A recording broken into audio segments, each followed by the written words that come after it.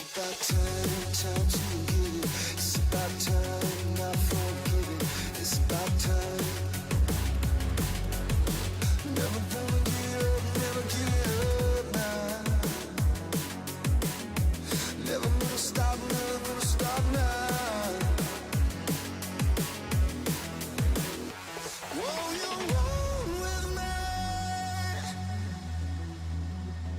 Whoa, you roll with me.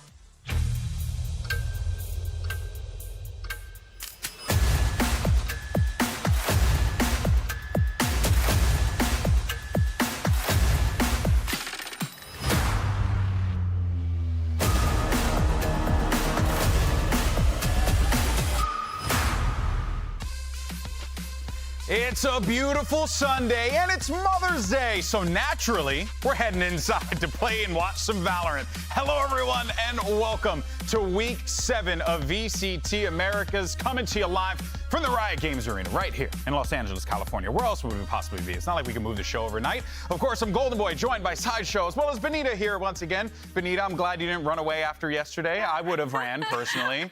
Glad to have you back. Honestly, I was pretty nervous, but I'm feeling a lot better today. Awesome. I've got a question for both of you. Have you both spoken to your mothers today? I did, actually. I sent a text. Did you speak to your mother? No, because it's not Mother's Day in the UK, so she wouldn't be expecting anything. Absolute monster. The only day of the year I talk to my mother is Mother's Day in the UK. So I'm going to send her a message today. And we learned a lot about Sideshow today, a terrible human being. But thankfully, all of these amazing moms make this show happen because of the kids that they have supported to come up to this point here. It's awesome, and we, of course, love all the mothers out there that are supporting their kids in esports and gaming. That being said, this week, it's North America versus South America in every single matchup. Now, let's go ahead and talk about what happened yesterday, because we kicked off Week 7. We had 100 Thieves going up against Furia. We were very excited, Sideshow, for this game, because we wanted to see what did 100 Thieves implement and improve. How is Furia going to bounce back? And what a game it was. It was an insane game, actually. Yeah, Benita, you had faith in 100 Thieves the whole time. I did.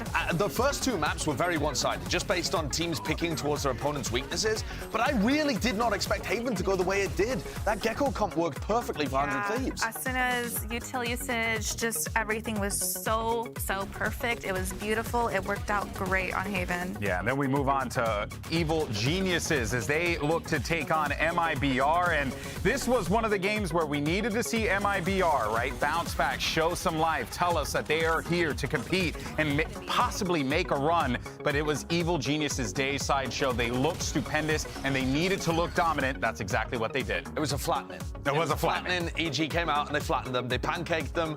It was pancake day yesterday. It's Mother's Day today. And I'm actually really disappointed that I didn't get any pancakes, Josh. Okay. You know, so can you please make me pancakes? You're going to get less flat if you eat pancakes.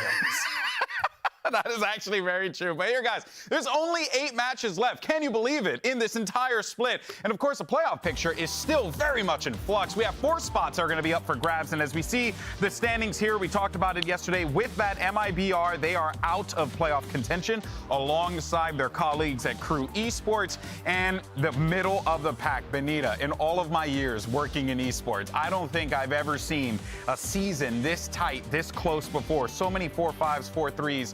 Want to get your thoughts on it. How do you think the competition's been this year? It's crazy. We are Week 7, and we just don't even know. Yeah, we have no idea. Every other region has pretty much settled their teams, right? I believe so. I think EMEA's got 1 spot left. I think Pacific's got 2 spots left. We have 4. We have 4 spots, and we have 8 teams that are very much vying for that opportunity. It's pretty awesome, man. Yeah, it makes it still fun for us. Yeah. But there's a couple of teams today that might end up slipping out, depending on how they perform. Yeah, that's right. Well, let's go ahead and talk about the schedule. I'm glad you mentioned that, Josh, because we have a critical matchup. It's Sentinels facing off against Crew. And then our second game of the day, El Clásico. It'll be Loud versus NRG. 2 teams that every time you see them play on that stage, you're always in for a treat. But here's the thing. I mentioned at the top of the show that it's Mother's Day, right? And we asked our players if they had any messages to share with their moms watching around the world. So let's go ahead and check it out. Hi, Mom. I love you, as always. Thank you so much for the support. Kongtung, Mom. You appreciate it. Mwah, mwah.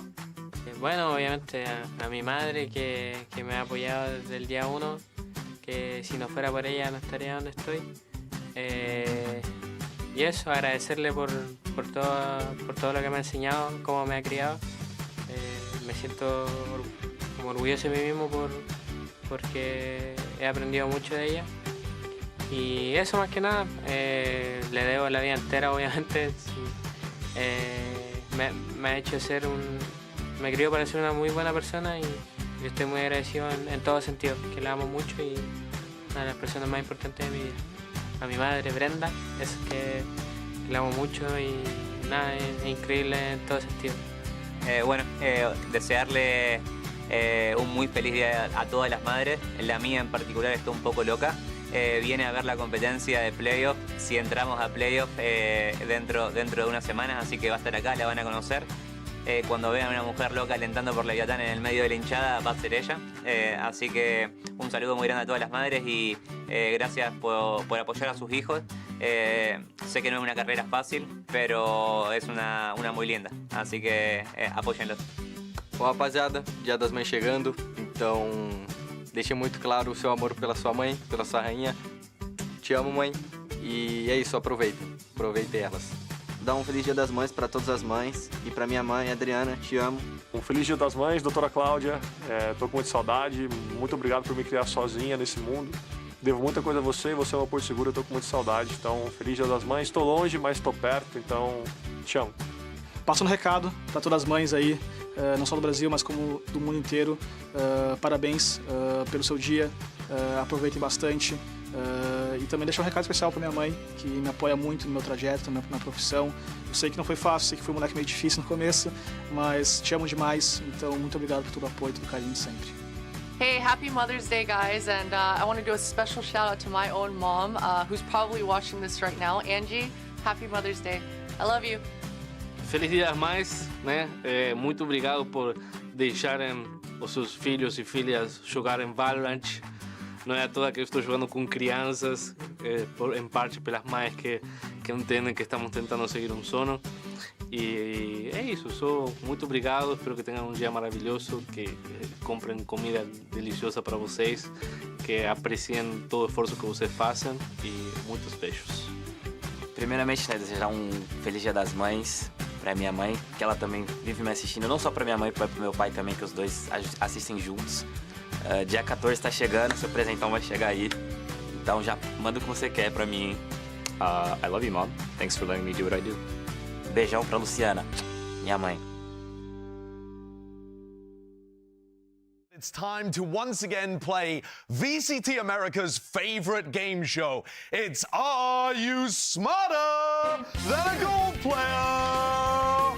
Woohoo! Woohoo!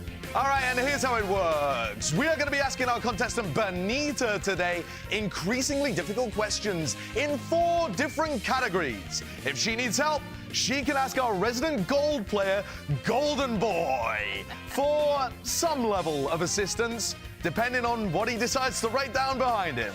Benita, how are you doing today? Are you ready to play? We're fighting for an incredible cash prize. Yes, I'm ready. Let's do this. Okay, excellent. Well, you can see the categories on the board in front of you here. We'll save the gold question until last, so you can select from iron colors, bronze counting, or silver vocabulary. What are you going for, Benita? Let's go with silver vocab. Silver vocabulary. Let's bring up the question. What is the name of Yoru's Flash? Benita, what are you thinking here?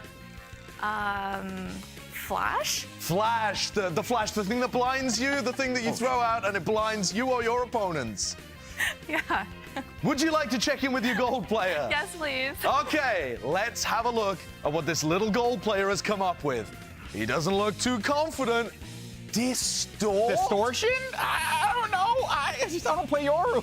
Okay, the gold player doesn't play Yoru, Benita. For the people at home as well, Benita is a smokesman. How often do you get to play Yoru? I've never played Yoru. Give me an answer. What do you think it is? Flash. It's Blindside! Wait, that's a movie with Sandra Bullock. And listen, we want to hear less from you, if at all possible, Mr. Gold Player. Okay, let's bring up the categories again. That was a rough start. But you did go for silver. There are easier questions out there. Iron colors, bronze counting. What do you want to go for, Benita? Let's go bronze counting. Bronze counting. Let's bring up the question. Bronze counting. How long does defusing 1/2 of the spike take? The first half or the second half? The half. The first half. Let's go with the first half. 5 seconds. 5 seconds. Okay, let's listen to our gold player. What does the gold player believe?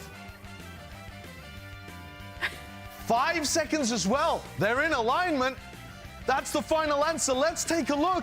Are they correct? It's 3.5 seconds. That's the second half. I trust in you, Benita. That's the second half. The first half. I'm pretty sure. Don't ask me. Bad I'm game just the show host. I'm just the host. Let's take a look at the final category, which is Iron Colors. Benita, it's been a rough start for you so far. We've done a bit of trolling out here. Iron Colors, let's bring it up. What's the question? What two Americas teams have a red, black, and white colorway? Sentinels. Okay. Okay. And, You've always got that gold player if you're struggling. all right, GB. What's the second one? Golden Boy. I think it might be. 100 T and Sentinels. Benita, are you swayed? Do you want to lock that in? Yeah, I'll take that. Okay, 100 Thieves and Sentinels. Let's see. The answer is Sentinels and 100 Thieves. Okay, it's time for something difficult. You've got a chance of redeeming yourself here, Benita. We've got our final category, gold spelling. How are you at spelling? Were you good as a kid? Sure. You were in a lot of the spelling bees? All right, let's bring it up. Gold spelling. Here it is, the most difficult question. Which VCT Americas player has the most characters in their in-game name? For reference, like a player like Asuna, 5 characters in their name. Who has the most characters, Benita? Sadak? Sadak. Okay. Shall we check in with our gold player? Gold player, what do you have for us over there? Oh. Kesnit Deus. Oh, going for the elongated version of Kesnit's name. I don't even really know whether that's technically true, but are you persuaded? Do you want to go with the gold player? Do you have some other thoughts? It's tense. I'll just go with my answer. Right. Okay. We're going to lock it in. We're going to lock it in with Sadak. Let's take a look. The answer is RGL Meister with 10 runners-up in Tacolia, Cryocells. I mean...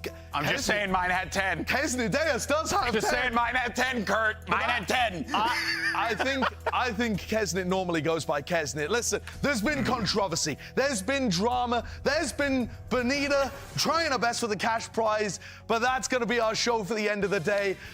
Are you smarter than Golden Boy? There at home, tell us using the hashtags VCT Americas and VCT so that we can feature you on the broadcast.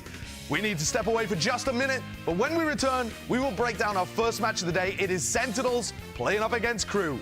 We'll see you then. Our play here again. Aftershock 2, great set play from Crew right now.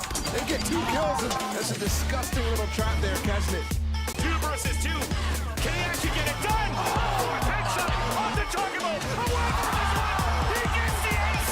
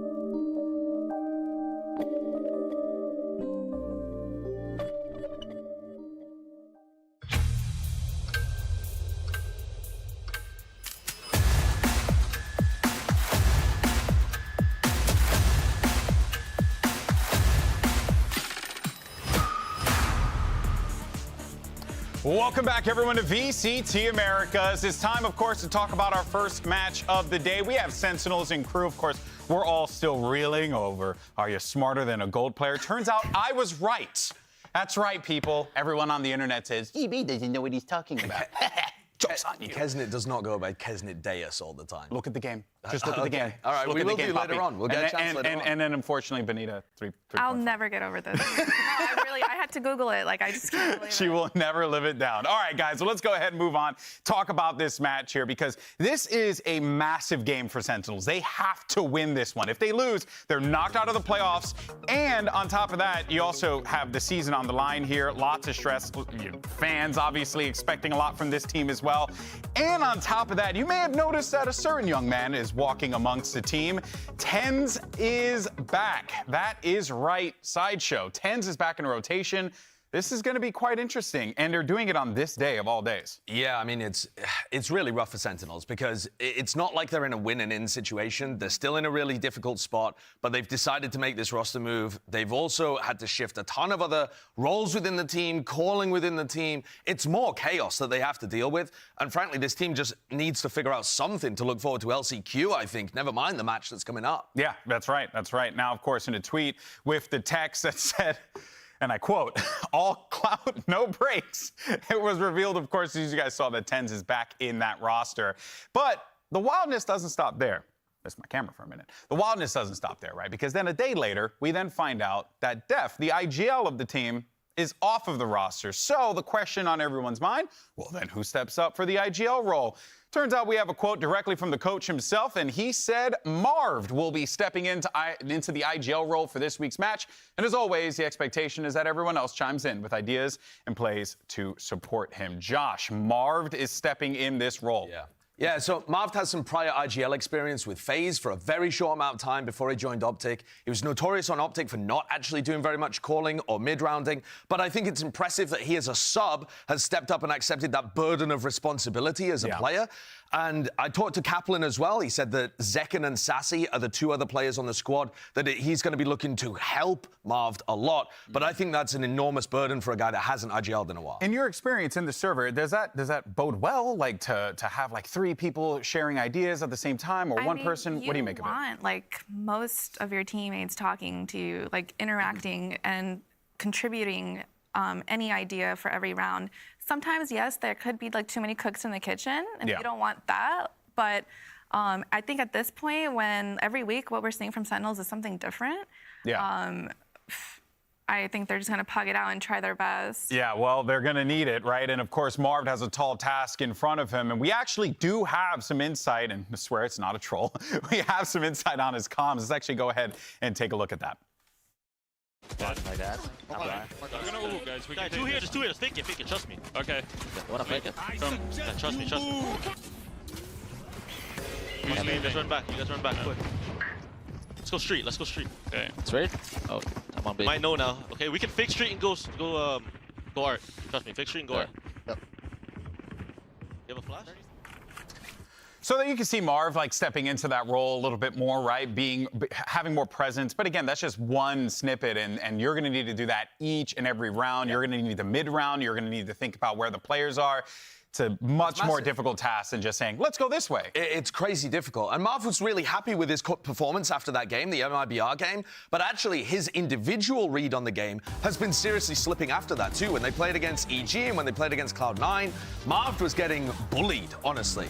And it wasn't just him losing Angels. His whole way of playing the game, like the lurks that he was finding and the ways in which he was taking fights, were getting dismantled. So that concerns me a little bit because the way in which he was thinking about the game and positioning himself and the timings he was taking, were getting completely read by EG and Cloud9. And not just that, they actually put rookie players to mark Marv.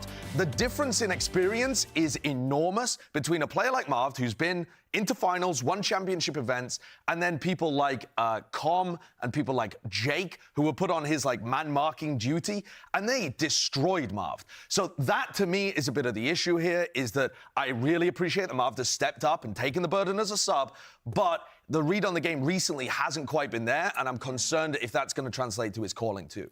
I still think that he is going to do a great job, and I think that it's one of his ways of saying, like, I deserve to be on this stage and be in these matches. Yeah, well, I mean, that is definitely one way to secure yourself on the roster, stepping into that role, saying, I'm going to be the IGL, I'm going to make this happen. So now it's just a matter of put up or shut up, right? We'll see what Marv is able to do on that stage, because his opponents, even though they're not playing for playoffs, they're still playing for that win, because they are the last winless team this split, and they're coming into this week with also roster changes of their own. But what's interesting here, the parallels between Crew and Sentinel Sideshow, to me at least, is that I feel like despite Crew being winless, they're still showing us signs, and they have had really tough opponents, and Sentinels obviously are going to be a difficult opponent for them. Do you feel as if the trajectory has been solid for Crew?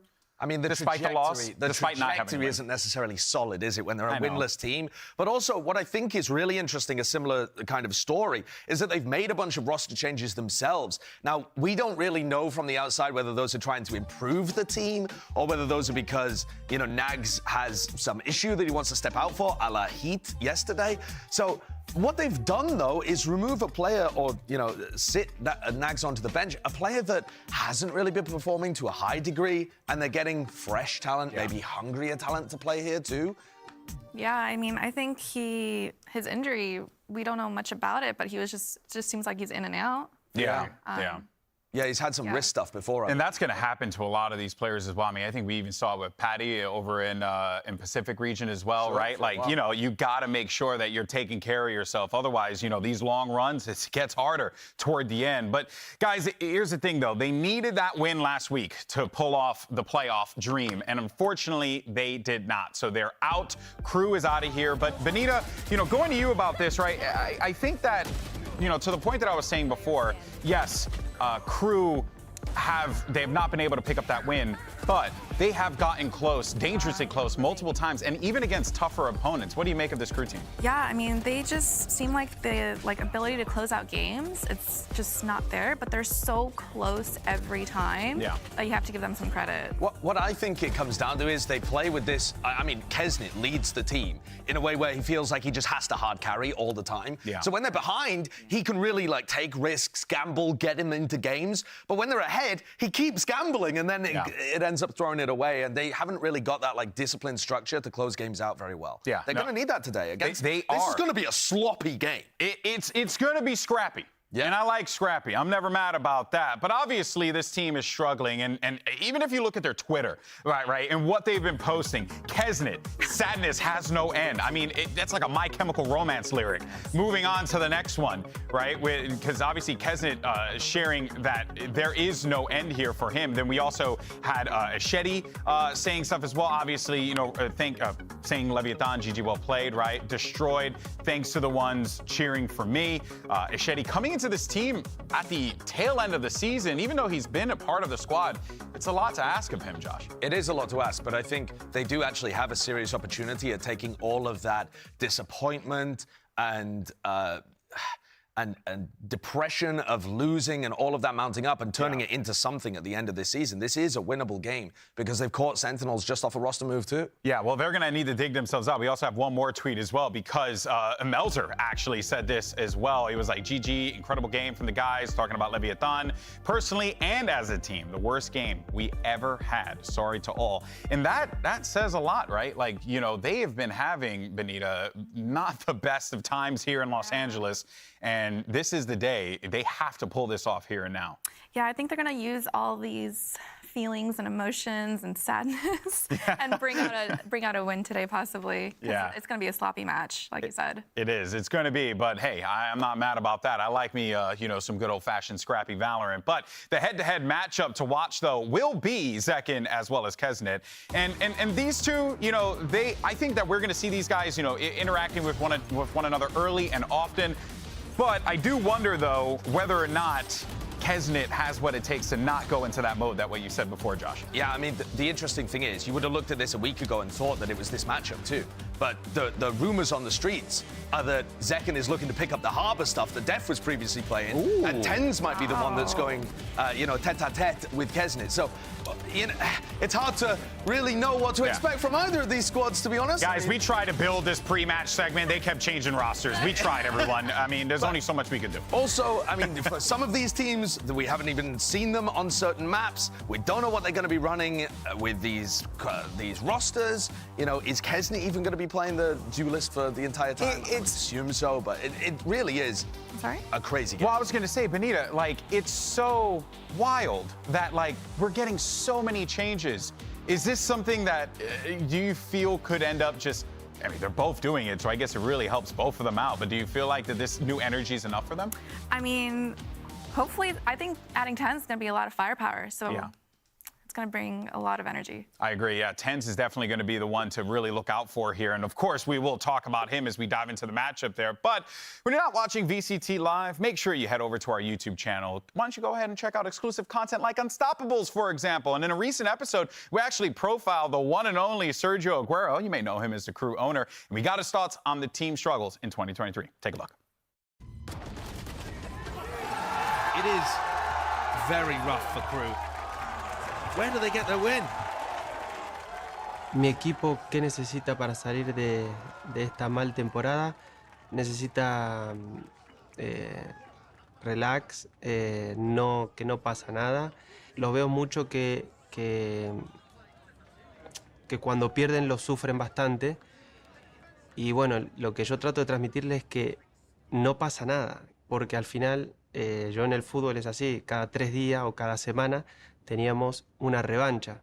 Entonces siempre trato de transmitirle que si se pierde, que se mejore, pero la siguiente semana hay otra vez, es revancha. Igual están mucho mejor los chicos, ¿eh? Yo creo que semana a semana se los ve mejor. Esta serie me parece que se la podrían haber cerrado en el split. Estuvieron cerca, el 8-4 la primera mitad de lado. Bueno, vamos a ver el martes. Bueno, bien Kesnit, arrancando. Kesnit, amasa, sí. 3 contra 1. Buena Crew. Bueno, fue un buen comienzo, esperemos otra vez.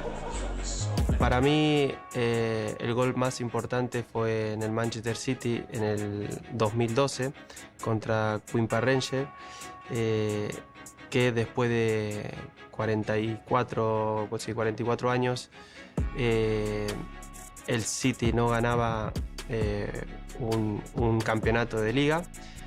Y para mí ese gol fue el más importante de mi carrera, el que voy a recordar toda mi vida. Balotelli. Aguero! Staggering! Just staggering!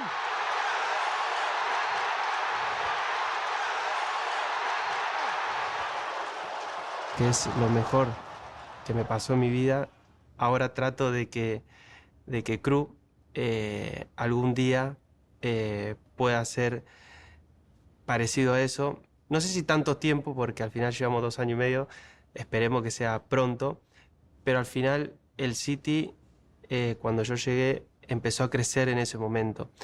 Y lo que busco es que justamente Crew, que alguien, no sé quién va a ser, cualquier jugador que justo mate en el último momento a uno y sea como la kill histórica.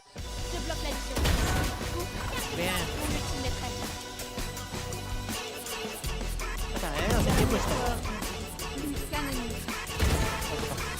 Bien, Kenny, bien. Voy en busca de eso con el equipo de Valorant, ¿no?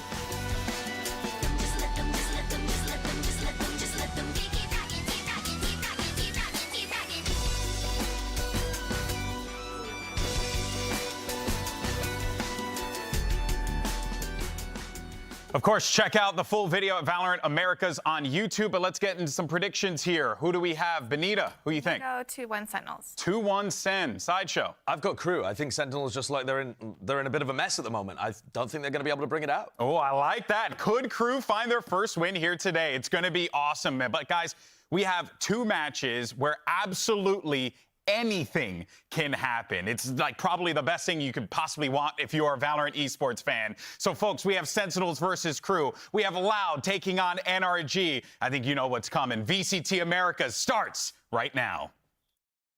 This stream contains fast flashing images that may affect viewers who are susceptible to photosensitive epilepsy or other photosensitivities. Viewer discretion is advised.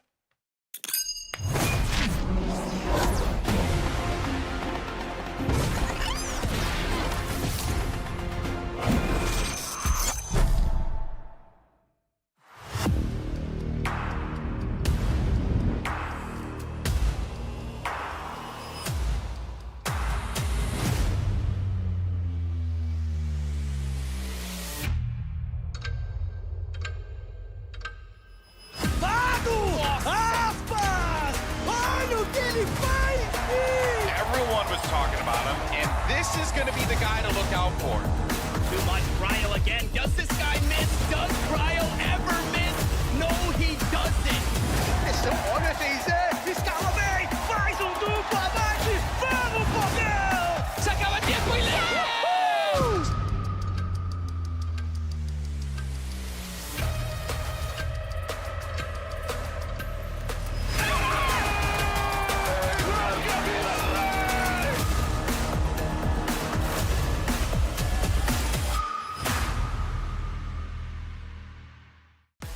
Sim, eu tô bastante confiante que a gente tem o necessário para sair com essa primeira vitória do campeonato. Então acho que é mais jogar o nosso jogo, jogar como a gente vem jogando os treinos.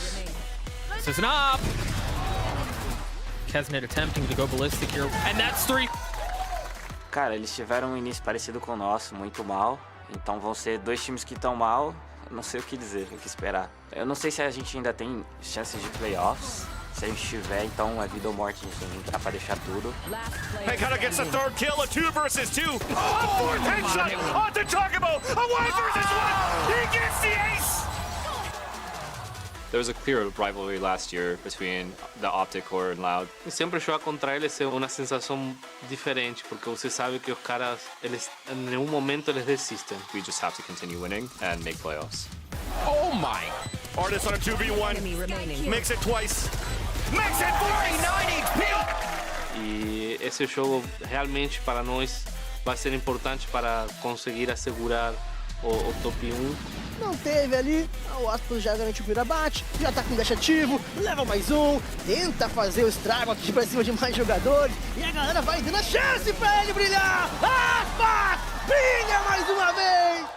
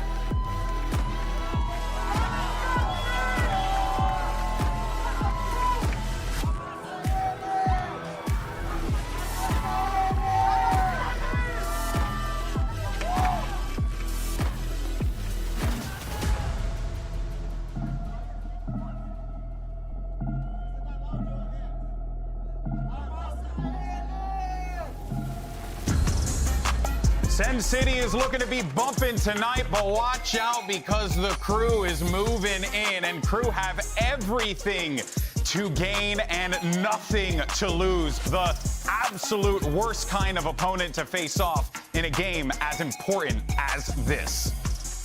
Yeah, I think, to be honest, Crew look like they've got a serious chance of winning this. And as a winless team in the league right now, you've got to ask the question, how has it come to this for Sentinels, right? Yeah. Like, how have they got themselves into this point? And I think there's just a series of issues for them throughout the year. They started scrimming late in January, much later than a lot of teams. They changed to off roles to suit Def's calling after the lock-in performance. They then fired the head coach who helped solve big issues like this and gave more work to their strategic coach that wasn't strategy, changed their roles and roster again. Now they've let their IGL go and changed more roles and roster changes. It has been a series of problems that these very talented players have had to deal with. Yeah. And that's how they find themselves in such a sticky spot. Yeah, I mean, I think they look like they're trying to have a lot of fun up there. Their body language, they look happy. At this point, that's all they can do, right? You know? Yeah, but I do think the addition of TenZ is going to add a lot of firepower and bring a lot of firepower to these games. It'll be really interesting to see how the roles work out and which agents are going to be put on Zekin.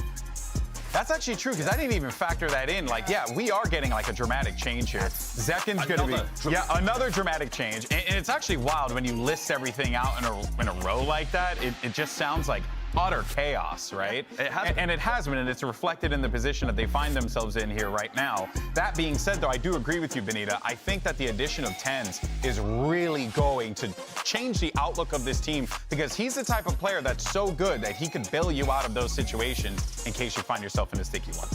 Absolutely. And then we have map picks here. Yeah, so Ascent getting rid of early and then Fracture afterwards too. Frankly, I don't know where these teams are going to go. I made so many roster moves that to me it just feels like, I don't know, get them on a puggy map, get them on a map where they can play double duelist. Oh, hey, look, Lotus, they can go C every time. I mean, neither of these teams have won on Lotus. Yeah, 6, so someone's going to get a win today, Josh. Yeah. Oh, good. Neither of the teams have won on Bind either. Turn up. Because neither of the teams have played Bind this year. They're permabans. Yeah, so this is just... So this is the upside down. That's where we are right now. We're in the world of Stranger Things, and we're just in the upside down. In the fun zone. I mean, obviously, Bind is a newer map that's come back in, so it's kind of obvious that a lot of teams won't have really tried it yet. Yeah. But the fact that both of the two maps that we're seeing to start this series, neither team has a victory on this year, it just tells you everything you need to know about how open this game really is. Yeah. And the fact that we're ending on Pearl is so interesting to me, because both of these teams have been bizarre there. They don't have great records, but they've both beaten Loud on Pearl. I think I just saw Josh become even more bald, like over time. It's incredible here. I'm just, listen, it's not going to be the highest quality Valorant you've ever seen, but it is going to be some of the most fun Valorant you've ever seen. It's going to be bonkers. That is true, and the fans are all out full force for this one. That is a sick cat drawing. I love that. Well done. Cheers. Keep the artwork coming, people. But yeah, you know, you're right, Josh. This whole series it's going to be bonkers, top to bottom. But let's jump into this agent select and see what the hell we're going to get here, because really, the floodgates are open. Yeah, they are. For Sentinels, you're expecting... Oh, my word. I mean, yes! This is what I'm talking about. Yes! There's no way of expecting what you see. The Neon on Lotus is actually fantastic. Teams around the world, the win rate on Neon on Lotus is through... Yeah, were we seeing it a lot at the beginning of Lock-In? But I don't think we've seen it much here in... It was actually only really Foot, the EMEA team that were playing it. That's it. At Lock-In. But since then, a lot of other teams have picked it up, and it's looked fantastic. But my question is just, how good does TenZ look on it? Is he Leaf? Or is he just going to run around and do whatever? All right, well, this is it. Let's go ahead and send it over to your casters for this one, and we're not changing our roster here. We're going to be sticking with the homies, Doug and Bala. Thank you, Golden Boy. I appreciate the vote of confidence. Bala, I feel like we're in for something silly. I mean, today. The agent selection already is silly. I mean, I'm so interested in how this is going to go because, like Josh said, the Neon comp is through the roof in terms of win rate. But Sentinels running it, I mean, they really haven't found footing on pretty much any comp. So, well, I mean, there's compositions that are funny as far as the TenZ on Neon. There's also the fact that you are going for double controller, but it's not the typical double controller that we've seen. It's slightly varied with Zekin on the Omen of all things. So maps are silly. Yeah. The agent select was silly. The role selections feel exceptionally silly. I just think we're in for a good time, man. I'm not gonna lie to you. For sure. And the funny thing is, too, Crew is swapping a player as well. We have Ashetti coming in for Nags. He played last week, but for Davies, and Davies had an injury. So right away, TenZ getting in the typical Neon position. See if Crew wants to challenge. Looks like they do. Oh, of course they do. That was dry, too. Oh, my God. He went all the way in. Okay. And all the way to the next round. I like it. I like the enthusiasm. I respect it, yeah. Maybe not in that situation, but we saw the vision, right? We saw the vision. Poison's off. So Crew are able to take care of Tens, deal with the early aggression that Sentinels tried throwing their way on the A side of the map, and now they want to end B. Good high tide through. And they should be able to get a spike plant. They want to fight into B link, and that's great because the door wasn't broken yet. So Zekin alone on this challenge against 3. Alone, and he's weak. Just 51 HP for him. Weenball Marv getting one. There it is. Funnel into Zekin. He was able to take one with him. Classic Marv on the flank too with Saucy there. Yeah, this is weird because the remaining members of Crew are all going to be playing in Worm in that area of the map right there outside of panel. And this is, I mean, against Frenzies, against Ghosts, this is not what you want to be set up for at all. Sentinels get the pistol. That's such a small place to be peeking out of. Just such a hard choke to do anything. And then you have to deal with the elevation of the spike and the threat of the spike defuse too. Great mid-round there from Marv and Saucy to actually go through and flank into B main. That is wonderful. And again, I mean, I'm alluding to Marv being the IGL here, but also this is the 4th major change in terms of compositions, role changes, in terms of rosters, in terms of coaching staff that Sentinels have made. So let's see, are the vibes different? That's the biggest thing you have to have going into a change like this. Well, I mean, and to continue the trend that you were just talking about, even look at Lotus. This is the 3rd time Sentinels play this map, and it's the 3rd different comp. Yeah. I mean, everything, it's been a revolving door of changes, a box of chocolates, if you will. You don't really know what you're going to get, but another opener from Marv. That looked like that was on. Good attempt for Machete. I do like the high tide as well. Blocking off B main, that allows you to get that control. You can for sure get the orb, but you also have door control. And so if you went for a threat of Mound from the defensive side, you're getting cut off. So they've already farmed 2. That Guardian falls there. Marv was able to take one. Ouch. Yeah, that doesn't feel good. There is still one Guardian in play in the hands of Zekin. He's going to be rotating over a bit late, though. Pankata's in a really good spot. That's such a miserable spot to have to clear. I don't know why they're not going around the other side, but they've still made this an interesting eco round. They've got a Guardian in hand. High tide denying some of the vision. Never mind, no Guardian anymore. And forget about denying vision. I guess it doesn't matter if you're going to land the shots regardless. Ooh. A 3K for Zekin. Zekin has only played controller like 5 times. You can count on one hand. And they've all been in just, you know, Mickey Mouse tournaments. In the pure definition of the word. He really is just so versatile. I mean, how much to ask about this guy? 17 years old, coming in, playing in partnerships after a fantastic year last year. Getting his real VCT start last year. And then also to do it in this setting that that the team has had to go through as far as all of the changes, but then also for a very passionate fan base. Yeah. That's a lot of pressure. There's so for much a young pressure. Kid. We're into the next round and we're going to challenge A main again. Cruz out. What a dash from Kesmet. And the death from him. It's very well handled. You can see they were ready for some of that aggression. Second time now that we see this opening brawl on that side of the map. And second time that we see Crew rotating away from it.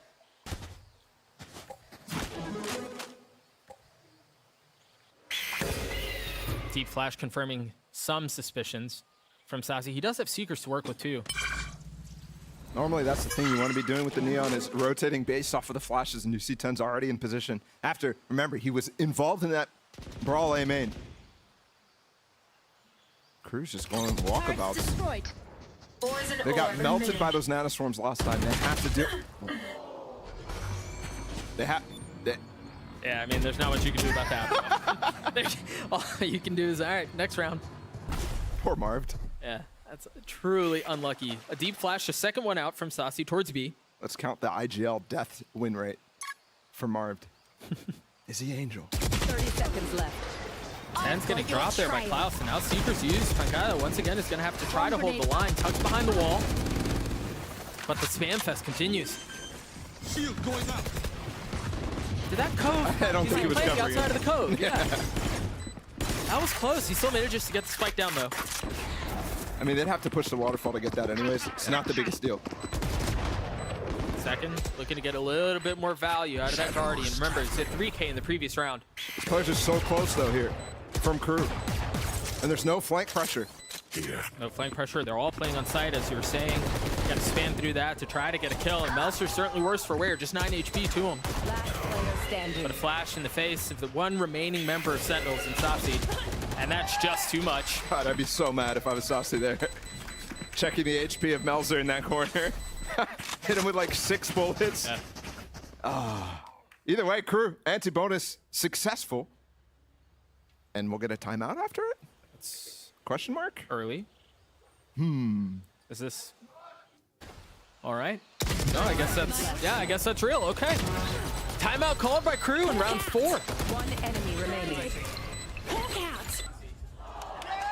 I'm just immediately waiting to see like Coach Adam. Yeah, I wonder. I mean, what can you really be discussing this early in the game? Yeah, I mean, it's got to be something bad that Adam saw, right? And the thing is, yeah, I mean, look, he's talking very, very high pace. The thing is, like, you have time to talk about like the surprise of the comp that you're seeing before the game starts. So right, you're able to hypothesize about what is coming, but not necessarily what actually is happening. So now that they've seen so much focus on the same main and how TenZ is rotating around the map, the thing is, Crew actually hasn't played Cloud9, the other team that is playing this Neon right now, so they don't necessarily have that down. They haven't prepped for that team. Whereas Sentinels is probably stealing a lot from that. So this is a chance to reassess the game plan that you came up with after not having any prep coming into this against this composition. I mean, you wonder how often they've seen Lotus to begin with. Remember, this is Crew's permaban. They decide to let it go through in this pick and ban, and Sentinels jump right on it. Funny part is, Golden Boy mentioned like the lock-in comps that were running Neon. Josh said about the footballers comp, but Crew, who went out in the first series against Navi, did run a Neon comp. It was much more aggressive, and they were trying to use the wall to go for plants in that situation.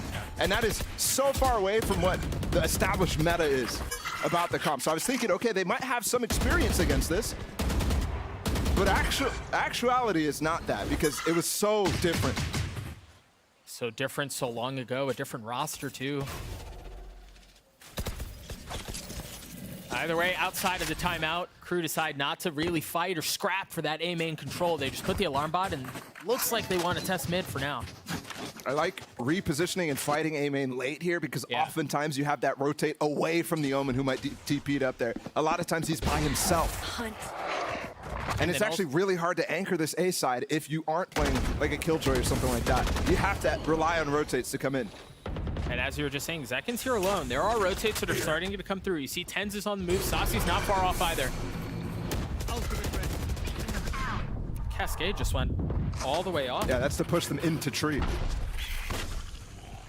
Now they have the Reckoning. They're going to settle on this A side. There's no other choice here for Crew. 30 seconds left. Not without having cleared B side of any nanoswarms. Yeah, I mean, they're going to go for it though. Reckoning in, yeah, they have this choice actually. They put the high tide up to deny some of the vision early on. Trailblazer cleared, spike planted. Where do they go from here? Planted. TenZ a moment to shine. He has a fast lane to get out. How do they use it? No, there is no lurk or anything going on from Arb. He's joined alongside the rest of his team, so nothing like that Crew are going to have to deal with. None of his antics. The opener's certainly going to help. That's a second kill going down. Make that a third. I mean, they're just able to demolish what Crew have put up here. He's saving. He's got to. There's opportunities for mollies through the little window there inside of a link, but Penkai is like, get out of my way, Zach. Isn't it crazy? I'm pretty sure Zekin has played more Killjoy in professional matches than he has played Omen or Controller. And Penkata's on the team. And Penkata's been obviously, since the beginning of the split, playing this Sentinel role for this team. So you have to imagine he is finally getting comfortable. But you're right, his resume is that of a world-class controller. And you got 2 of them. Obviously Martin is going to be playing in any of those single controller situations. I mean, maybe it's not obvious, I don't know. Now you got Zekin, who's going to be competing for that title. You're going to have 3 world-class controllers at this rate. Either way, another round for Sentinels. Crew already have scaled up towards B a fair amount. And perhaps it's exploratory just to clear out some of the utility. But it looks like they're going to hit door and go back mound. Yeah, again, it's that high tide that I mentioned earlier. Ooh, this re-aggro here could catch Sexetti. He dinked him, but he fell for it. Yeah, but Saucy can heal Tens back up here. And they were fighting together, so chance for it right now. That leaves only 2 here on the site, though. One of them is Pancata, who's got that turret close by. It's so frequent that they're not even getting in towards the C side because of those mollies. I mean, just playing both of the mollies on this side is so suffocating. Kessen's never dashing in until after, too. Yeah. The mollies, the nano swarms. I mean, they've done a really good job of removing the options from Crew here. Now you've got the lockdown that there's no cubby, there's no way to really tuck. You just have to give all the space back up. Ball the door, only 30 seconds left in the round. Yeah. They haven't cleared B. The alarm bot is still up. What options do they have? And remember, they lost a main control right away at the beginning of the round, so yeah, it's looking to me like it should be a save. 20 seconds. Every single door shut. Well, I mean, not literally. That door was revolving the entire time. That's true, that's true. You can hit the button, it'll open again, yes. Yeah, 4-1. Crew struggling again. And for them, I was actually expecting a little bit more whimsy here from them. I was expecting, you know, Keston to be, I mentioned how he wasn't really dashing in and trying to get past those nanoswarms or anything like that. Create space for his team. But I was expecting a little bit more, because for this team, like, they're 0-7. They don't have any chance of playoffs. There's really nothing to lose. There's literally nothing to lose. Yeah. So, especially given how they normally play and how Kesnet likes to play, his pace, it's kind of surprising so far on this map. Like you said, they haven't been playing Lotus very often.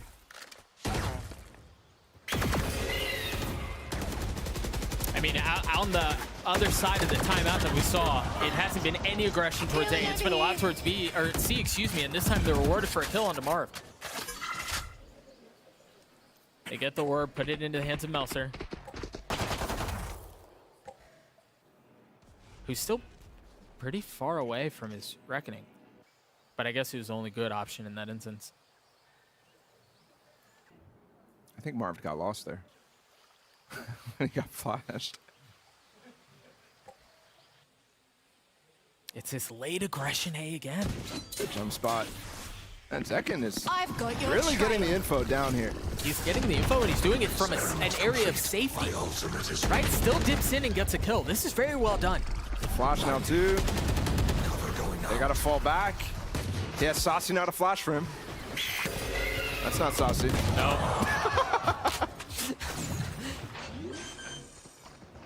Go, Tens, go. Do Tens things. Planted.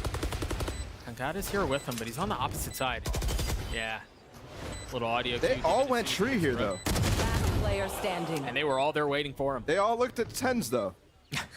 They all shot at Tens, too. Bot coming back. Yeah, it looks like Pancata's just playing for exits here. I think he's going to go for a ninja defuse. You think so? Yeah, what do you think? We haven't had one yet. They're going to open the door, all run that way. Yeah, there's the door. He's going to take away the turret somehow. That's step one. What's step two? Turret goes away. They don't check this. Powers up. He kills them all. We didn't get much further down your list. We got this. Okay, so what was different there for Crew? I mean, Zekin ultimately fell, right? Saucy wasn't able to help him rotate in time. But is that it? Is that the key for Crew? Just continue to hit A and I think Zekin maybe the area of weakness? The last time Crew stalled because they were looking for that orb to get the Reckoning on that A hit. Sure. This time, they disrespected Zekin's smoke, and I think that makes sense because, like I said earlier, there's no anchor on this A side. There's no, I mean, there is Zekin, but he doesn't have that same amount of stall. So they just went for the flash. They know he's solo playing there, and it was very easy to get the kills to follow up on that. So I think there, they recognized the situation. They noticed it was only Zekin playing on the site, and they're happy to push that. speaking of pushing, same setup from Sassy and Tens, and they're getting deep here. Very deep. I think Tens has gotten past the alarm bot too. I mean, the only thing that's has the potential to spot him is going to be the turret. I wonder if they call it off. No, he just shot it. Or that. I mean, it's good because they got to go fast here to cover out the spaces and suffocate them into their own pit. Second's already fallen. Traded back though. And that the Seekers, yeah, that could be the problem here. As long as they don't get broken before the pit. Wait, the pit's down. Actually, Ashadi was the one to fall. Marv playing on the other side of this wall for now. Kesnit weak. Sentinel starting to encroach upon the site, slowly taking the space. There's Dash to break the crosshair, yeah. A 2v4. And just nothing really doing here for Sentinels. Uh-oh. Surprising too, because honestly, given what we've seen the last couple of rounds, I expected Crew to do a bit of the same. You make a lot of contact, you make a lot of noise C, and then you rotate back A, and I thought Sentinels were going to have the jump on it, given the flank that you mentioned from Tens and Sassy, but it was a full hit C. And it worked out. Et de 1. J'ai plus de charge. A plus. I don't know. He's Yeah, that's a different voice line. I don't know. I'm pretty sure Kesnit used to play in Russian. Now he's playing in French. I love it. Adam does too. Timeout called this time from Sentinel, so both teams have used one of the two that they're allotted in this map. So 1 round lead for Sentinels here, early on Lotus. And some of the things definitely in the setup getting abused here out of Sentinels. Specifically, they're able to get to kills on the Sassy and Pancada before anything really happens. They're mostly actually allowing that site take, given the flank coming in, saying let's play retake in that situation. But that's allowing the pit, and obviously the pit went down. But you have to play so much differently when you're trying to fight that, and then all of a sudden when the situation changes, you have to then play it differently again, and you have to be quick with it. For a team that probably has no protocols, let's be honest here, with the amount of changes that have gone on so far. Yeah. That's a tough ask. Crew's back in this. And Kesnit has gone way back up in terms of form. And Crew have gone way back towards this A main aggression early. We haven't seen this since the other side of the timeout. And it's a good read out of this timeout, specifically recognizing, okay, Sentinels is probably expecting us to continue with the C hit, given all of our A main aggression. And now they've left Tens all alone, which is fine because if they hit the other side, he could rotate fast. If they hit this side, he could get out and play retake. See what he opts to do.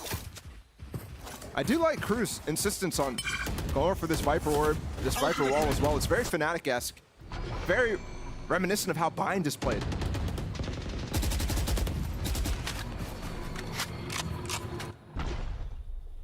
Revolving door hit. You see Melser tucking in the smoke. And this is already drawn over the rotations from Sentinels. Remember, it was just 10s here at the beginning of the round. Now Sassy and Zekken are close by. Oh, they're gonna look for a second. Yeah, you can see the temptation. He can spam at some point here. There's just no real knowledge. There's no cue that that's where they are. But they're going to push into the panel. They're going to push into Pancada. He's flashed. He still gets a kill. Meanwhile, Tens goes aggressive. Just 2 left for Crew. Make that one. Huge from Pancada there. Yeah, I think Pancada with 3 on the round. Well, hang on. We're not out of the woodwork yet. No, he has to get spiked, though. This is so tough. Yeah, actually, never mind. We may be out of the woodwork. 10 seconds left. Even if Pancada goes down. Oh, he has? Yeah, Zekken's nowhere near him. Oh, no. Yo, that is the worst betrayal. Top 10 anime betrayals right there. That's hurt. What are you doing, bro? Unlucky. I thought he was trolling at first. I was like, oh, he knows the round's over. I thought he was trolling. But no, it was this turret. Just blocking him in. That's so funny. I don't think I've seen that. It's funnier still when you consider that the last remaining member of Crew just ran around it. On the other side. Like, 1 enemy remaining. Spike down. Don't give them back into the action. 2-round lead for Sentinels. Okay, so Crew should have recognized that there was no util actually spammed down here in the last round. And they should be able to walk past this one way, yes. But with the flash from Sassy now, oh, actually, he didn't flash at all. I'm wondering why they're rotating right now. No Trailblazer, nothing. I think maybe just a shoulder peek out of Marv. Setting back up in the same position. The big success last time was Pankata getting into B-Link. Whoa, they're really close. They don't expect this. It's so deep. A 1-for-1. Kesnet looking for another, but Zekin cuts things off at the perfect time. What a cross. That was a cool idea there from Crew. They don't throw the orb because normally Asheti is actually throwing that orb slightly later in the round. So they just walked up, passed, and try to fight before that orb even lands, and it almost catches them by surprise. I think they should have gotten more there. I think they should have gotten both kills on that site. Yeah, if not for Zekin, they're controlling the cross from stairs. Yeah, the wall timing was really slow. Yep. Last player standing. Just one left now for Crew. It's Davies, who does have the spike in hand, but just looking to min-max whatever he can get out of this round.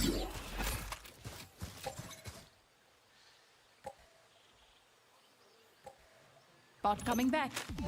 You wonder here if, depending on how Davies chooses to play, oh, he was actually just going to get the orb, so that's now locked down the line.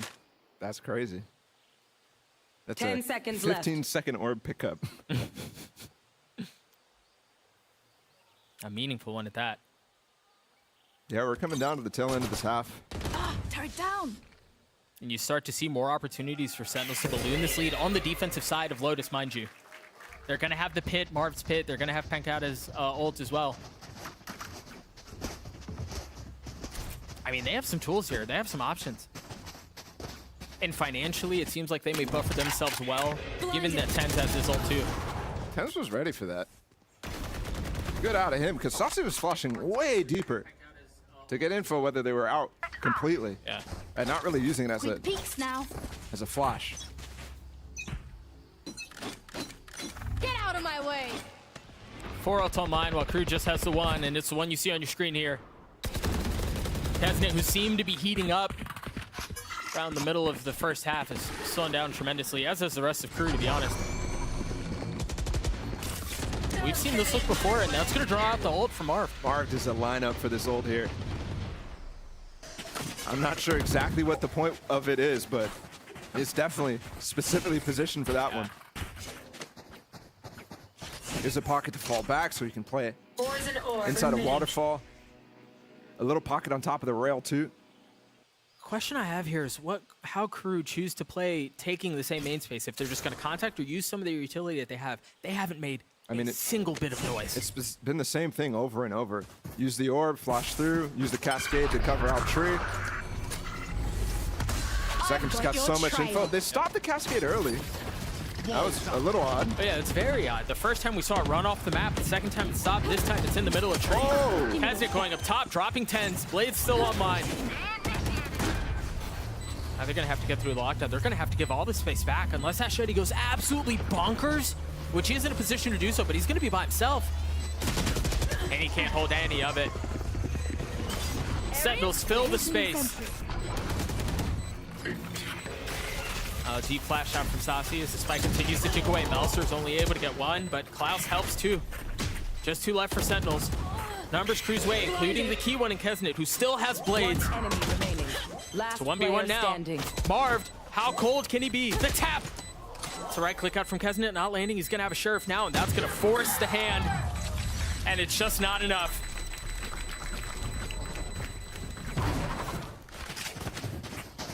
Scrappy there. And Kesnet with the knives did such a good job. Obviously closing out the round, but also that initial pick. Up drafting, up over the high tide from drop right here. Also with the Seeker. So Tens has so much to deal with in that instance. And the final kill was really easy, obviously, but he did so because of that pressure that Marv has to actually get half. Into the round already again. That's a great start. It's just lovely. Yeah, given that we've seen Tens hit that same stun, yeah, this time getting a kill out of it's great. I think for Asheti there, you're also thinking that Tens is using his speed to get past, so he's just spraying, trying to catch a little bit of chip damage on the way through. So Tens actually stops short and gets the shot onto him. without seeing him, obviously. But it's just such a nice little pre-fire based off of how Eschetti has been playing. And he's been getting picked a lot. They're split here, and Second has gotten so far up off the back of the Trailblazer. Look at this cheeky angle. He's not going to be detected by the alarm bot. Depending on which way they go, if Davies rotates or if the spike is the one that rotates, Zekin might be able to end the round himself. Oh, they've trapped him. No. They've trapped him. He's trapped them. He's trapped them. And he stays. He stays tucked. He doesn't go back B. That's going to leave him in a really nice position for a late flank. 30 seconds left. The thing is that Alarbot's not going to do anything either, obviously, because Davies is dead, so the rest of the crew are going to funnel out onto the side off the back of the Reckoning. But Sentinels want to flood. Look, they're already on site. They're dropping in from the heavens, and they're both dropping down into the next round.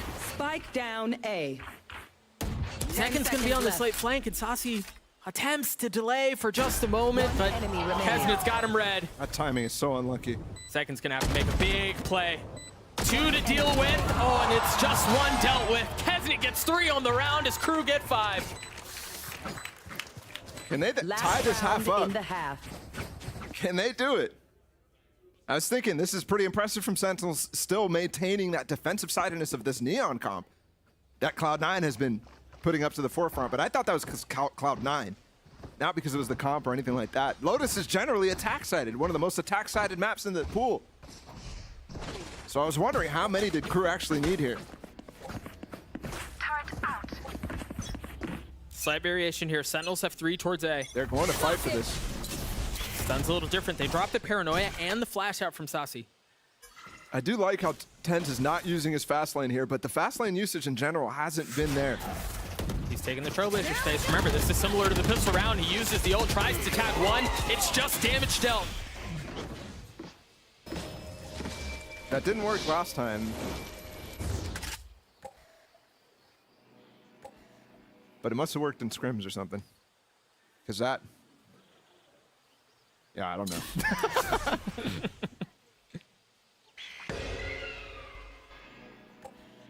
Couldn't tell if that flash. It should have tagged some, but...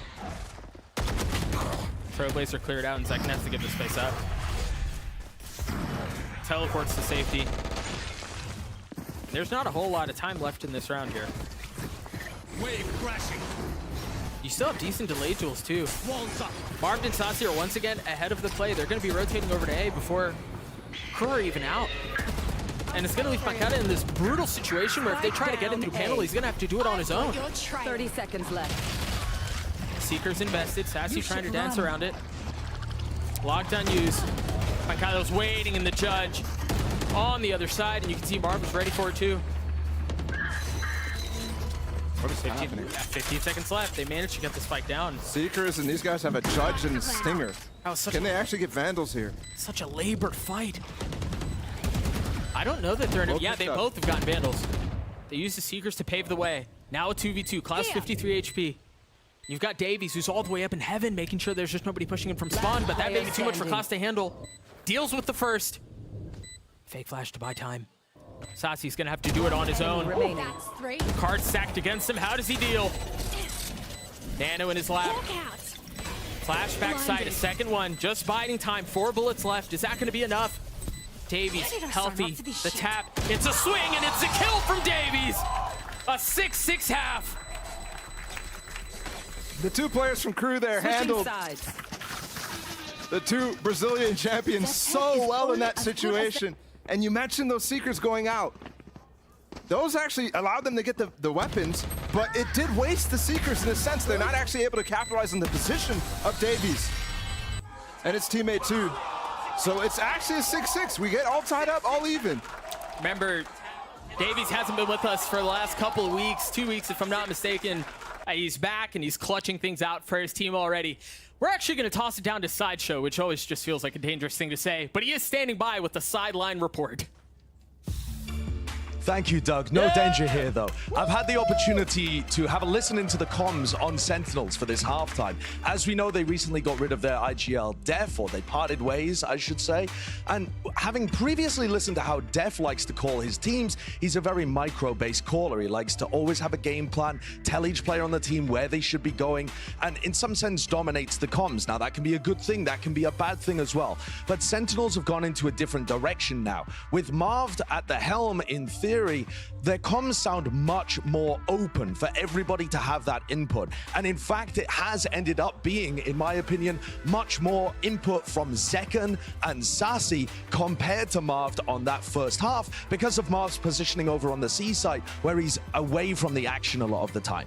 It's still very puggy, obviously, as you would expect from Sentinels, because they haven't had time to really practice with this roster for a long time. But you're getting all of that input from each of the players.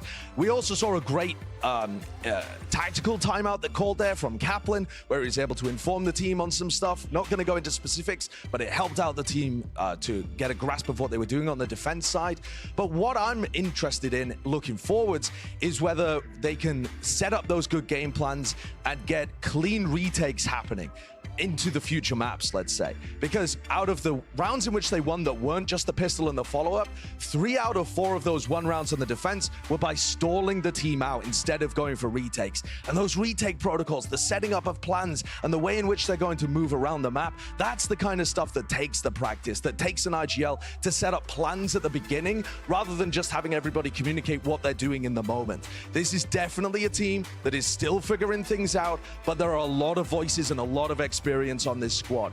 Will they be able to make it happen here? It's completely dead even at the half, so we'll have to see, and I'll send things back over to Doug and Bala for the rest of the cast. Thank you so much, Josh. Yeah, wise words of wisdom from the hard-boiled egg, and it's always good to see Sideshow on the sideline. It is a 6-6 half, and I don't know that it got much closer than this, Bala. Dude, he turned from an egg into a mole there. Getting into the comms? That's crazy. That's crazy, but also really good insight. I think one thing is the defensive side versus the attack side for an IGL. Defensive side is a much more collaborative effort. Here, it's a much more focused on the initial call and then the mid-round follow-up. And we heard a clip of him doing that earlier on in the split against Loud. And that was a game where he had so much impact on this lyric. So he's calling just a walk-up C behind their wall, controlling Mound. And Sassy has a trailblazer still that they might want to execute once this cycle is down for Machete. Sun back sight. Attempting to clear the nano. Does go off, but doesn't deal any damage. They've been able to navigate around it, dance around the utility, the traps that have been left, and have done so flawlessly. That hit was really nice. The paranoia and the pathing specifically from the Sentinels player is really good. 3-player flank from Crew. The alarm bot did spot them, but I mean, how do they understand that it's 3 on the other side? So flash that stun is so good. How? But a great response up from Kesnet. And they're scrambling here on the back of sight. Davies is a little bit slow to get here. He's gonna have to be pacey, and Takata's there. He's ready, he's waiting, but he wasn't ready enough. Time is a factor. 2v2. It's all on to Meltzer. But you're right. What? Maybe the big difference maker here is Zekken tucking, Zekken getting the kill, and Sentinels getting the pistol. Wow, I like that actually a lot in hindsight for Meltzer. Recognizing he's low on time, recognizing that Zekken is going to be able to actually break down that orb and easily find the angle on him. And also recognizing that he's isolated and stuck inside a waterfall, so he can 100% take that fight with the time remaining and potentially get back. I'm not sure if he had enough time to get back, but well done from Sentinels. That hit was really nice. And then also being able to handle the mad flank that was going on because of Tens' push in the back. Hey, who's that? Drew Spark in the back. Yeah. Always nice to see him get some love, too.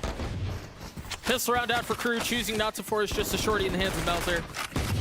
Which, I mean, we have seen some outrageous shorty antics this split, really across the globe.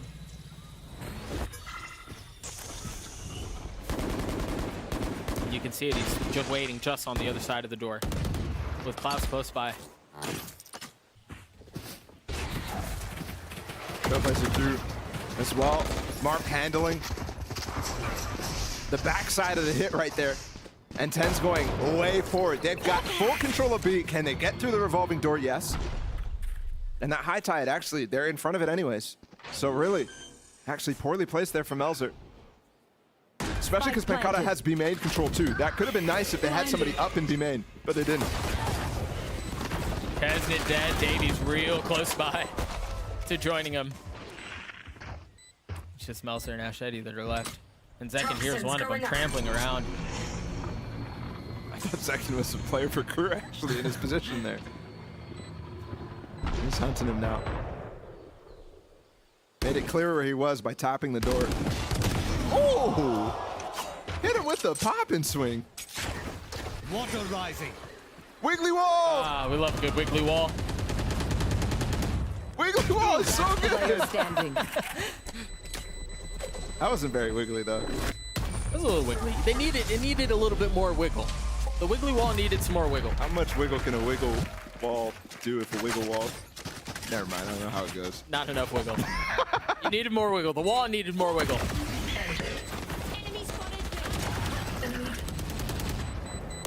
One enemy remaining. And take a look at a couple of kills coming through from Sentinels once again as they take the round. Up 2 now. And it's been a very confident approach out of the Sentinels players here. Yes, it has. Based off of the call that's going on. And I think it's based off of this comp from Crew really not having a lot to...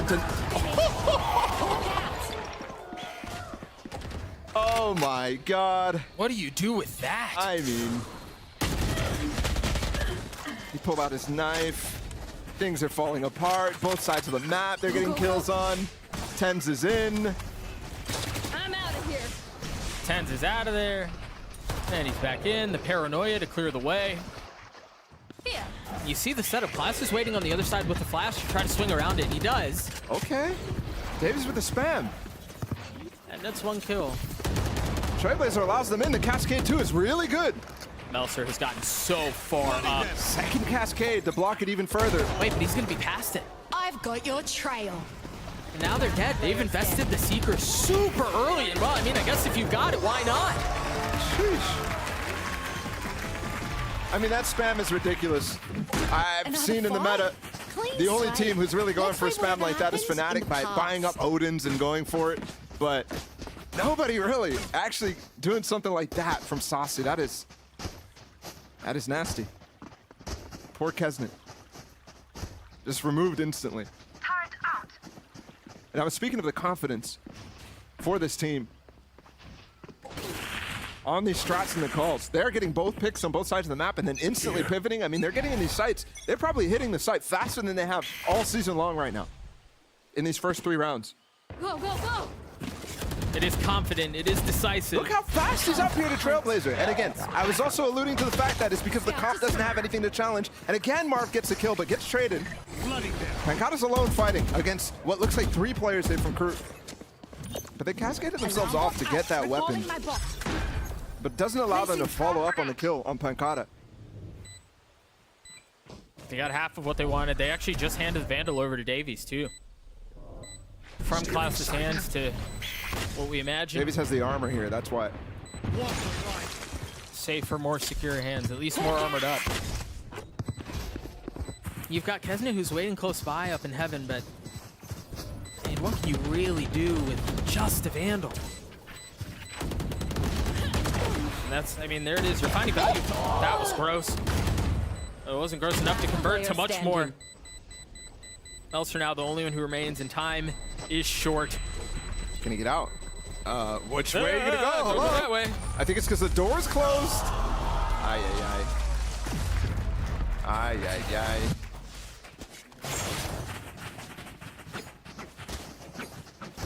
Four in a row for Sentinels. Every single round, they're just having their way with the map.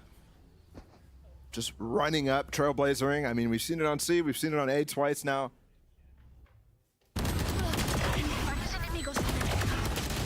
I mean, good to see Davies, who, by the way, was injured last week. That's why he didn't play.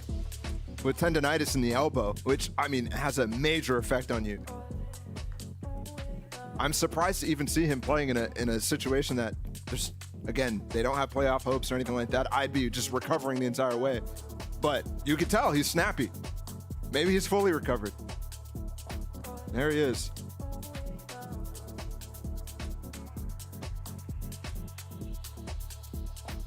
Down 4 rounds late in the first map. Timeout now just starting to expire. That's a full house today, isn't it? I got some banger matches today. Sentinels now obviously going to pack the crowd, but then NRG Loud later. I mean, a match that everybody's been looking forward to the entire season. It's a freaking blockbuster, bro. Holy. Back to focus on this one. As you were saying, Sentinels have won the last 4 in a row. And they have the potential to perhaps snowball this. You see their money. It's plentiful. Yeah. I think here, though, the major thing is this is the first time Kessen's going to have money for this op. Somebody dropped it over to him. And he's in position right now where he has to try to find a kill. And this is good, but he misses. He had the position, but now he actually gives up the space for Sassy to just run up and dog like he did before. Walls up a little earlier, though, and also that high tide actually from B-Link. Oh, what is this? Yeah, they're here very quickly, very aggressively. Zekin got stuck, but Sassy trained right back. I mean, you see the difference in confidence for both sides. They're just committing to a spray. That's not something that you're going to look for. He's really just looking for the one kill instead of going for more. And that's all he gets. And in fact, loses 2 players because of that decision. You can almost see the kill, seeing where the X's are in the minimap. You can almost envision exactly how it went down. Lined up, spam through utility. It doesn't get much easier than that.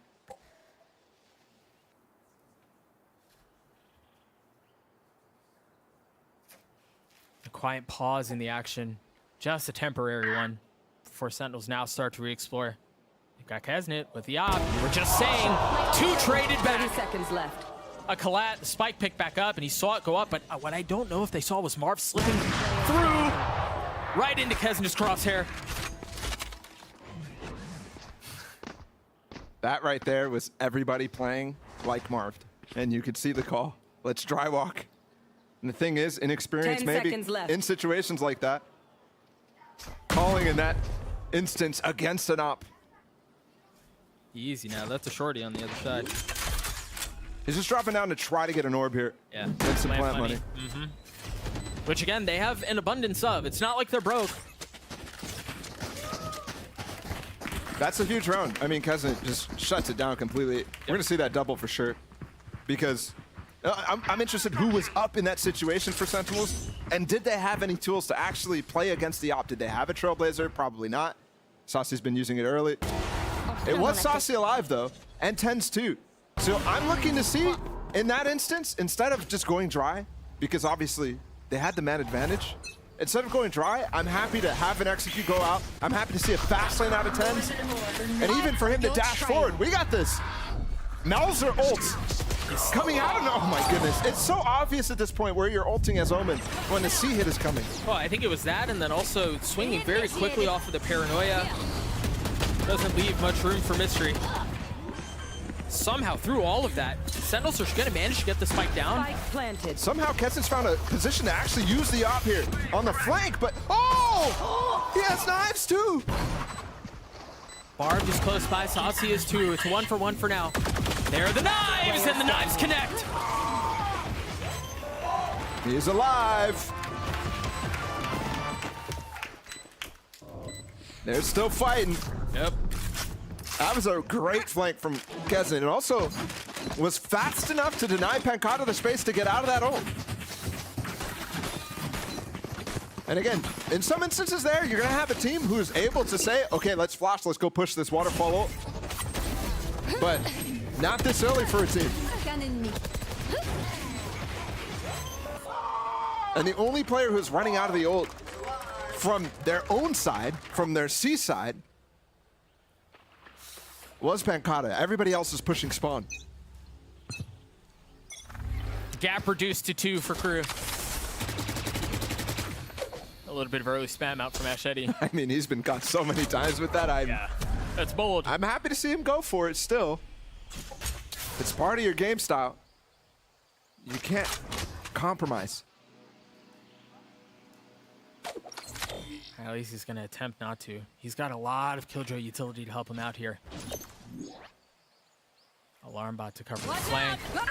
And And they explode right out onto the side. He's vulnerable. He's dead. The nanos, everything, man. He just gets melted instantly. What a hold from Davies. Down, C. This might be even much sooner than we expected here after that start from Sentinels. I mean, remember, that was a 4-round lead. We were 10-6 at one point. I mean, this high tide too. They don't know what's on the other side.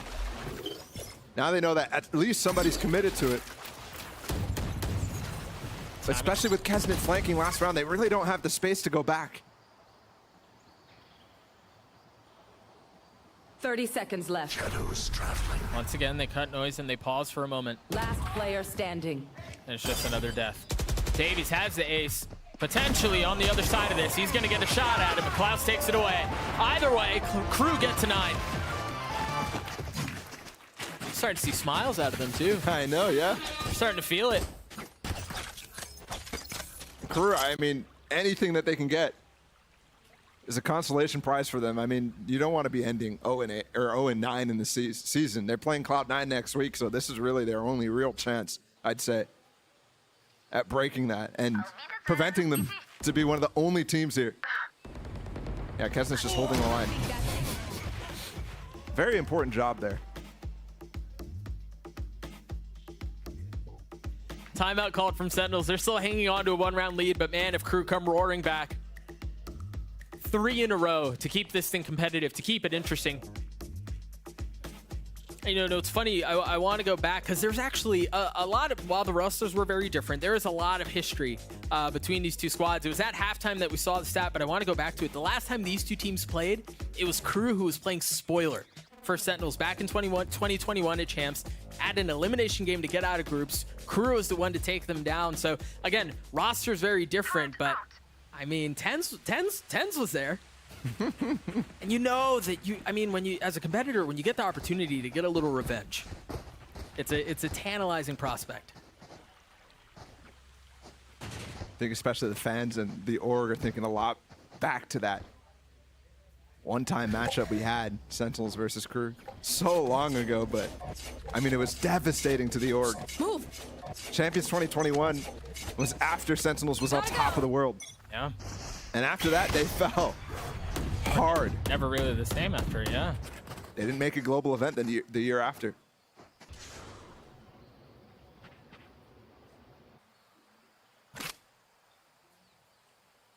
From Sentinels killers to 0-7, but with an opportunity to do it again. It's a quiet opening to this round. As Sentinels on the other side of this timeout, just patient. There. Start to see some of the pings, and if they try to commit to the C again, remember in the previous round it didn't work because of the nanos, because of the mollies, because of all the utility. None of that is here this time. Flash is the first Q, now you have the wall. Paranoia, everything. It's much more like the pistol hit that we saw. Yeah. And also you could tell no dashing in there because they're so worried about what happened to Tens last time. He got melted. I mean, 3 mollies on top of him. It's just going to be a 5v5 retake. Kesnick still has the op. Hit down from Marved. Ashetti's close to his, but he's still one away. If maybe he gets a spam kill, he can drop his too. Wow. They're investing everything into this one. That's now the pit and the lockdown. And Zekin's got a shorty way up front. That's Ashetti getting one. That's a pit now flank. online. Davies has a chance to rip it open, but Tens actually rips his head open in response. Cove. The molly actually missed, but the spam is good. It's just too much. That pit is down now, but he's going to try to get out, yeah, with the op. Yeah. Kessen's already running back waterfall. Time was way too short. That was a major misconsideration by Crew to swap the setup out of that timeout. And out of that slow round, just completely not even considering the ults out of Sentinels. The Viper pit and the Killjoy lockdown can absolutely cascade into a free C side and then a free post line too. And then honestly, a round win, right? Those are round winning ults that you've got there, and you just saw it. It's a vicious snowball, but now Crew have those two exact same tools at their disposal. And they still have the op in the hands of Kesnet. It's much harder to cycle those two into a round win as the defense, because you have to use them reactively. Well, Ashedi reacting to the start of the round uses his. And it's back to the same Killjoy utility. Look at it. You've got the alarm bot. You have 2 nanos in case they try to scale past it. I think you also see them adapting and putting one not only on the spike plant, but the waterfall push, which has been used frequently by Sentinels, both on pistol and in that last round. Meanwhile, this A control has not. Oh, that didn't see him. Trailblazer missed entirely. That flash will confirm.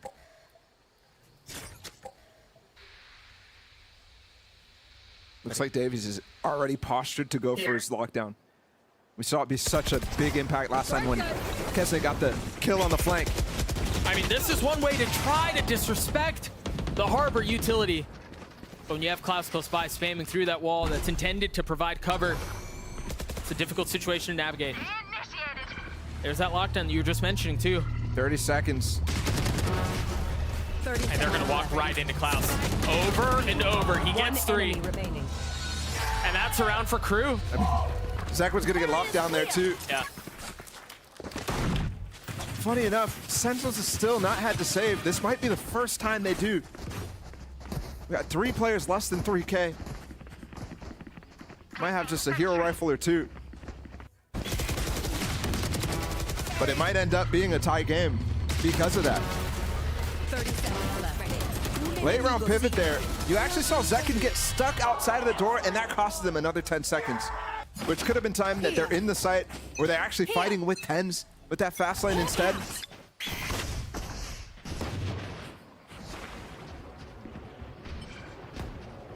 It's a save that you mentioned. There's Guardian for Zekin, a Stinger for Sassy.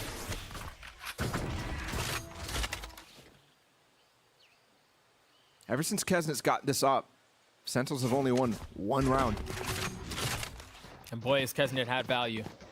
And it's been 4 for Crew, so yeah, absolutely has. He's gonna, oh, I mean, this is, yeah, back up now that the neon fingers are out. Yep. Oh, Pew Pew's going into the smoke, not connecting on anything. He's really trying to find something right now because that ultimate does expire. Yeah. You see why they're trying to be pasty around it. Clear the turret. It's gonna expire right now. Too. It's gone.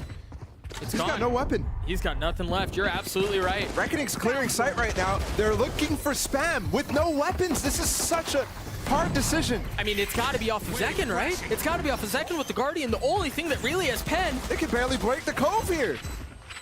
They've got to break it. Either way, Davies Ollie's still on has it, though. I mean, he's tapped on it twice, but that's all it is. Crew take the fight to Sentinels, and Zekin responds.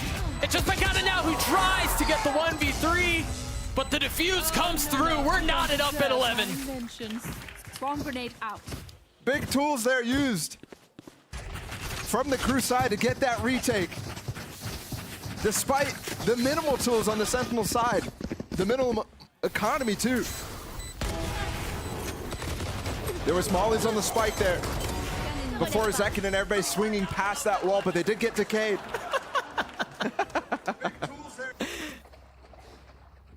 Adam looking for a prayer here for Crew to get a win on the board. Again, 0-7, a disastrous season for them, but the opportunity to play spoiler once more.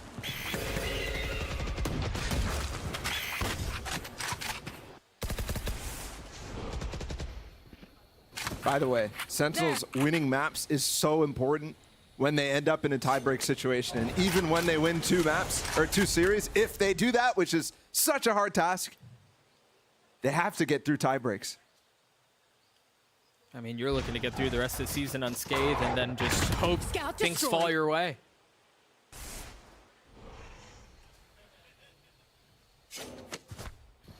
(11-11) late in this opening map of this best of 3. Zekin not getting hit by the flash. That was not far enough. In fact, it flashed his teammates. Blinding. Davies never saw what hit him. That was really missed time on that wall dropping. They're looking for the flash through the wall as it falls. And the flash was so shallow they didn't even catch anybody. So Zekin easily punishes, and I think they call it cancel way late. So now Sentinels with the advantage. I mean, obviously Crew, 30 seconds left. in a lot of these situations, they'll look like they're the worst because of the minimal map wins that they have, but they're not good in 4v5s. They're not, I mean, they're not good in 5v4s either. I don't know that they're going to fare much better in 3v5s, but I suppose you're going to have to take a shot at it. Testing it still with the op. So much value's been had, and man, I mean, even if things go sideways, he gets his. The wall, oh, but he pushes aggressive. Ashad, he's a lunatic. And 10 still gets the kill. This is the call to save, I imagine. Gotta be. Nobody pushing upstairs here. Tens is just exploring, seeing if he's still staying. They're looking for, oh my goodness. Is he gonna go one more? That's the op. I'm looking at the economy. He could get another one. Point. At the cost of someone else not having much, though, yeah? He's not even going for it, though. Instead, just insta-vandal. You saw it there on your screen. Yeah. I mean, those early 2 kills Take it. out of the Sentinels players, really nice. But also mistakes from Crew. And this is where they've struggled. I mean, they have made a lot of close maps. It's not like they're the worst team in round differential, surprisingly. They've had a lot of close maps. Here. And it's another one that they find themselves in.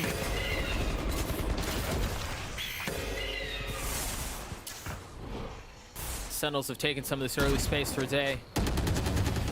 For now, is Kesnet dashing around, jumping through, trying to stay alive and avoid the spam.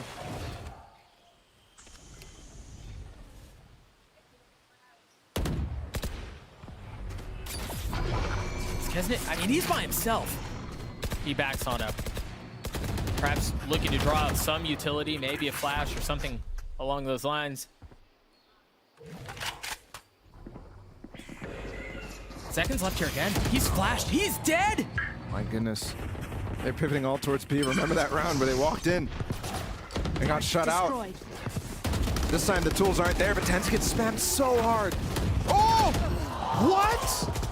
He's full stunned. It's a 5v3 now. It's turned into a 5v2. Crew looking to send us to overtime. Perhaps doing so in flawless fashion. This Mankata ruins that, spoils that, but they still get theirs. 24 rounds, not enough, Bala. Switching sides. Overtime. You know, I was excited for this match for many different reasons. But a close match is not what I was not expecting it.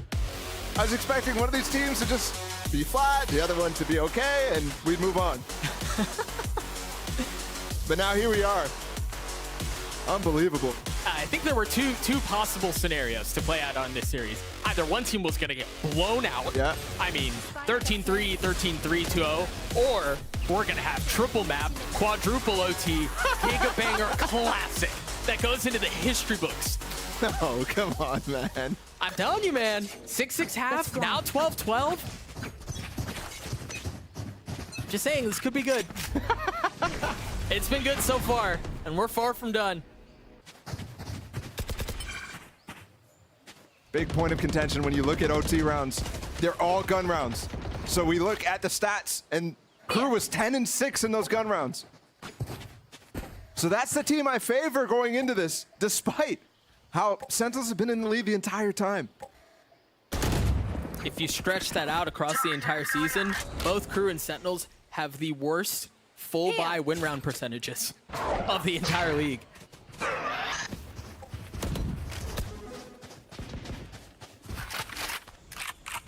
With the stats in mind, it's tough to say how it's going to go. Here. You see panel's already been broken. Ten's just got some information there. Saw 2 players. Sasi will confirm with the flash too. But it does give up both of their positions. Zekin's the one who's unknown right now. He goes for the one-way on top of the revolving door. Crew has frequently been pivoting towards the B side, and you already see Pankata pivoting over there, Tens as well. Blocking fire. Got the and they're not looking for it this time. They're going to flash through. 30 seconds left. Dash through. Sassy's here. He goes unchecked. That's the first one falling. The second one, and the spike follows suit. Now Seeker's invested, dancing around the stun. Zekin got 2 out of nowhere, too. Davies left in an impossible situation. 5 targets, 5 bullets. But the spike nowhere near. Reach.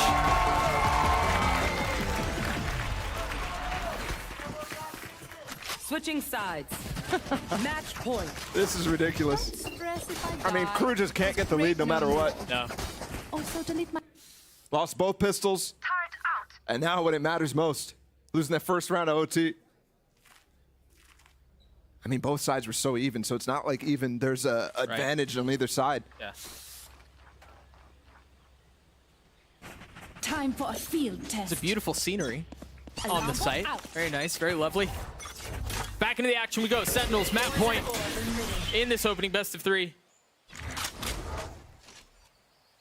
Now they're the ones who get to dictate the pace. They're going back into what potentially could be Davies' kill setup again. Remember how oppressive this was. But this time, as soon as the wall goes up, you see some of the utility used. I don't think Sentinels ever really intended to go that way. They clear the alarm bot, and they get a molly out. Running back to the old faithful C-hit here.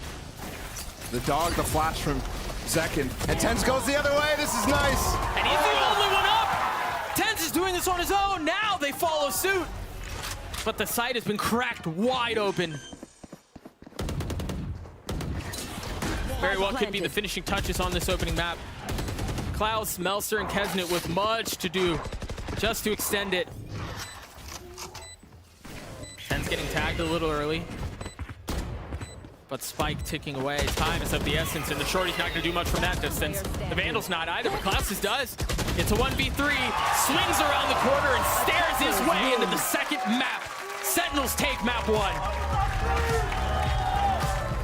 1. A close affair. Been able to convert on so many of the tactical rounds, the 2 pistols. And then out of timeouts, everything like that. I was really expecting this map to be a lot more scrappy, this match, this series to be really, really chaotic. Given that there's a new IGL on this side, given that you really can't prep on either side for either team. And we actually get a pretty strategic game out of Sentinels. Not much depth in the strat book, but man, they were hammering on the C-hit so well. And I think in that, again, we talked about it in the round, but that last round was so indicative of some of the minor adjustments that they were making. They learned from the fact that they could not just easily exec onto C because they were just going to get melted. So they're a bit more timid in their approach. They draw out some of the utility that had been problematic in the past, and it ends in a round win. You saw early on in that game, Sentinels was going super fast. I mentioned, wow, they're really confident in their approach. They're going on these sites like instantly. And then as the game progressed, slower and slower and slower. Well done. A bit more methodical. Tens popped off. Zekin, I'm pretty sure top frag, by the way, as the controller. So he is going to be in the conversation for one of the best controllers in the world. Either way, Sentinels take map 1, the break, and then bind on the other side. We'll be right back.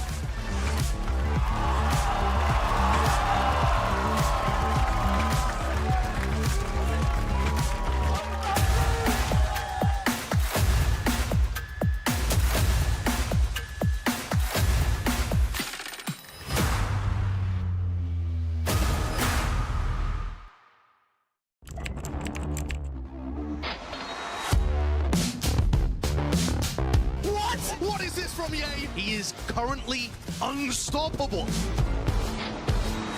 He is just a consistent demon. El Diablo. Hey guys, it's EA. Welcome to my course on optimal Valorant training. I'm going to be demonstrating now some angle clearing. I'll slowly come around the corner as well, making sure no one's on these off angles.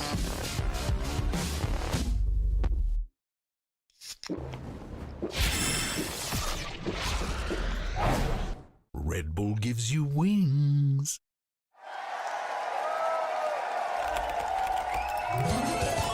Red Bull gives you wings.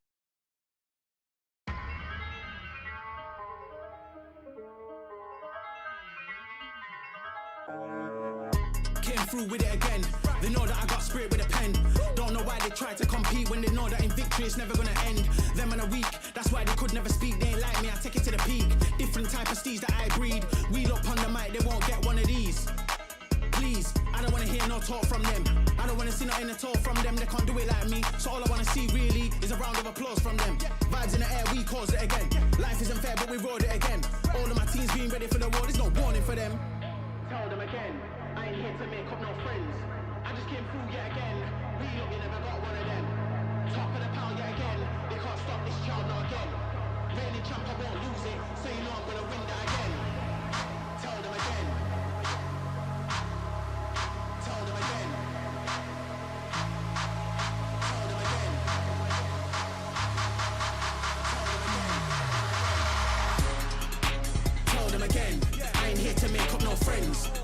came through yet again. We lot, we never got one of them. Top of the pile yet again. They can't stop this child now again. Reigning champ, I won't lose it. So you know I'm gonna win that again. Tell them again. Tell them again. Tell them again. Tell them again. Tell them again. I ain't here to make up no friends. I just came through yet again. We lot, we never got one of them. Top of the pile yet again. They can't stop this child now again. Reigning champ, I won't lose it. So you know I'm gonna win that again.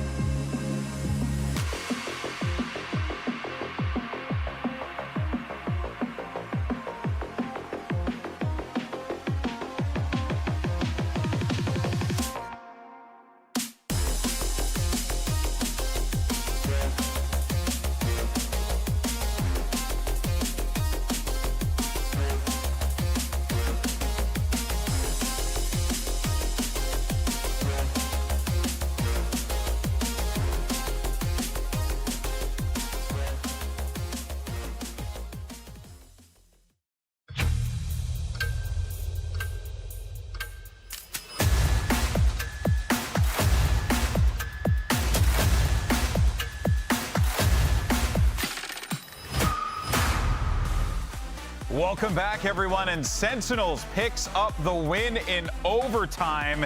And the game started off scrappy, but then we started to see some pretty interesting ideas from both squads across the board. Unfortunately for Crew, no win there, but they're still looking for it in map 2. Hello, everyone. I'm Golden Boy. Welcome back. You got Sideshow as well as Benita here, and let's just jump right into this and break it all down, shall we? Because there's still a lot of questions about really both of these teams, even after this first map concludes here. Sentinels, yes, they pick up the win, Sideshow, but man, I'm so curious about what's going to happen in map 2. Yeah, I mean, everything is still up in the air. That map was up in the air, to be honest. The Sentinels players were still pretty confident going towards the end. And just to retouch on what I was talking about at the halftime, I was just listening to them on their attack side as well. Marv was having a lot more input towards the beginning of the half too, and then you saw that same kind of Zekken and Sassy really helping him tons towards the end to lock that one out, including another really good timeout from Kaplan, who looks like he's trying his best to keep the ship on course. Yeah, and speaking of timeouts, as a matter of fact, Sentinels had actually called a timeout, and Benita, you pointed this out, that one of the problems Crew was having was really just understanding when to hit the go button. Yeah, this round really caught my eye. Sentinels called a timeout, and Crew had a perfect adjustment during the timeout. They had a great call, great read on the round, but they just took way too long to do their plan. They just they took the orb, kind of waited around for a little bit, and then it was already too late at that point. They had 3 rotates over into Sentinels had 3 rotators already.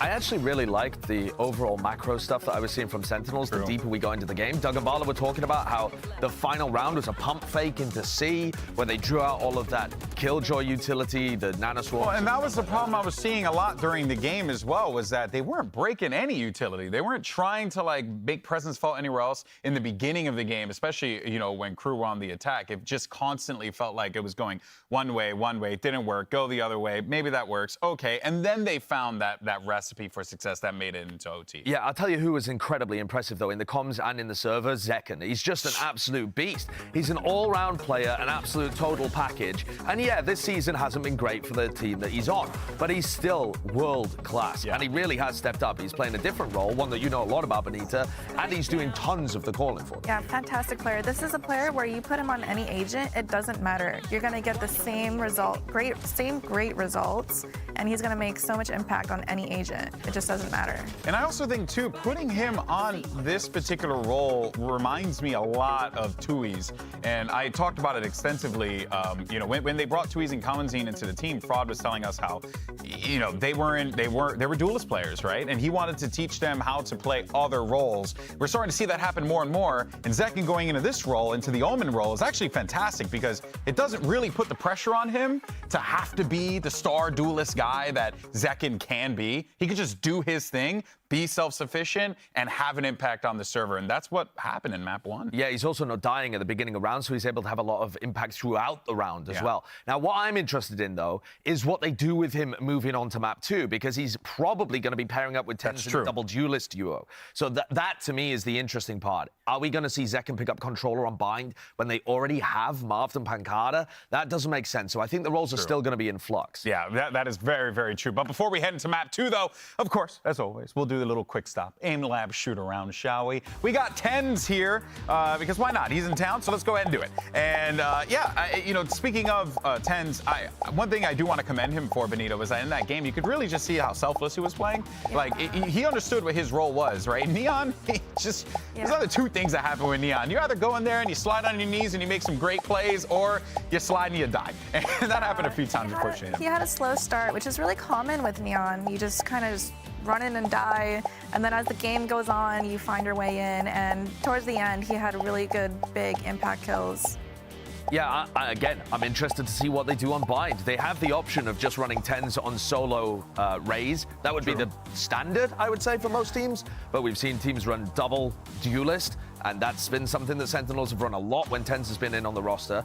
Alternatively, I suppose they could run Tens on Sage too, because that was what they ran on Split way back when. True. And they could have Zekken pick up their solo Raze. So, frankly, the options are completely open to this team. And we have no data to go on, frankly, because they've, again, just moved all of their roles around and moved their roster around. But it does make things very interesting. And that is what the team is looking at. What are the best options going towards LCQ? What are the best options long-term for this team? Because just because your season might end up being over, the year is not.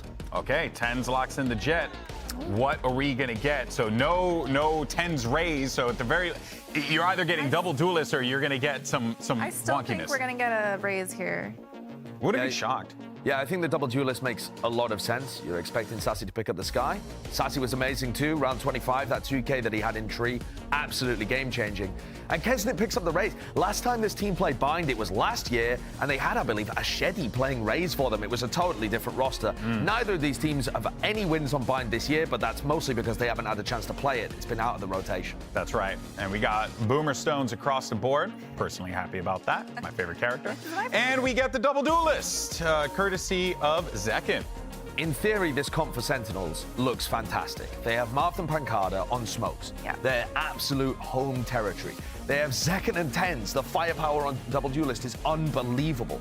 But it just comes down to how prepped they are. Yeah, like how good does the execution look? You can tell on Lotus that they hadn't got that much of a depth in the map pool, and they're going to be going up against a Cypher there. That's a bit unusual, like kill trips everywhere.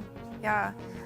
This game is going to come down to which player is going to make the least amount of mistakes. I don't think we're going to be focused too much on like tactical or strategy or anything like that. It's just going to be which player makes the least amount of mistakes. Fascinating, and we're gonna find out how this all plays out. Let's go ahead and send it over to your casters. It's, of course, the friendly neighborhood duo of Doug and Bala. Have fun. I feel like we should be Mr. Rogersing somehow. Yeah. Hi. Is that I just did that by accident. Oh, I mean, you were close. Or something like that. I don't know. It's been a while. We have Bind. Bala. I'm so freaking excited, honestly, because it's just Bind, and I love the map, too. That helps.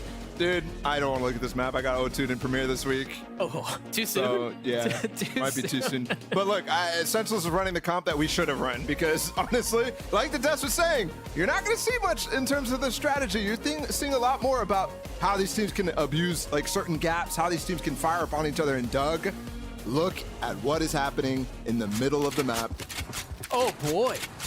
Oh, we're in for a treat right off the bat, aren't we?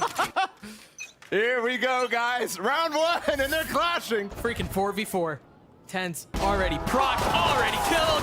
Looking for the second. Sassy's close by. See the frenzies erupt. And somehow through all of that noise, it ends into 2v1. Where did it go? The thing just ignored its targets. Went to go kill Pancada. He's his teammate. They're flipping. They have to know, right? Given where it's landed and given their positioning. Perhaps a suspicion. I think he must have broken the trip. That's why they're so confident about that. Which gun do you go for? Plenty of choices. He A lot of really good wanted skins the in there, ghost. too. Cage going up. Double face. But they're so close, too. Oh! He's gotten them. He's gotten him isolated, but he's out of bullets. He was out of time and out of HP. Crew, get the pistol. Maybe I do want to watch Bind. Let's turn this into an ARAM match. Just run down mid every round. Or not. Yeah, we can only hope. It's Sand this time. There's literally a 5-man stack. I mean, just Down chaos. A. Last player standing. Just chaos.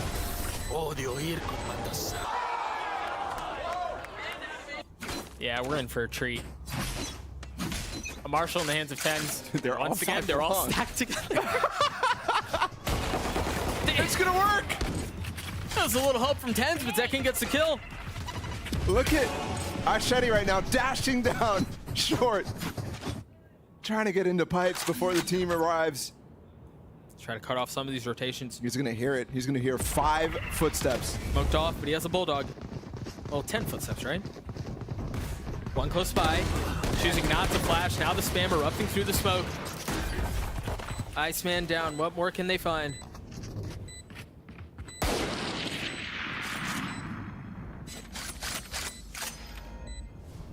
Smoke just delaying things for now. I mean, that orb going back up there too.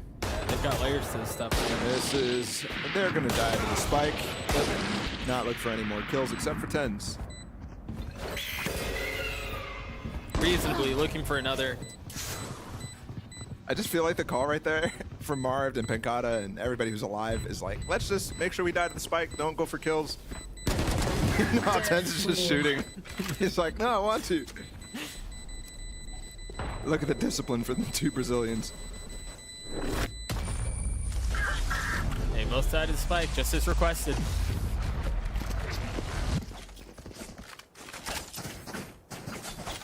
Okay, surely all 5 players don't go to the same side. Blinded. Down you go. Nice reaction from Elser. Remember, we're only 2 rounds in, but this is a map. Yes, it's because it wasn't in the rotation the entire time, but there were 2-3 weeks where both teams avoided this map. They didn't want it. First rep for both. Double duelist setup, you usually have one control on both sides and then one of the duelists floats while the Raze stays A. We're gonna challenge in bathroom though. A spread default out of crew. Yeah, kind of. They have 3 torch showers. Sentinels have 3 close by here as well. It's just in bunches. Wow, 3 clear down short again is crazy. It's aggressive. And he wants it. Well, Ashedi's gonna go. Oh! Nice response from Tens. Avoiding disaster.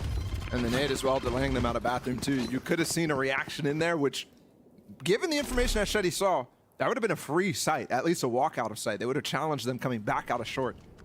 But the timing on the nade from second is perfect to keep them back. Smoke out of Marv too. That flash spotting nothing down long right now is a big indicator. That flash also spots if they're walking up sand. If you get the timing right, it's perfect. So right now, Zekin and Tens, who just wanted to rotate a second ago, now can stay. There's a confirmation too on that flash. Saucy just used the second one into sand. So off of that, they're starting to creep back towards A. The brim smokes down, confirm the suspicions. Marv, the first one to take one down. Crew still haven't really gotten out. They haven't really found their footing. And they can't save here. I mean, they have bonus weapons. Davies with a big one. They're locked out of bathroom. That's where the spike is right now. 20 seconds. They gotta get out. Davies needs to find a little bit more pressure here. Apply some presence to alleviate the pressure. And showers, and it's just a bit late. And Zekin's reposition just is the nail in the coffin. He has to run to get the spike. I don't think you can get the shot off. No. It's a valiant effort, but Sentinel's on the board. The information gathering on that was so good. I think something that you can tell happens a lot when you have a team that's kind of pugging it out versus a team that is trying to go for some defaults and stuff like that is those on bind a lot. It's 1-1-3s or 3-1-1s or something similar where a majority of the team, there's always a weak side. So Sentinel's just walking down, isolating Ashedi. That's going to happen a lot. You can tell that's a main factor in their game plan. It's for their duelists to call walkdowns. They're going to walk down showers this time. Or at least close by. Meanwhile, dueling flash is traded towards B. It just broke the cam, and I think actually... Davies, as the Cypher player, is able to control so much more than regular.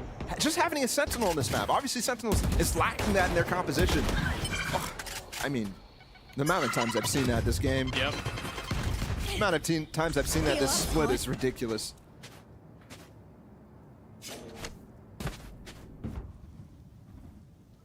Crew with plenty of options and a little over a minute to decide how they want this round to end. Melser 1 point away from the orbital strike. With Saucy gone, it's a lot harder to react. You don't have the information from the flashes, and you also don't have any tools to actually go fight. So you honestly have to give up a lot of space. Neither of the B side extremities are being held right now. Hakata's lining up for A. Yep. Which is where Zekin is rotating to. Doesn't opt to use it. 30 seconds left. Wisely, too. He uses Molly. I don't think he saw him. Tuck in that corner. No, he could be spammed completely. You know, off of the flash, it's difficult, but there it is. Hakata from behind the box gets 2. Last player standing. This is going to be another round for Sentinels. Once again, the spike sitting 10 well out seconds of left. Davies' reach. I don't know how Marv gets there in time there. That Molly just did so much work on its own. Kaznet was out by himself. But nobody else had a crew able to get out, and Davies not regrouping with the team, looking to go for a lurk late in the round. Because of that man advantage off the initial pick from Klaus. And that's a huge round for Sentinels to win because they were low money. After that anti-bonus, they only had 2 survive there. Losing this one would have forced them to eco. Now it's the opposite situation.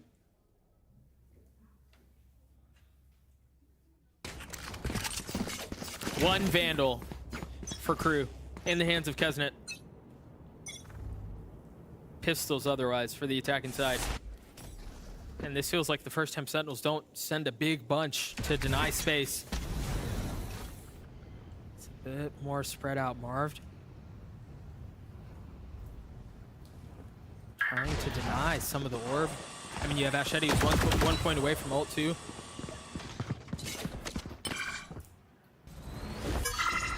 It's actually going to go over to Kaznet. It's so interesting the difference in meta since the last time Bind was here because of that available teleport wall that goes from B to cover bathrooms or outside of showers. That's where people are focused on, and you don't have any Viper support except for the one-way. Actually, is there even a one-way? Probably not. Cage 3. Trade kill on short. And that was the rifle, but it's picked up by Ashedi, who's instantly taking damage. Down to 70 HP. Klaus trying to make a play by himself, and he cannot. Just incredibly ambitious. Yeah. Flashing through the smoke, and Seeker's also giving up the position right now. Saucy popped it in spawn. 30 It went all the way towards A. they have 2 rifles here. But still a 2v4. And Spike's down in bathroom too. Not only do they have to fight forward, but they have to then backstep, like spending so much time.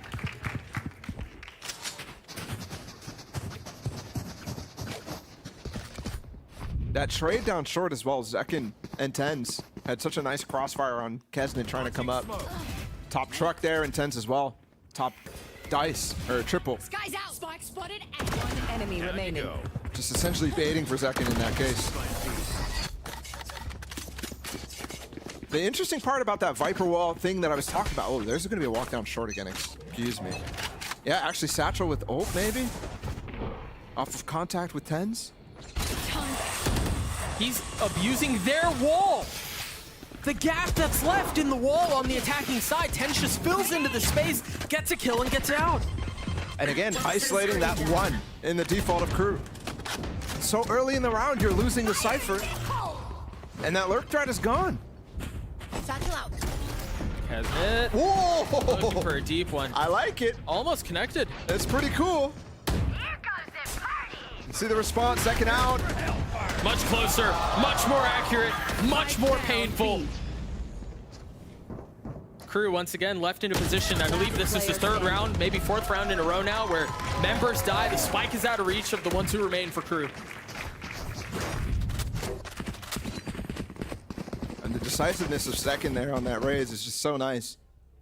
And as well, Tens. I mean, when those two are playing like this, Marv's job is easy at this point. Tens is on 3 first kills already out of 7 rounds. Zekin's up there, 7 and 3 for him. It's ridiculous. It's low-key kind of what you wanted to see at the beginning of the season from these guys when they were running the double duelist so often. Back both at the Ludwig Tarek event and some of the maps on lock-in.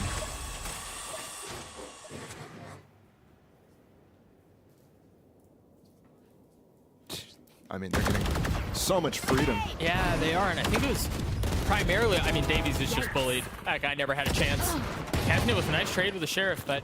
They've given up the site because of that, and again, remember the round that Crew won, Asheti just dove straight up in the pipes. Now note here, Tens died, he lost the weapon, but it doesn't seem like Crew are in a place where they can go back and scoop it up. Oh, absolutely not. He's his own vulnerable right now. Not ready close. yet. Yeah, and that flash has got to be good to be able to hit both. None left.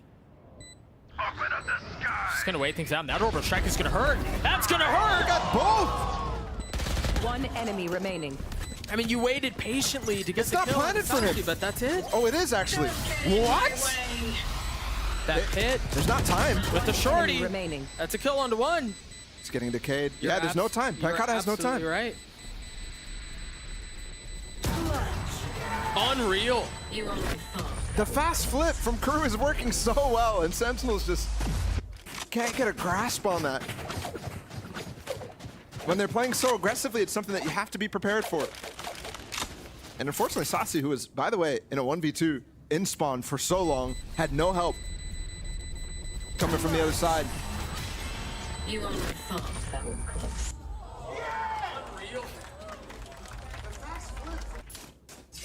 Adam feeling good, Crew feeling good as they've kept this one close.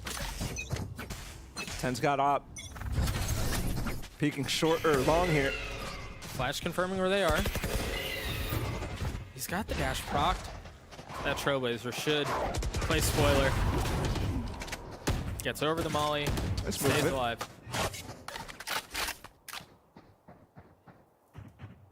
A lot spent to push Tens out of that position.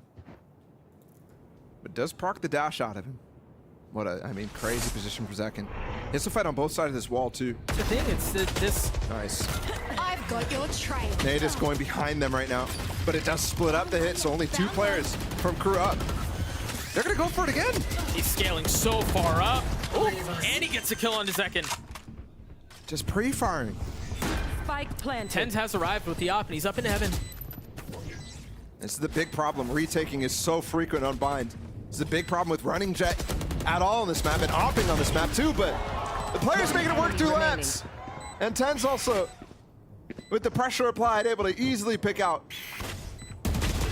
Belser left all on his lonesome. And he can't do anything with it.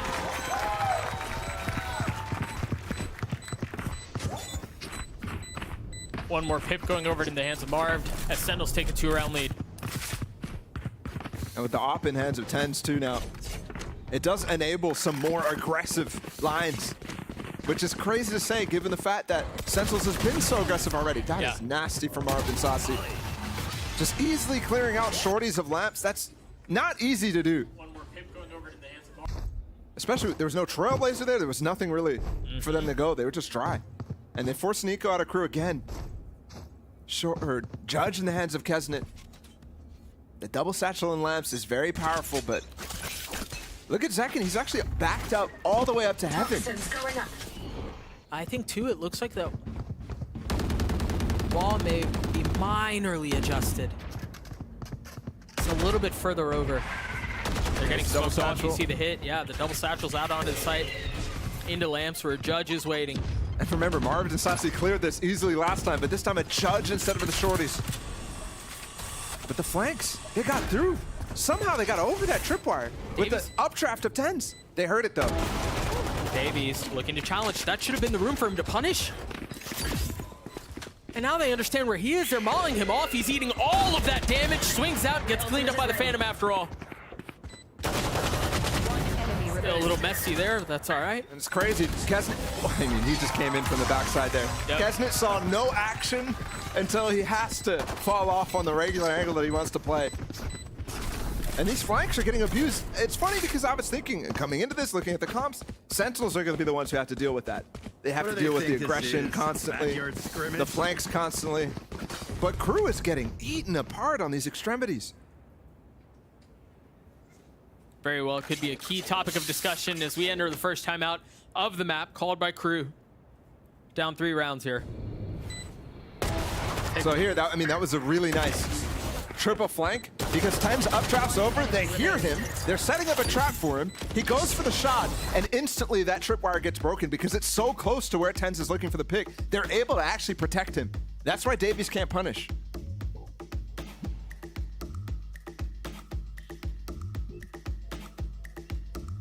And all that aggressiveness is netting Sentinels a massive lead in those first duels. 7-2 for Sentinels. Tens is 5-1, Zekken is 2-0. I mean, all on those two guys too, to take those early engagements. That's what you want out of your stars. I mean, the rest of the 3 are very passive when it comes to those first duels. They never want to die first. Right. Because they've been trained, because so many of them, I mean, Sassy played the Initiator for so long, he was the king of KD, king of staying alive. Then, obviously, Pancada and Marv both play the controllers. Marv was more aggressive than anybody. But the Brim here is so important to keep alive. And also, he's not looking for those lurks himself. He's not the playmaker that you see when he's playing on that attack side. Right. But he's still somehow 11-4. He's still somehow top fragging for his team. Yeah, he's cleanup, man. We will hurt them. 10 Zekken just rip the front line apart, and Marv just comes up and sweeps him the rest of the way.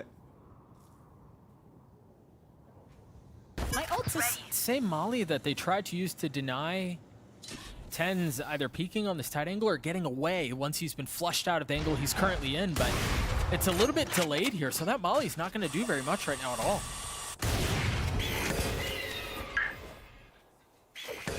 And they don't even really try to challenge even that long position. Yeah.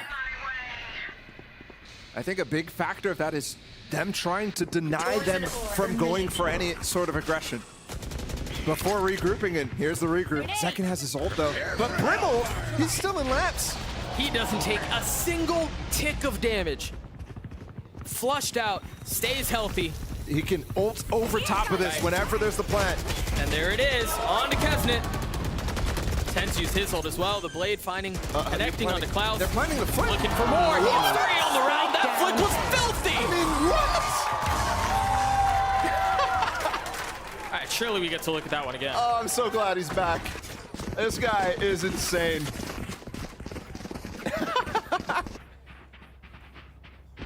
For as much crap as he gets, he is one of the most, I mean, just raw talent out of 10s. Every time I cast his games, there's a moment where I'm just speechless. He's just jaw to the floor. good. Yep. All right, we're not gonna get to look at that one again. All good though. It'll be on Twitter.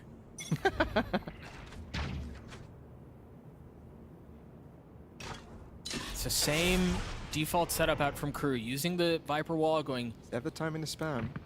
Straight up. I mean, he has exits too. He does have one satchel. Remember, there's been instances where he wants to. Oh, never mind. He realizes they're so close. And that's the cue to bust out the shorty. Marv with the first kill. Down A. He's got ult here too. I mean, this is going to be devastating from Crew. Yeah, it is. Blinded. 4 pistols. Spam. Oh, just barely missing. Did some damage though. Class with 62 HP left. Zekken's really patient, man. I beat. Oh, he just got naded. Is he going to get rewarded? Try to funnel him in. Yeah, there he goes. The long-awaited shorty kill. I mean, the build-up to that one was insane. There was payoff, though. There was payoff. Yeah, Crew's map pick not going so well right now. Nope. A flawless round for Sentinels. And really, I mean, a couple little things notwithstanding, it feels like a flawless half for Sentinels, too. Yeah. I mean, outside of that pistol, And the rounds where they're able to flip the site. And the truth is, that pistol that you were just mentioning, remember, it was a 4v4 in short. It was chaotic. It could have gone either way. Yeah. Absolutely. Enemy remaining. And I need to remind, not only do they have to go pretty clean in terms of maps, Tenz is actually going for that same walkabout past that Viper wall, but it did get adjusted like you said. Not only do they have to go flawless in maps, but they also have to have a good round differential in order to win out tiebreakers, if they could even make it past this team here, Crew, and next week's Furia. Whoa, Sand Crunch. Yep, look at the pinch. I know it. How? How does he get another? That's criminal. It's Tenz and Zekin. Razor for Kezin, he can definitely end up cleaning out this round. Spike planted. Does Tenz have access to anything else? Wonder if they left a rifle or something back in spawn? No. I think it's just the op. He dodged it? Excuse me? Goodbye. Oh. Close. 35 HP. Tenz is starting to get activated out of spawn right now. He's just walking out. They didn't peek him an elbow. Last player It's the key for the swing, and Zekin dies. Last round 2 has to pop it. Yep. It's just doing such a good job at buying time, too. Buying some space, and I don't think you're going to get a result much easier than that. Switching sides. I'll take a look at that one more time. I mean, seriously. He had been bit by the Trailblazer. There was a nade in his lap, and he still manages to get 2. I think the big thing there, though, he was playing passive in that. And so they're falling away from that Sand Crunch. Yeah, it's very well done. Either way, an 8-4 for Sentinels. We're going to throw it down to Josh one more time, dangerously. This time he's at the Telestrator, though. How much trouble could he possibly cause there? There's no trouble whatsoever. Thank you, Doug. Appreciate it. Let's take a look at round 4 here. And I'm going to be illustrating the way in which Sentinels is playing loose, and it's just ended up being too much for Crew. So to start things off, let's have a look at the minimap over here, and you can see that what's going on is Crew are looking to go for a B long push. They're pushing in here. There's currently 4 players over on the B side, but that is all going to change. So we're going to run this play out. And you see that what happens is they come up, they get this kill onto Sassy. It's through a smoke. What's going on there then? So they end up getting a nade and they back up a little bit. Things settle down. Now, crucially, what you may have just noticed is that Tenz spotted these players retreating. He got a look at that, and he's on a decent line to be able to give his team consistent info. Instead of doing that, though, he decides to rotate. That's a perfectly fine decision to go for. But as we move things forward and speed stuff up, you can see that what that does is it actually means Sentinels don't have the information anymore towards B long. And if we pause things at about the 45-second mark here, what you'll notice is Zekin decides to use his boombot to re-clear B long. So this is an important piece of informational tool for the defenders because it lets them know if people are still there, if they're going for a re-hit. That does not see anything, and that means that it's going to inform all sorts of rotates happening. We take a look at the minimap again, and these people are going for a re-hit because they know that they've got bad info. These players are going for the rotate. Things are happening here, and yet at the 30-second mark, for whatever reason, these players start to come back. Obviously, these players are on the re-hit, right? Crew are going for this as their strat. But if you take a look at the minimap, Zekin had just decided to turn things around. Don't worry, we'll take a look at the minimap in a second. Zekin had just decided to turn things around and come back to the site. Later on, Tenz comes through hookah, he goes for a dash onto site, Pancada throws out a molly, and they completely destroy this hit. They're playing fluid, they're rotating, they're finding their options to be able to go from site to site, and it has just ended up being overwhelming. We'll send things back into the next half where the double duelist should go even better. A terrifying prospect, too, if you consider the fact that Sentinels are already up 4 rounds leading into the second half with the map lead ball. Yeah. I mean, they have such, you can tell they have a good understanding of how to counter out the basic stuff that Crew were throwing on the attack side. And Josh is alluding to the fact that they're now on this attack side themselves, so that double dive is going to be so crazy. Very similar wall to what we saw in the first half from Ashedi, but this time from Pancada. What is that trip? How did that not break? Yeah. Oh, that was Keznet's nade. Oh, that'll be why.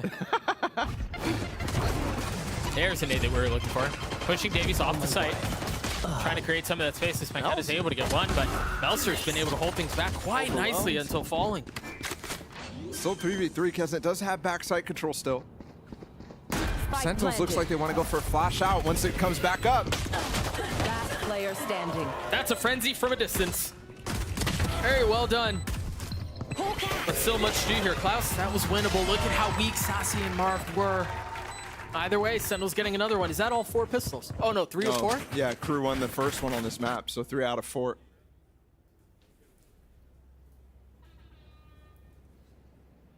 And this one, I feel like the gun rounds have gone way, way better for Sentinels too, despite what was happening on Lotus. There, that flash out from Sassy, so good to continue the sense of pressure on the back of sight, especially because Kesnet was alone backside for so long. It's just so, I mean, with the changes to the site, it's so miserable to try to hold back sight by yourself. There really is nowhere to play. Also, credit to them to group up that fast, because that call from Sassy was 2 seconds, my flash is back up, and they both were there. Going back to that decisiveness that we've seen from Sentinels that Josh was talking about, that you've talked about as well. Tenz's Carp was way forward with the Marshall. Marv has a rifle. Zekin does too. No push on this side of the map, though. Allows Sentinels to start to regroup right now.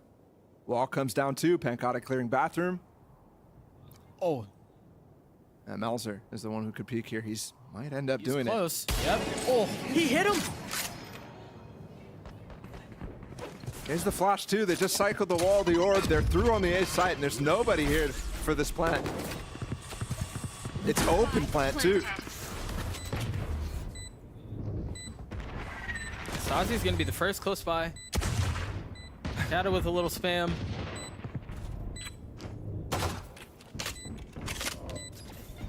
Yeah, this is gonna be very similar to what we saw previously, where it just looks like they're attempting to force something, but likely will all meet their demise. Klaus has upgraded a weapon, but yeah. And the open plan allows Tens to play so far back too. The players in bathroom have a chance to swing that. Still got it. Yeah, you do, Mard. We know. One enemy remaining. They lost 2 rifles. They did. And Pankata's not actually able to recover it. One of those bulldogs. So that's not the cleanest anti-eco. But I don't think they care too much. Nope. At this point, doesn't have to be pretty. Just has to get him there, and that's exactly what that does. I mean, who knows? It might actually have to be pretty for them to make a playoff run. That's what we're talking about. It's not just this series. At this point, we have a pretty good grasp of what the path has to be. Get through Crew, win this series, win next week as well. So they know what's before them. It's all about executing now. Out of all the teams who have a chance still at playoffs, Sentinels has the least possibility, 6% of all the outcomes. So it would be a miracle run for them. And the miracle would have to start here. Remember, we saw a 10-4 lead in the previous map that ended up going to OT. Sentinel's looking for a much closer, much cleaner close things.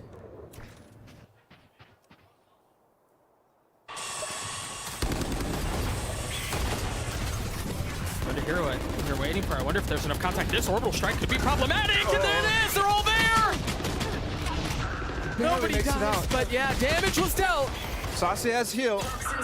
He gets the kill. Ashadi. I mean, they TP'd on the other side too. They've completely flipped it. Kesnet's here. Yeah, he's already ahead of it, man. He was halfway across the map when the teleporter went off, so he knew where the play was going. Can't get the spike. He just got it, and the Vandal too. 30 seconds to pivot. What a chaotic round. The fact that they're able to reset this is insane. I'm surprised that Klaus is staying. He doesn't actually know because Pankata did not TP. Whether or not he's flipped around. Kesnet looking showers. That's a big one. That's the spike. That's the round. He's got nade too. Back up. Wait, can he still get this down? He didn't even pick it up. Oh, where is it? Where is it? No time. He had a shot at that. Yeah, he did, but the nade was going to deny him the plan anyways. Shoot back, Kesnet. Come on, man. You gotta finish the song, yeah. Grenade. Damn it, Kesnet was ahead of this the entire time. Aucun ennemi. Spike à terre au A. 5-round lead for Sentinels, but a timeout called by Crew. Also the last one of the map. Sentinels isn't called a single one, so if they can start to bring this back after this timeout, they'll have another chance at talking to Adam. I do want to point out, Sentinels a lot slower than they were on Lotus to start out that map. It seems like the end of that, where they were really working on catching those rotates out, or forcing those rotates out, has been a continuing theme for them, despite not really knowing exactly how Crew is playing on this defense so far. When it comes to the gun rounds, that was just the first one. And Crew react with the anti-bonus.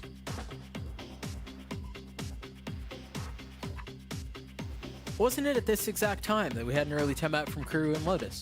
Just 3 rounds in.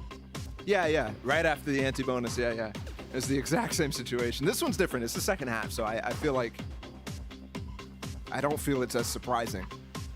What may be surprising is that there is a double timeout. Crew got theirs, and then Sentinels is going to use one of theirs as well. So a little bit more time to think things through, to talk things out. Very interesting. And Kaplan's not even a contributing factor. You saw it just as it was called. This kind of begs the question, who's the one talking then? It's not Cap. You imagine it's Marv, who's again making his IGL debut on Sentinels. He does have a history of it. Did it in FaZe way back in the day. Seems like an eternity to go at this point. Yeah, the tail end of FaZe. Yeah. When right before he switched to that Envy roster, he turned into Optic. Who turned into NRG. Who turned it, well, kind of. Yeah, kind of.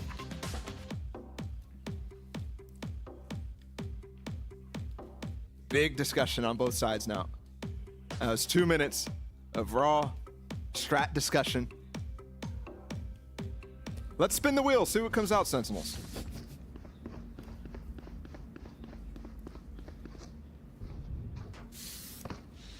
See what's different here. You see the buy for Crew. They've got a couple of Spectres, but rifles to work with around it. It seems like they may... No, they're not set up to go super quick here. I thought there may be like a double satchel setup or something. I mean, there could be. Yeah. You're just used to seeing that from bots. Yeah, especially when you still do have that stim. But Marv's on the other side of the map too. Molly lands though, and they do take bathroom control.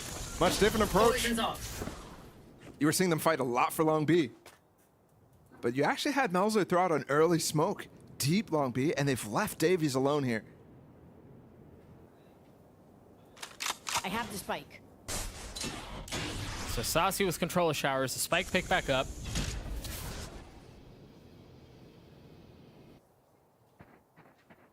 I mean, they have every single lane covered.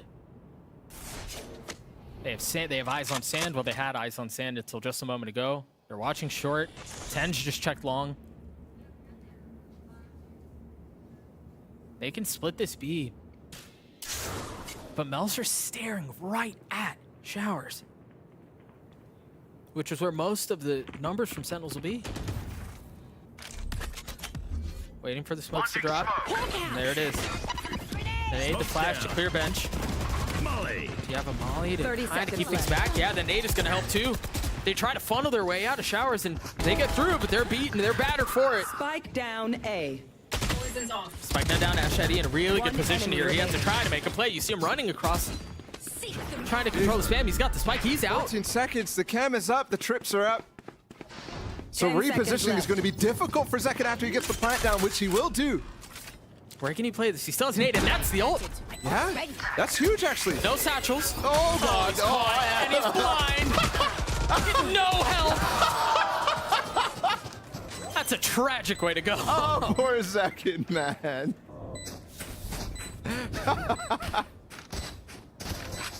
Truly tragic. Davies is going to finish off the defuse. Now 1 pip away from having his ult online. Still, remember, Zekin got his on the last instances of that. Kesnet, I mean, just continues to have some impact. And again there. Sentinels just goes after that bathroom control, but slow still. It was so long until they actually executed, and that's why Zekken has to make that mad dash. That's why he doesn't have time to take.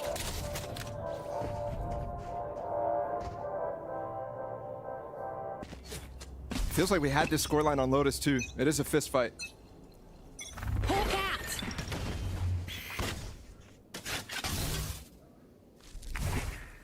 Once again, a little Shower's presence. This time the Trailblazers are paving the way while the rest of Sentinels are creeping towards A. Wow. The buy's not great, but there is some investment in this. Just a little, just enough. The Kesnet with already 3 on the round. Has not been moved off of the angle up in heaven. A2 just destroying Marv. 4 goes to that plant. Don't die now. It smells just Molly. He would have died if that was Marv's. Suicide Molly? Flawless. A flawless round out from Cruz. They get to 7. No more doubts. We're ready.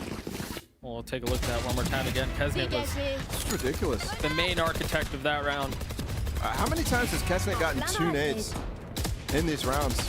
Oh, and the spam too. Yeah. He's making Rays look like beta Rays right now, where they had 2 nades to start. It's crazy. All right, remember the last time we saw Zekken in this position? Yeah, The satchel didn't short. Yep. Looking to take some pace and perhaps get... No, it's not for Pancata, who's 1 point away. They just want to take the space. Missed flash there, but Melzer doesn't want any of that anyways. Orb emitting. Crew's been doing a good job rotating off of Davies' information. And also the proactiveness of Klaus. He's just jump spotting down B long right now. He flashed early, didn't spot anything. Still has 1 and the Trailblazer too. And this time as well, no info on A allows them to be really comfortable, especially given the last time they went for that backroom control, they went for an A hit. So they know they want to pivot. They don't want to do the same thing twice. 2 trips here. Klaus close by. Davies not far off either. How come they can't get out here? I mean, they're just decayed, right? You try to funnel your way out, and you've got the Viper wall, you're taking damage. Waiting for these trips. There's a kill trip. Oh! Welcome to my world. That would have been disgusting. Yeah, that would have been really sick. We've been robbed. Either way, 4v4 here, the pit down. And the spike planted. Marv does ult. Showstopper doesn't get very much. They're playing for mollies right now, and Marv's Brim ult. Pancata's delaying so long with this pit. There's Molly. Nobody's on site right now. Woo. And they might not even clear Pancata. Davies almost snuck up on him there. There's no chance in this round anymore. No. Get out of my way. What Yeah, a you've 1-2 combo. But there's just not enough time here. For hellfire. Hey, well done by Crew to draw out the orbital strike. 1 enemy He remaining. walked back into it. Oh, no. And Marv cleans up the round. It's starting to get ugly in some of these instances. Yeah.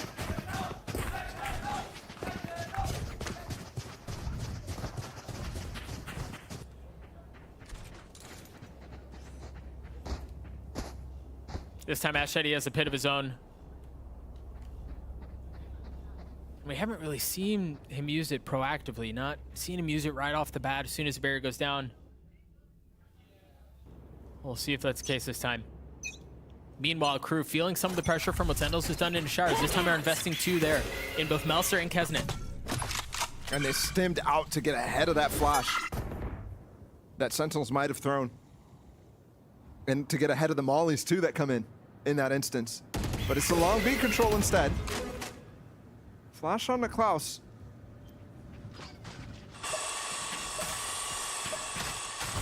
Boombot to clear, and I think they want to avoid Hookah given what that holdup. I mean, they won the round, but that could have been really bad. They were so slow to jump out. I think worried about the trips as well. The flip on the map right now. So much room to pivot. They've left 10s as well.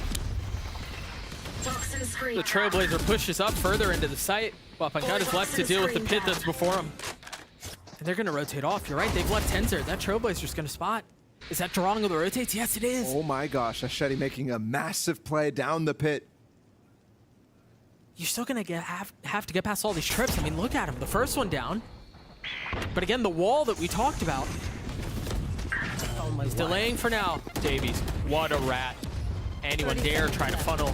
Anyone dare try to waterfall, and it's right into his crosshair. Traded back though. 3v2, Spike's still not planted.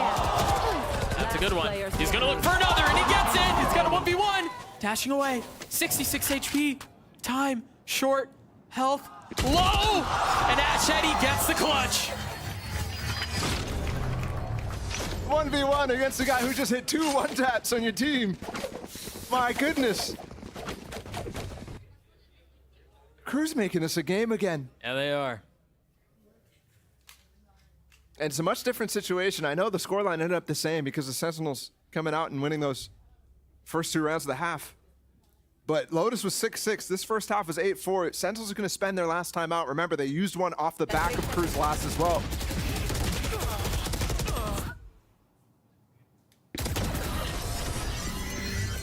Just waiting for the opportunity to swing, especially based off some sound cue out of 10s, who has to jump up and get that spike. Davies did such a good job locking down Hookah when they were pivoting, and Sentinels looked like they were trying to go for like around the world strats.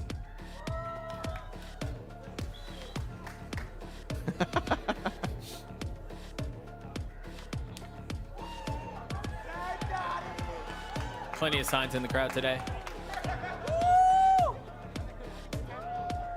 Valorant over mom on Mother's Day? Really? I'm disappointed. Who was that? I mean, look at you. You're here.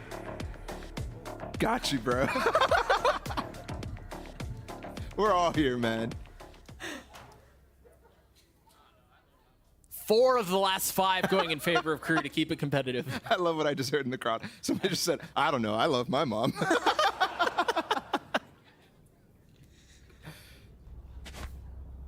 Again, 4 of the last 5 in favor of Crew. They're keeping it competitive. They're keeping it close. The buy for Sentinels is ugly.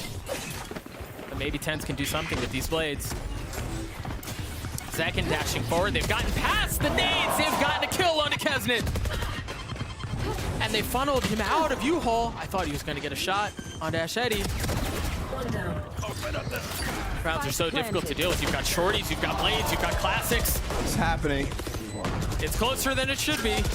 It's way closer than it should be. He has 12 HP here. And they should know where he is, given what's gone off with the ult. Not able to connect on the shots. Crew handle the chaos well and get to 9. That was a big opportunity there for Sentinels. They had low weapons and they made it really chaotic. Those were the scrappy rounds that you're looking for them to close out this game. They just need, in my mind, one of these non-ult rounds to end up converting this game. Out of the last 3 rounds, they're gonna get one of those ult rounds. So this is a key win factors right now.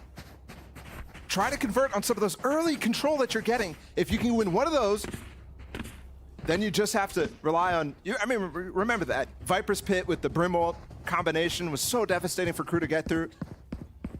Meanwhile, Crew, on their side too, these anchors are doing so well for them. And I think early in the half, you saw them rotating off and taking gambles. They don't need to do that. You can tell Davies, Klaus, everybody really committing to the anchors, and they're getting 2Ks almost every time. Yeah, they're locked in. It's been such a part of their success to get up until this point. Got 4 down long. Pankata waiting to see if Enzine's going to be flanking around. The Trailblazer went under the trip. They didn't clear it. They're trying to spam it out as well, and they haven't been able to. That's a problem. Yeah, it is. Second's dead off of that. Spike down B. Crew once again able to keep things back. They saw him. They saw him. That's noting his position, and they got a 2v1. How? There's no flank coming in. Hashedi's coming in from spawn. Plant gonna go down for Marv, and he's gonna have that Brim ult now. Pankata's falling back to guard, and can Marv get there too? Oh my goodness. That's key for Marv. That's key for Sentinels. You mentioned that it's all about the ult rounds. Get one without the ult, and you're basically able to lock this up. They get theirs, and they have the Orbital Strike carrying into this potentially last round. Well, it depends how they use it right now, because right now they're low money. Crew is also going to have a light buy too. And they have 3 rounds of buffer. From what I'm seeing right now, if I'm Sentinels, I would have loved to have this last time out that they don't have available to them right now, because I want to actually wait for another ult cycle from Saucy, from Zekin, for maybe Pancata to close out, but Mars actually looked like he wanted to use his orbital strike early in this round and maybe got called off.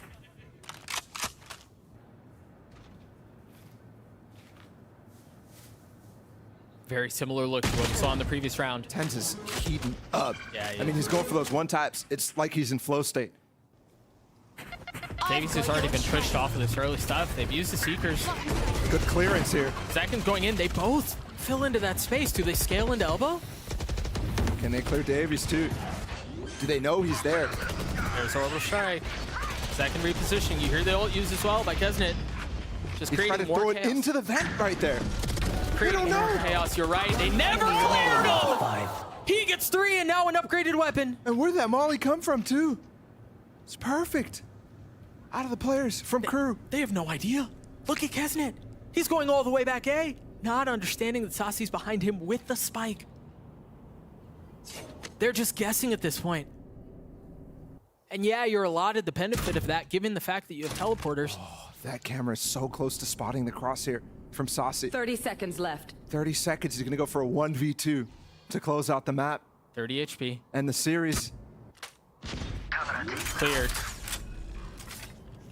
Kesnet's going to go through the TP. They're double approaching through hookah, but Saucy is not aware of where Davies repositioned. He hears them both now, though. That's a big one. Not able to land. Davies with 4 on the round. His crew get another. Man, this is now 2 maps where it feels like crew are at a position where they're just going to fold, where they're just going to roll over, and they just show so much grit. Unfortunately, it's that same situation that they've been in over and over and over, trying to hang on to series all year, rather than being in control of them. And they're still 1 round away from going winless into the last week. Oh, the buy for Sentinels isn't great, is it? No, it's not, but Mars, Zekin have those ults. So we're looking at a final round that is going to be super, super explosive, especially if they can give a focus on Pancata getting at least 1 orb here.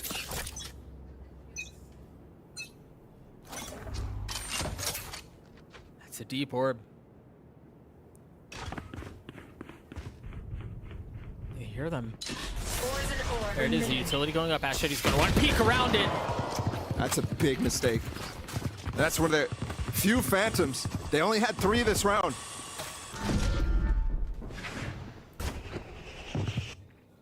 Suppose the benefit of having 2 controllers is you could afford something like that, but Meltzer's about to get pushed out of that angle. It's a bite right out of his cheeks. He got stunned, they know. Dead. You gotta be careful of the showstopper. It could be friendly, and it was. Zekin overheats a little bit. That's one of the ults used. With the 2 kills, they're going for this. They still have 1 left. They only have 1 Phantom. Did they gamble a little too much? Swapped. Just for a second there. I mean, this Cypher will give so much information. Pancata has a molly. 1 might be out already. There it Second is. one out too. Barb they have the still Pim ult as well. There it is. They combined to vulnerable that. He's not in a position. That's early. He's not in a position to help. He's just got a shorty. Remaining. Oh my gosh. To end it. Can he do it like this? First misses, the second does not. A Red Bull clutches Sentinels stay alive.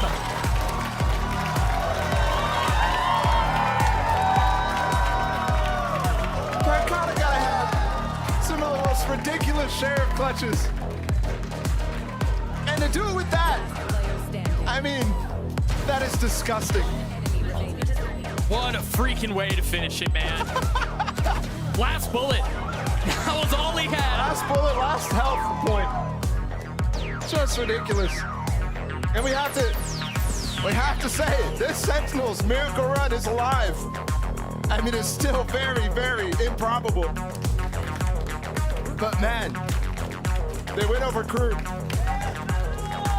And a lot of people doubted them because of how many changes. Again, their 4th major change, and it works out here in week 7. And it looks like, honestly, room for improvement, too. Yep.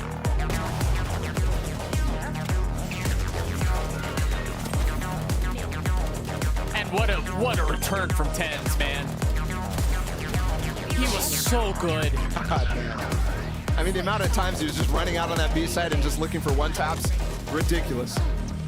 And how many of them he delivered too. Yeah. Not just being pacey, not just applying pressure, but converting in those instances.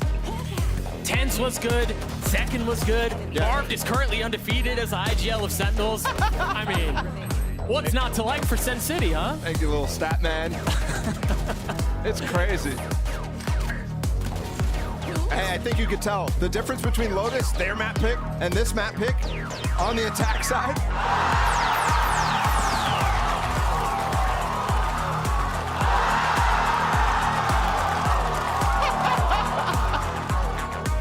Crowd went nuts.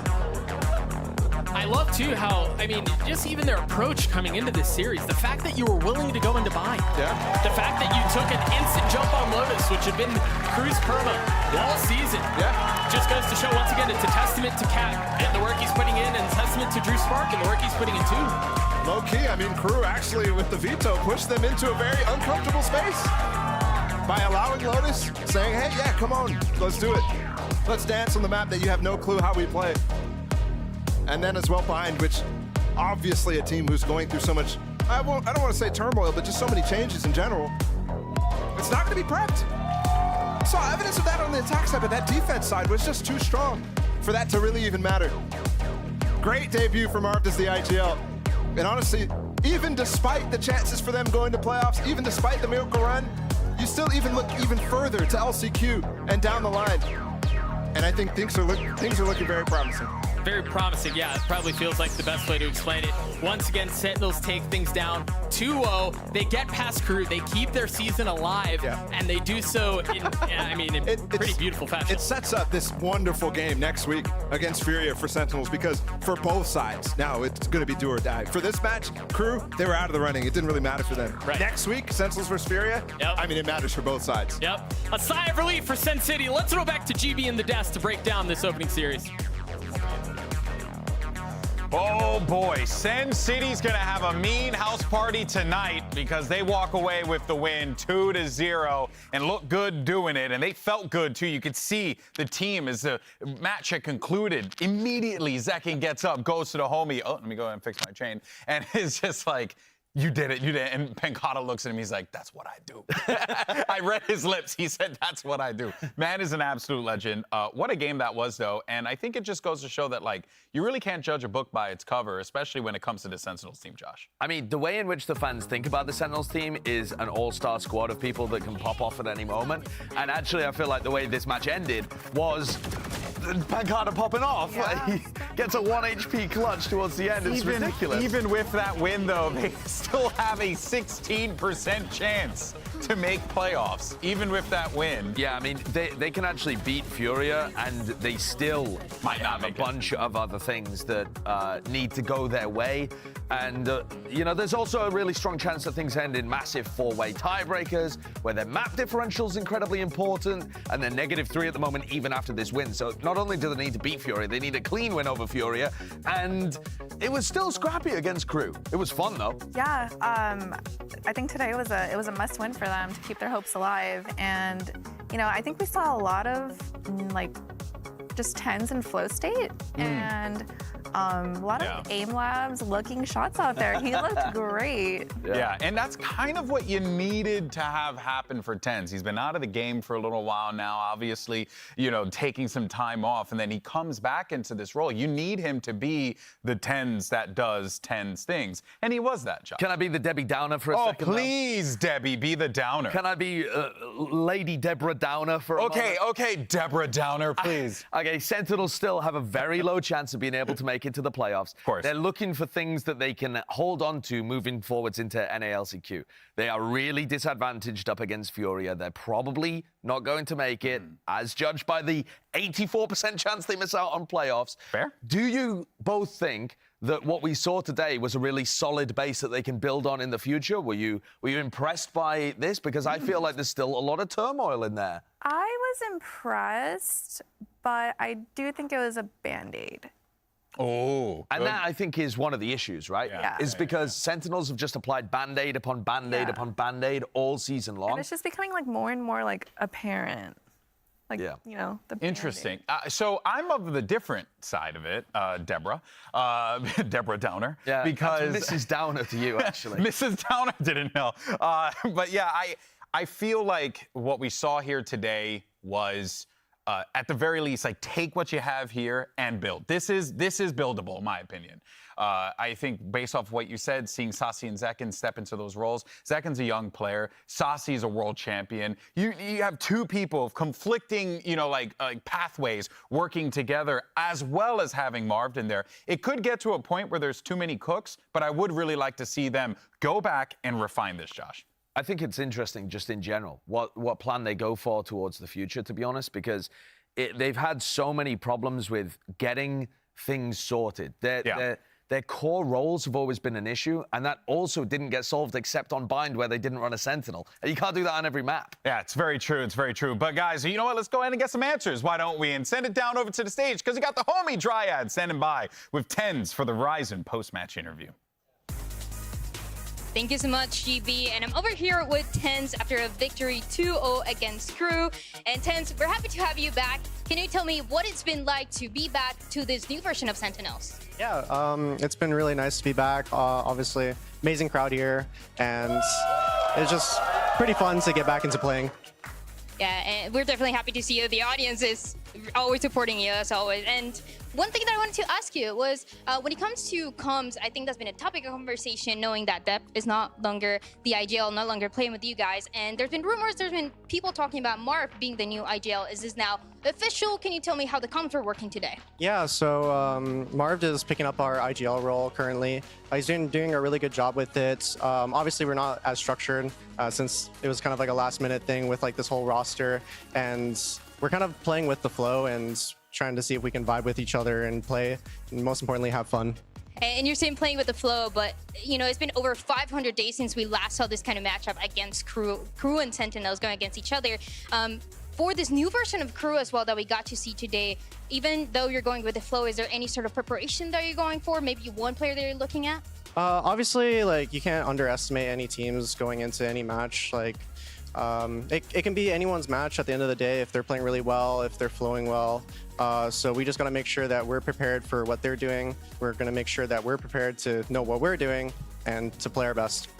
And one thing I wanted to ask you as well is I remember seeing a video of you saying that obviously on top of getting insane kills, you're also always supporting the team when it comes to the communication. Now with this new IGL, is it still, even though Marv is the IGL, is it kind of everybody also boosting that energy, boosting the supporting? What kind of role you play into that?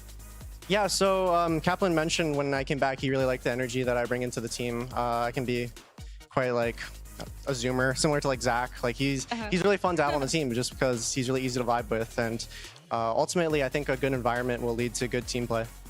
And I want to ask you, how are you feeling about the season overall? It's still not the easiest one. A lot of changes that we've seen for Sentinels, you being out a couple of weeks, and now only having that last match against Fury. How are you feeling for the match and what can be maybe making it to playoffs, maybe making it till the last chance and having that deep run there? Yeah, so looking at the last match against Furia, obviously we're going to try our best. We're going to really like prepare for the match, and hopefully, like, I mean, we're not banking on getting into playoffs, but if it happens, it happens. If it doesn't, it doesn't. So we'll be here. We're going to be preparing for LCQ if that happens, and we'll be prepared for the future. All right, we're excited to see what's going to be more of Sentinels and you, TenZ. Thank you so much. We're going to send it to a break, but on the other side, you don't want to miss it, is NRG and Loud.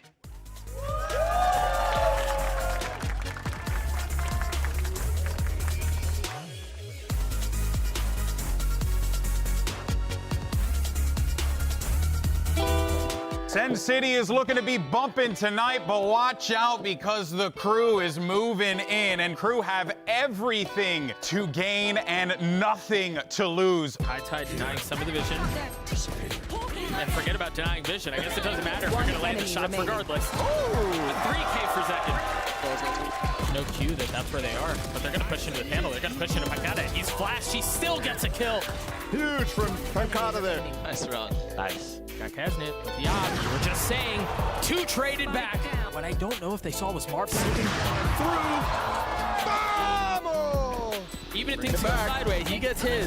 The wall. Oh, but he pushes aggressive. Ashad, he's a lunatic. Sentinels take map 1. See the response, second out. Much closer, much more accurate, much more painful. Ten's used his hold as well. The blade finding, connecting onto Klaus. They're planning the flick. Looking for more. He gets 3 on the round. That flick was filthy. I mean, what? Oh my gosh. Can he do it like this? First misses, the second does not. A Red Bull clutches Sentinel stay alive.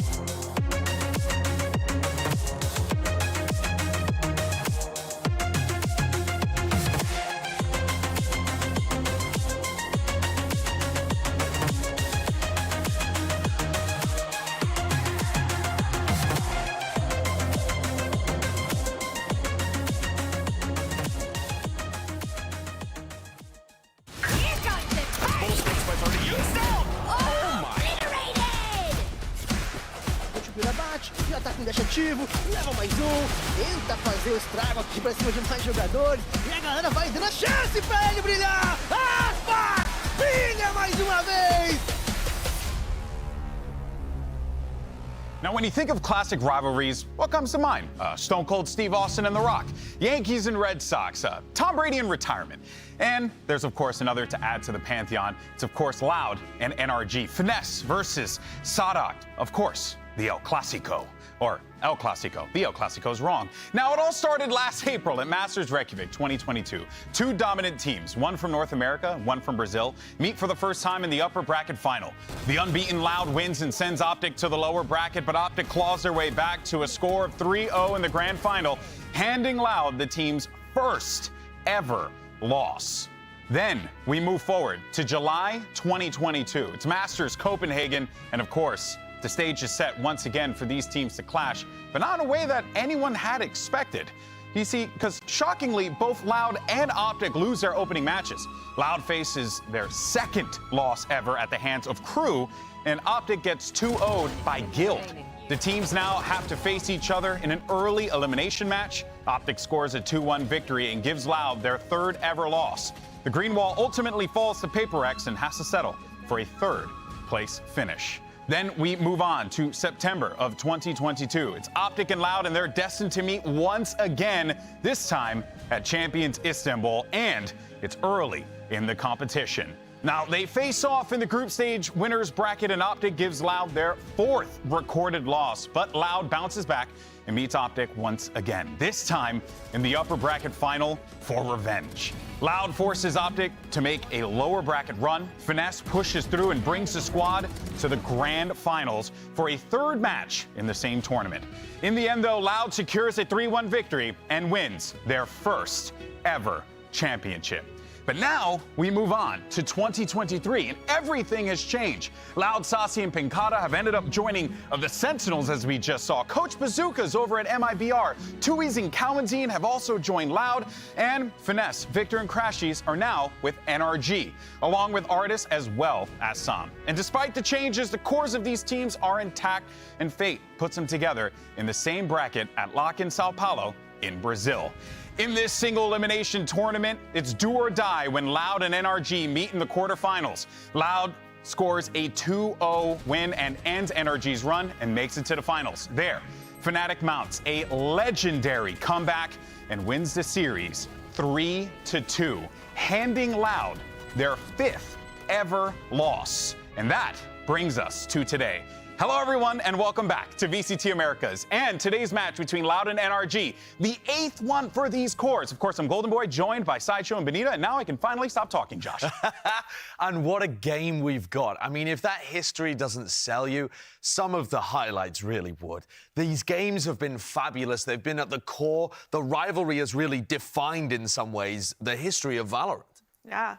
Not only are the players absolutely legendary, but these two coaches, Chet and Fraud, really great coaches with a lot of impact. Yeah, you have a lot of experience on that stage across the board. The matches are going to be solid. It's going to be awesome. Of course, so when you think about how this is going to play out, Josh, and you look at the history of this team, you know, it's really just been a neck-and-neck journey for both of them, really up until lock-in there. Yeah. And I do feel like both of these teams went through their own individual journeys. For Loud, having to move from Brazil, come to LA, and still maintain the dominance that everyone expects them to. And then NRG, new players, trying new things. It's been a bit of a wild season for them as well. It definitely has. I mean, things were absolutely dead even. You could not decide between them until it got to that lock-in game. And the NRG even had 3 match points, but weren't able to convert there.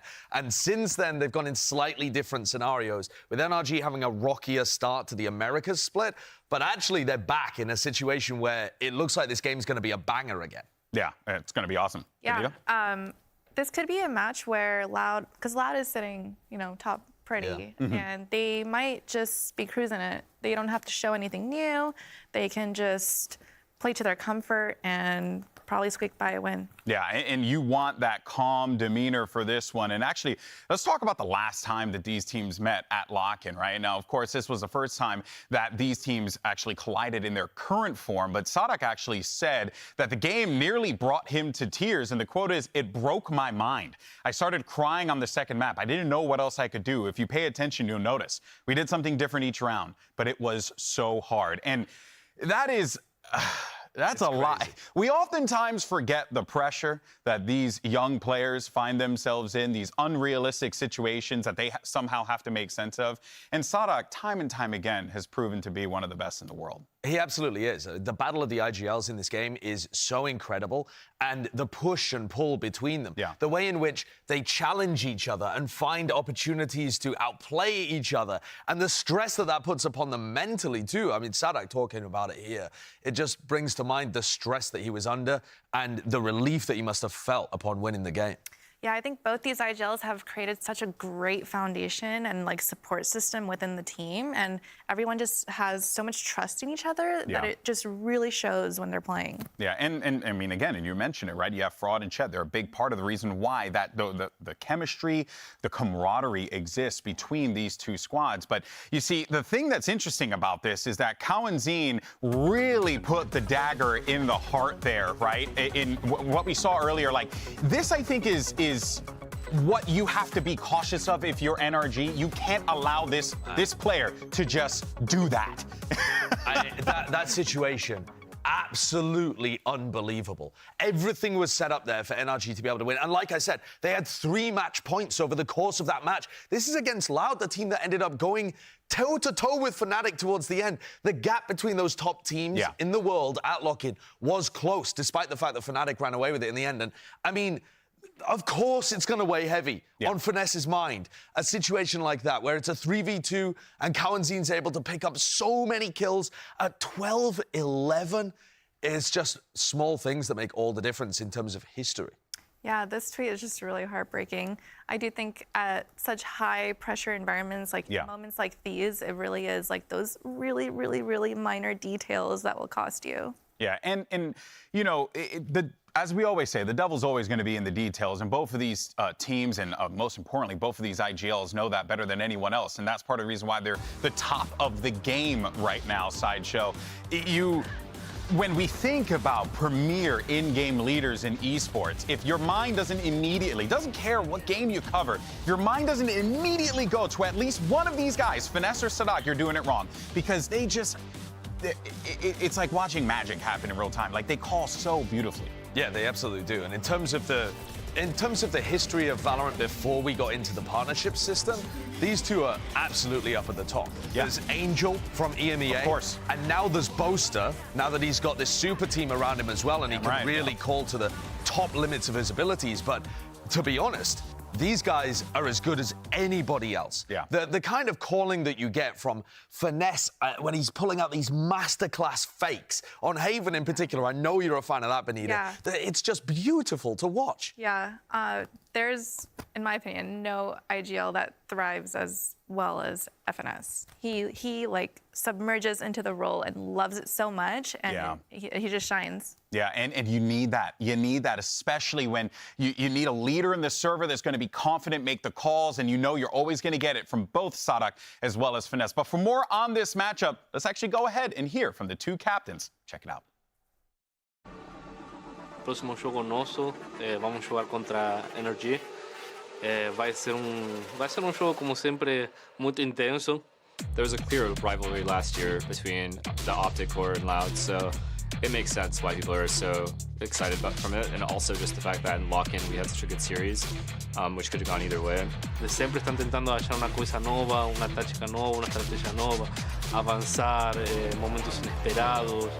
Então, sempre é como essa sensação de que você está lutando o tempo todo, e é muito legal. É essa sensação que eu gosto muito quando eu estou competindo. It's the same feeling. The close games are just the most intense, and you kind of feel very in tune with. They bring the best out of us, and I think we do the same for them, and I think that's what makes our games so interesting. Eu acho que cada vez que eu jogo contra a FNS é realmente muito divertido, porque o cara ele sabe como eu gosto de dar cards e eu sei como ele gosta de dar cards. Já hemos jogado melhor de 5 contra ele, já hemos jogado melhor de 3 e é muito cansativo, muito emocionante. Eu realmente desfruto muito porque sempre me leva para o meu limite, que é o que eu quero sempre, para poder continuar melhorando. It doesn't matter if it was going to be loud, if it was going to be crude, it doesn't make a difference. It comes down to we just have to continue winning and make playoffs.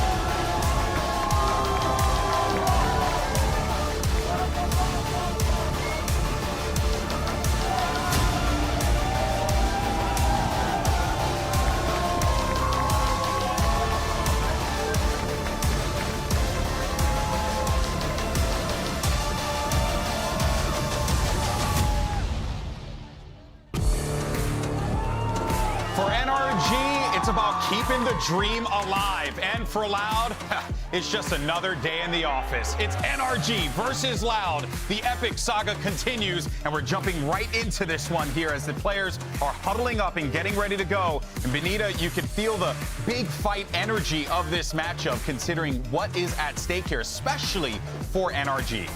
Yeah, I mean, I think these map vetoes are going to be really crucial to how the BO3 is going to go. Yeah. We saw... I don't think Gandhi said that, by the way. Not too sure, but... That's just, not a historically accurate quote. Yeah, I'm a bit of a history buff myself. I didn't really find that one in the textbook. We've seen NRG struggle on Split, so if Split comes through, I'm really curious to see what they have cooked up. I'm also really interested to see Bind. NRG have been playing Bind. They got pushed by Furia there. Are Loud going to showcase this? Normally, these two teams, when they clash on Bind, it's historic. It's incredible. Loud are about the only team in the world that have been able to go toe-to-toe with NRG. Yeah. NRG have historically been like the best in the world for a long time while this map was pickable. And usually, Loud have a permaban of Fracture. Yeah. So in theory, Bind should be there. Like, we should be able to see that, and that would be an awesome clash. I agree. I would really like to see that because I think it also just showcases... personally, for me, maps like Bind and Haven, the OG maps in the game, just showcase your ability to just call, understand, mid-round, do the cool stuff. Haven is the best map for that. Hell yeah, it's so fun to watch it happen in real time. So I really do hope we end up getting Bind. Speaking of, here's map select. I mean, God, if we don't get Haven too, we will have been robbed as viewers. Oh, no, the humanity. But this is interesting. So Loud normally permaban Fracture. They ban Fracture against every other opponent, but they've locked in their spot up towards the top. And that to me says they are hiding strats on Bind for playoffs. Right? This isn't necessarily because they're scared of NRG, although that might be part of it. That could be it too. You didn't prep it, you don't want to play them. Absolutely could be part of it, but I think it might be more to do with the fact that they're hiding it for playoffs. Yeah, they don't have to do... Loud does not have to do anything cheeky here. Pearl's going to get picked as well, and I agree with you. They can kind of just, it's like, as I said, play your game plan. Yeah. What else do Loud have to do here? They just do the thing that they've been doing all season long. This is truly another day in the office. The onus, the pressure, everything is on NRG, Josh. That is absolutely true. NRG need this win in order to secure their playoff chances. But I think the way that they played the map veto is a little bizarre here. They've gone towards Pearl, that has been a map that Loud have had hiccups on, for sure. They lost it to Crew, they lost it as well to Sentinels too, but not picking Fracture. When Loud's permaban is Fracture, is keeping things in terms of VOD prep, right? Yeah. You don't want to go into the unknown, even if it might be weak for Loud. Yeah. So instead, we're going to get maps where both teams have looked a bit shaky to start off, and then both teams have looked incredible. This felt like mind games. This map veto felt like mind games. Could be top to bottom. I think both teams were just really not trying to show much, but for NRG, they're just trying to manipulate this to go into at least a favorable map advantage for them. I don't think that necessarily has occurred. I don't think that there's a favorable map advantage against Loud, period. But, and this is a big one though, NRG might have lucked out with this draft if they go to Haven.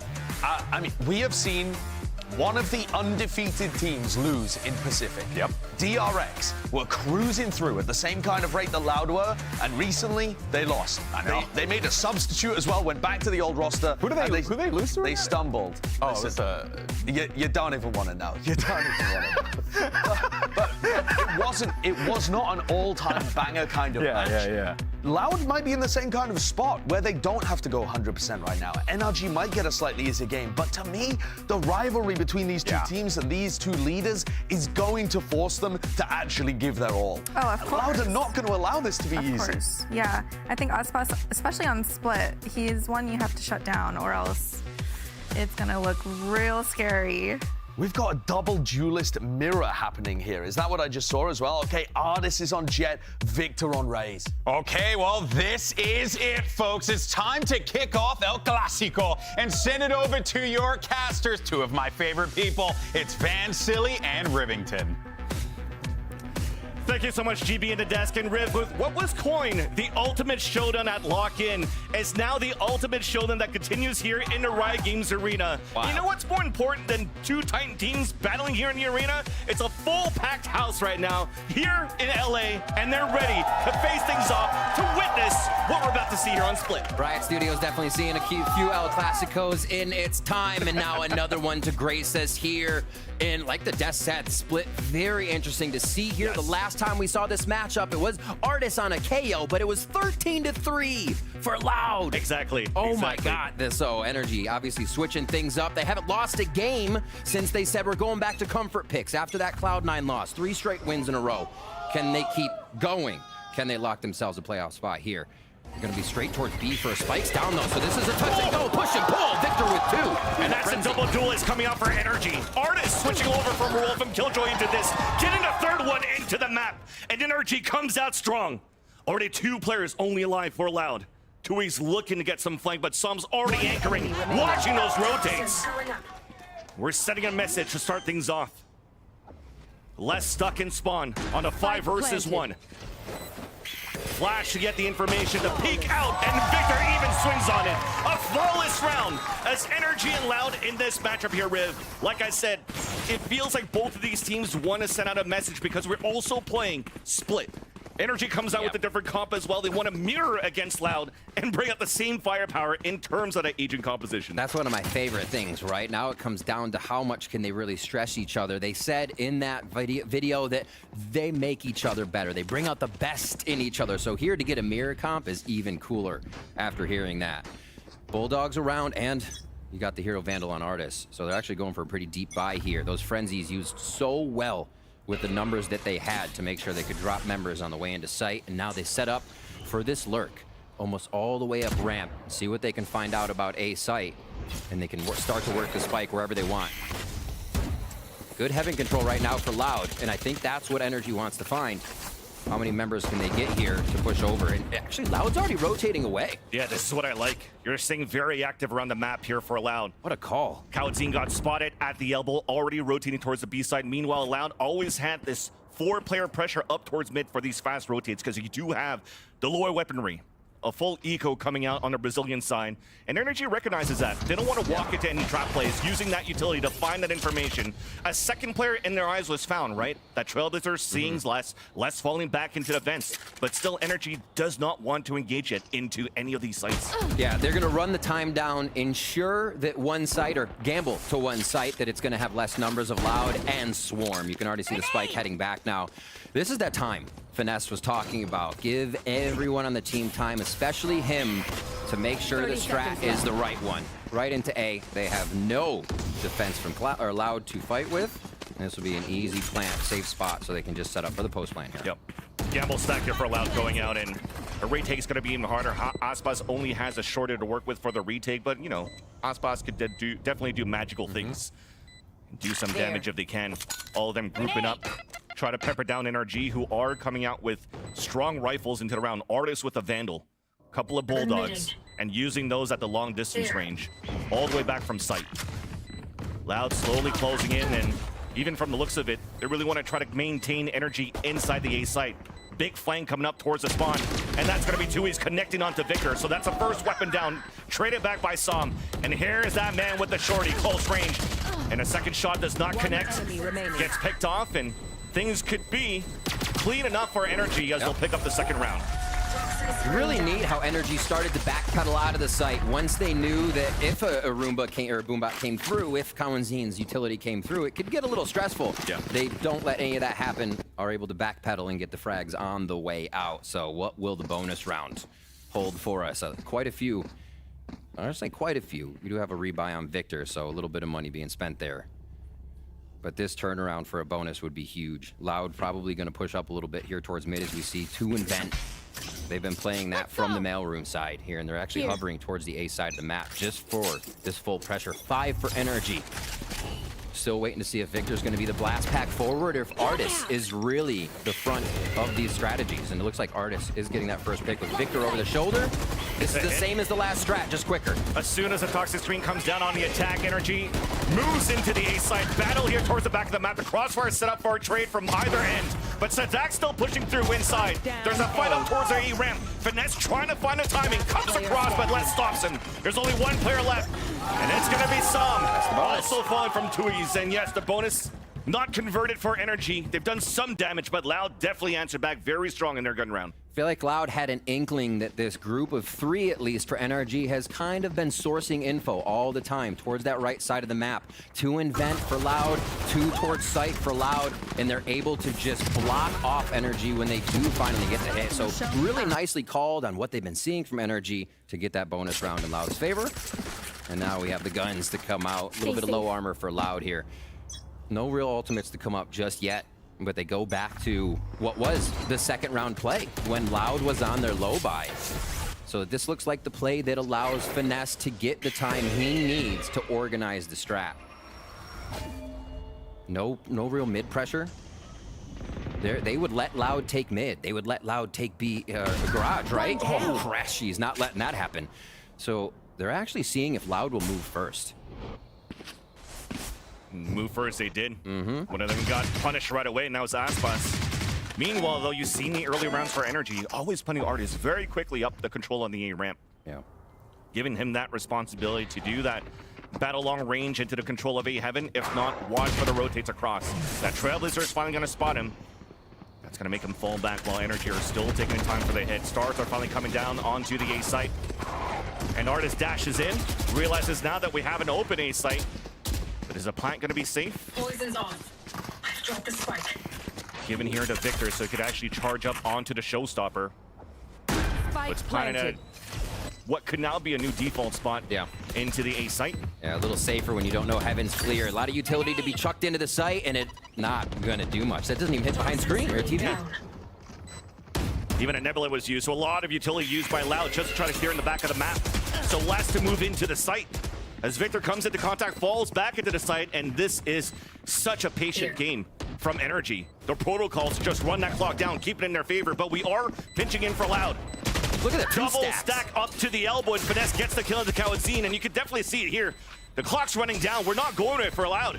NRG's got to get another round. Absolutely.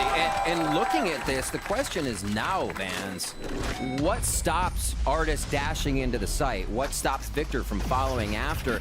A little easier that time as Crashy's opened up on Aspas, not something we see very often. It's Aspas getting that first kill the majority of the time.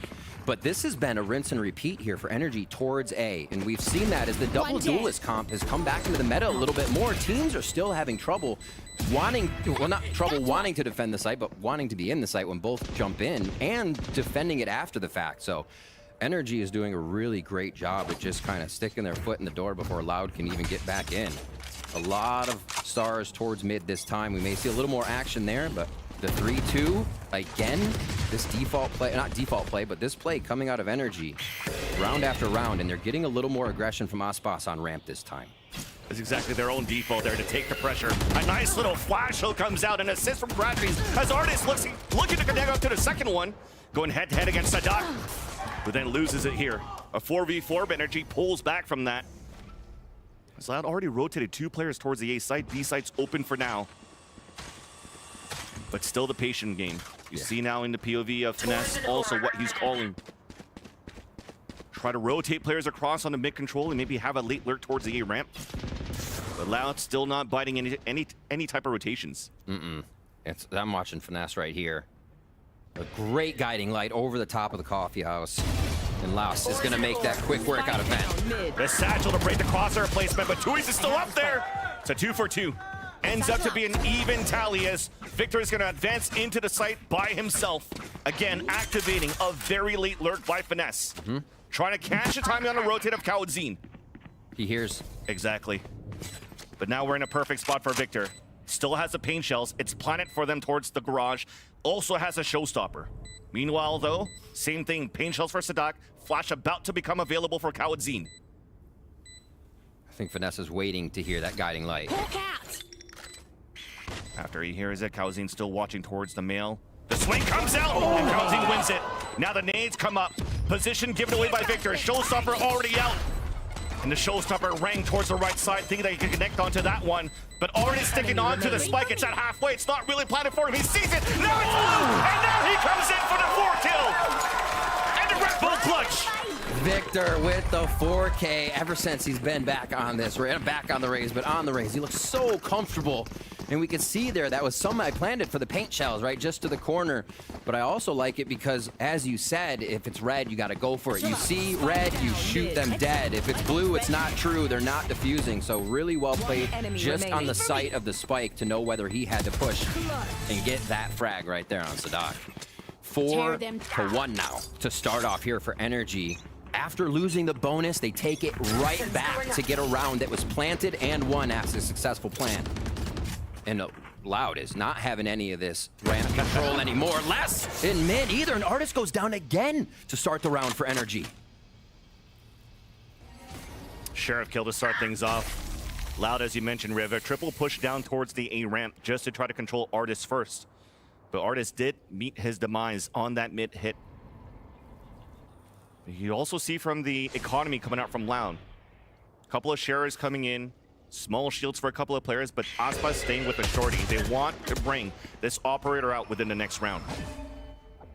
So Loud have great information on what's happening here due to Sadak's push, but this is a different one from Finesse and the rest of the team. They're taking a lot of that mid pressure first and trying to show a different look on this ego for Loud.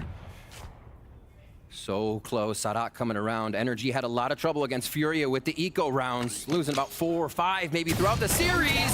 Oh, Sadak down though, that's delays, paint shells too, showstopper out, but Victor runs right into him to deny that right away. And now the Seekers comes out too to identify the 3 players of NRG, where they're at, all towards the market. And look at the pacing, look at the rotation. You have to commit now into the A site. There's only 20 seconds left on the clock, and that's Sheriff holding out there. It's Aspas and Kawadzin.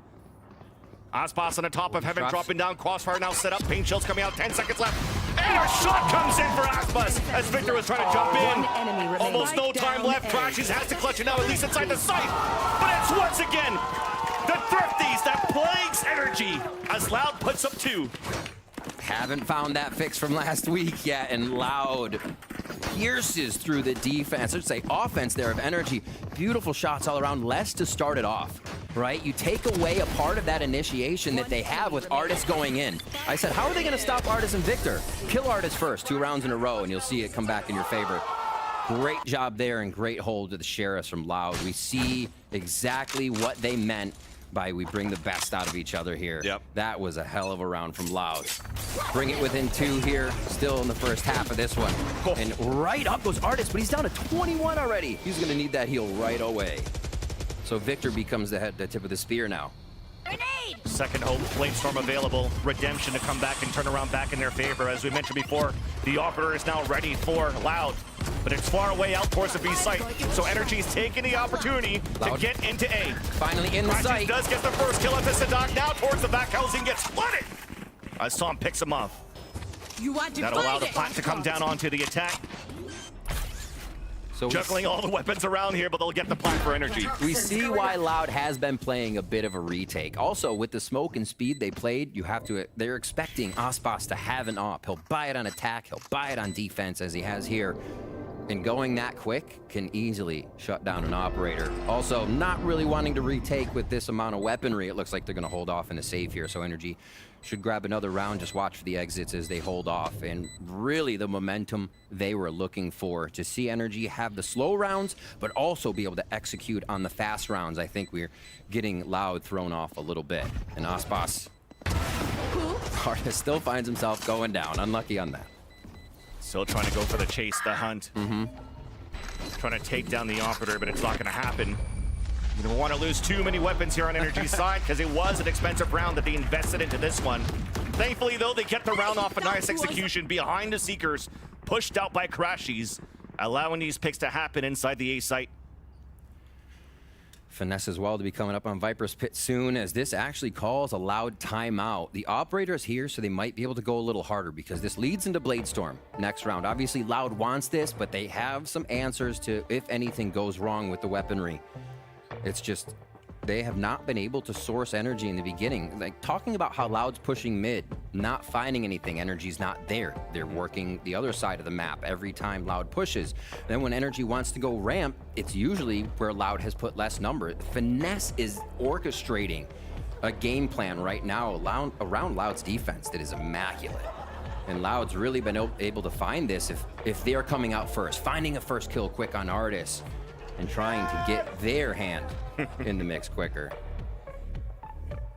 Jeez. What a start to this game, though. 5-2 here for NRG.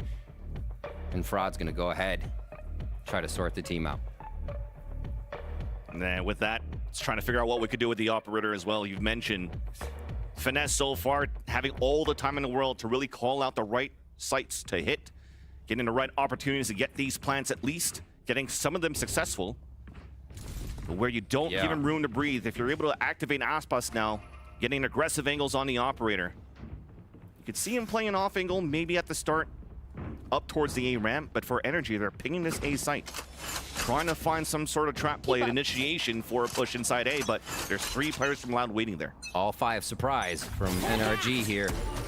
Forward ramp. This is the first time we see Victor go straight up. Oh, and the judge, it misses. Does he expect a second? Fully stunned out of that one too. The second one's behind the boxes, but the rest of NRG decide to move back inside to the A ramp.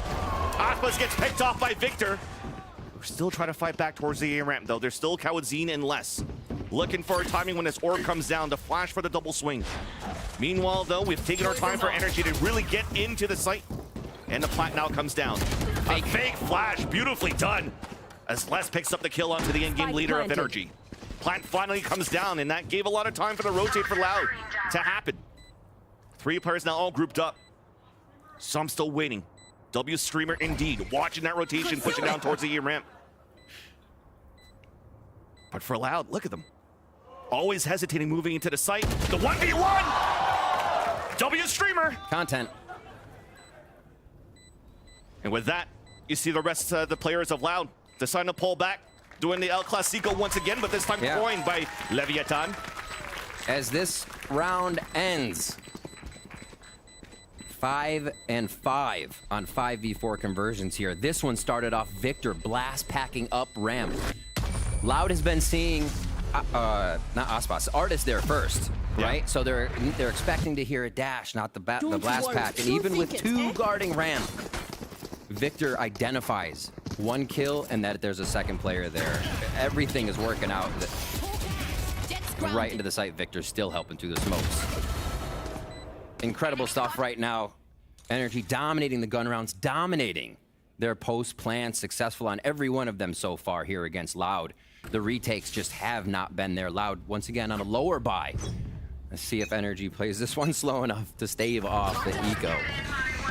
There's the pick coming out from Les. So they instantly try to control mid. Not an area that NRG's really even wanted throughout the game. Yeah, but at least you're trying to funnel towards extremities. Exactly. What a peek out by Artis. And that's an open site now for NRG to plant. Sadak trying to do something. But NRG are just all over the site. Bladestorm out from Aspas. Behind the Nebula as Artis is looking to go head-to-head, toe-to-toe against them. Decides to pull back to make sure nobody pushes towards spawn. Looks like Crashies may have spotted the ponytail of Aspas. So you still have a player watching that mid. Finished. That's Kawadzine upgrading to another weapon. And Aspas looking to make a play. Both of them now grouped up, no flash available. It takes 3 seconds for that to come through. And as we drop down, at least gets traded out. A 3 versus 1. But once again, plan it for long. You have everything into your favor for NRG. Even Crashies coming in from the spawn. And that's 7 rounds to 2 for NRG to kick off split. Every single player on NRG is just like a stick of dynamite right now, flying in, hitting their shots, catching Loud off guard in positioning, and just being so explosive. It seems like Loud was ready for an NRG game that took a lot of the round, where Finesse needed that time, where you'd see a bit more of what NRG wanted to do before they actually execute onto the site. Right back to this full buy with the operator in the hands of Aspas, and he's in a very dangerous position, but this is where he's gonna have to put himself if he wants to start getting that first kill on NRG. Has a double duelist right around the corner that can explode again. No flash on his support. It's just gonna be a walk across. Showstopper out. Aspas makes it away though. How is he alive? Back out with the op. Coin to be able to re-peek whenever he wants, but Artist comes around the back. Headshot as he falls, but there's another player that made it through. Sneaking behind enemy lines, has made it towards hell, runs across for the first kill onto Crashies, but it gets traded out once again. Artist is on fire this time around. 3 kills into the round, leaving Kawadzine in less. The last 2 players standing. Nice little flash out by Kawadzine, but you still have the fundamentals for Loud. Back to a 2 versus 1, but the pit is still up. Les has to walk inside of this if he wants to try to clutch it. But it might be a different story. That op is also in sight, left by the new boxes. He's just gonna decide to stay by the ropes. Yeah. Also decide to save his weapon, to swing out. Som doesn't allow him to save at all, and NRG continues to look very clean into this game. Look at this. 5 make that even 6 on 6 on post plants now, converting every 5 versus 4. Maybe it's just another one of those storylines. Once again, yes, maybe we have the Thrifties that's plaguing NRG, but Loud, another slow start. And rounds 3 and 6 were the rounds that Loud won. That means NRG has reset Loud twice when they want to go for a full buy. Then they're just left out with nothing for the next rounds, and NRG starts to run away with 2, 3, now 4 as we get into round 11 here. So they tempt ramp. Wow. Loud's ready to throw all of this utility in. And they're happy to receive it. That could have just been a guiding light on Finesse, which is why they play slow, right? So they're trying to make Loud think that this might just be a solo lurk here. Spike's still down, and we're back to that second round strat that NRG continued to run. Helps them get into a flow state for the round for sure, and then we see Victor and Artist just pop onto the site. Do they play contact this time? Almost even a fake. Very different. Contact, a walk up from Kawadzine. So different. And Artist picks him off the first blood once again for NRG. Meanwhile, though, both players are still moving inside the A site. Look at how we're still moving around our map, though, for NRG. No rotates coming as of yet for Loud either. It comes down to Aspas and trying to anchor towards screens. Wow. Up drive coming out from Artist, trying to land that shot midair. I have the spike. We do have the fallback from Aspas. Spike now picked up, and the rest of NRG now joins into the push. Onto the A site. Victor satcheling in, making sure that nobody's able to push out towards the window. Nice little smoke coming down too. And another clean plant. Yeah, such a good plan, especially with the way that NRG's exiting towards the ramp area. Having a few members there, really easy to shoot from that position as you retake from the offending side, or attacking side, I should say. Great molly. Both of them now pushing out from the screens. Aspas connects onto Artis. Pushing out towards the elbow, upgrading onto weapons, but these players are so low at the bottom of elbow. That's Aspas and Sadak trying to move forward. Sadak is the first to fall. And look, the clock's still ticking down. We still haven't made it inside the site. Finally, there's only one left. It's Victor looking everywhere that he can. And finally, we have a retake coming in for Loud. Yes. Enough time for the defuse. As they're trying to stop the bleeding as early as possible, and it takes now round 11 to get the third. Yeah, as you said, Loud's first retake of the map, and that's really weird to say. You almost have to double check yourself when you say it. You're like, really? Yep, actually it is. There's the defuse. Wow, incredible stuff. And I think Loud is one of the teams, maybe the #1 team with the highest post-plant success here. Enemy remaining. So, Not sure if they're going to be able to use that once they get to the other side. But right now, the retake success is on the low number. 8-3, possibly a 9-3 here. It would look like a blessing as well for NRG with the speed they're doing it. Straight to mid, one of the first times they go fast on this. And Victor with the spam as Artist becomes just the fly on the wall. They still go? These last few rounds to switch it up have been completely different. A contact into A, one of the first or second rounds they run through mailroom. What a clean first half here from NRG. Still, the retake to happen, a lot of ults to be used from Loud. That's Seekers and a showstopper from Kawadzin and Sadak. Plan about to come down, and Seekers are coming out early. Duel lost here by Crashies as Aspas is trying to clear back the space, dashing away, and Finesse also made it away. Now Seekers with the showstopper trying to get onto the pillar. A flash will allow a peek to come out towards spawn. But Loud still haven't initiated yet. Saw him winning at the B main, coming head-to-head against Sadak and Aspas. He loses the first fight here, but it's up to Victor once again. Showstopper out. Finesse lurking up towards the garage. Showstopper misses, but it's back to 1v1. Pink Shells out, but Finesse is there. Pink Shells could come out. And that's NRG with 9-3 on the first half of split. Switching sides. Finesse leading us into the second half with a nice frag there. The calls were great. They have a 9-3 lead over Loud, and Loud's gonna have to come out swinging in the second half. Well, they're gonna have to do something very quick here, Riv, because it seems as though NRG really had the control of that first half all along. They set the pace, even though it's been slow rounds, moving through, connecting everything that they have, reading the map correctly too. And all the amounts of first bloods they're able to get and also convert into those has been this story so far for NRG. And that's also thanks to those duelists. And speaking of duelists, following last week's win over Furia, we spoke with Finesse about the importance of the duelists and their impact on the flow of the game. So let's check it out. Just giving the duelists good starts. Aspas is a perfect example of a player that when you give him a start that's basically explosive, you give him that 10-1 start, 10-2, and you kind of just let him get the kills and you kind of let him run you down without disrupting. It just snowballs for them, and they're able to just dominate through that because other players feed off of that. If my duelist is hitting every shot, I'm gonna hit every shot, you know? So it's one of those things where I think if we're able to stop the duelists, which was a huge problem for us today, if we're able to make that slow shift in disrupting correctly, it'll make it a lot harder for them to win. So there's a great quote from Saucy when he was on Loud that came from an Esports GG interview with Blake.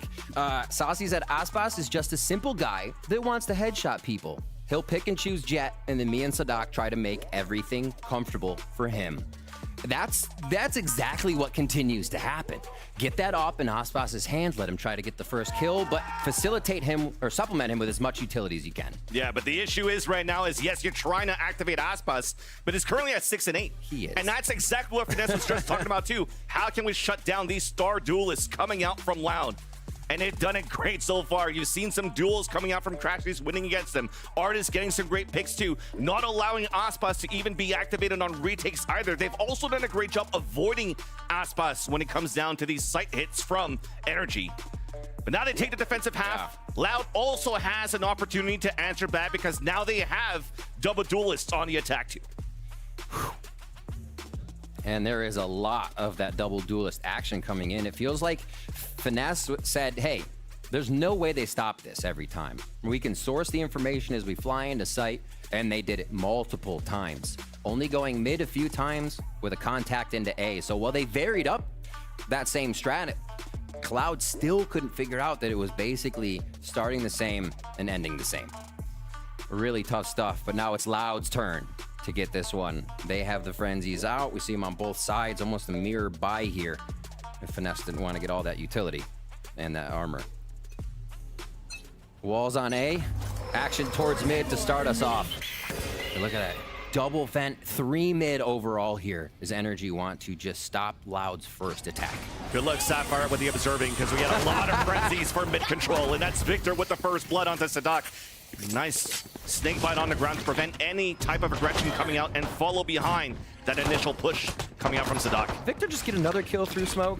Gosh, kind of wild how much he does that. The things come out, they saw him up there. Exactly. It was already pinged out. trying to make sure that they cover the grounds too. In the B. But Som is also there for the support. Yes, there's a trade-off there. He's holding in the back, avoiding the gravity well. Head-to-head soon against Aspas. Maybe a double swing with him and Tui's. As it just spotted his opponent crossover Spike's towards down. the pillar. They have to get it.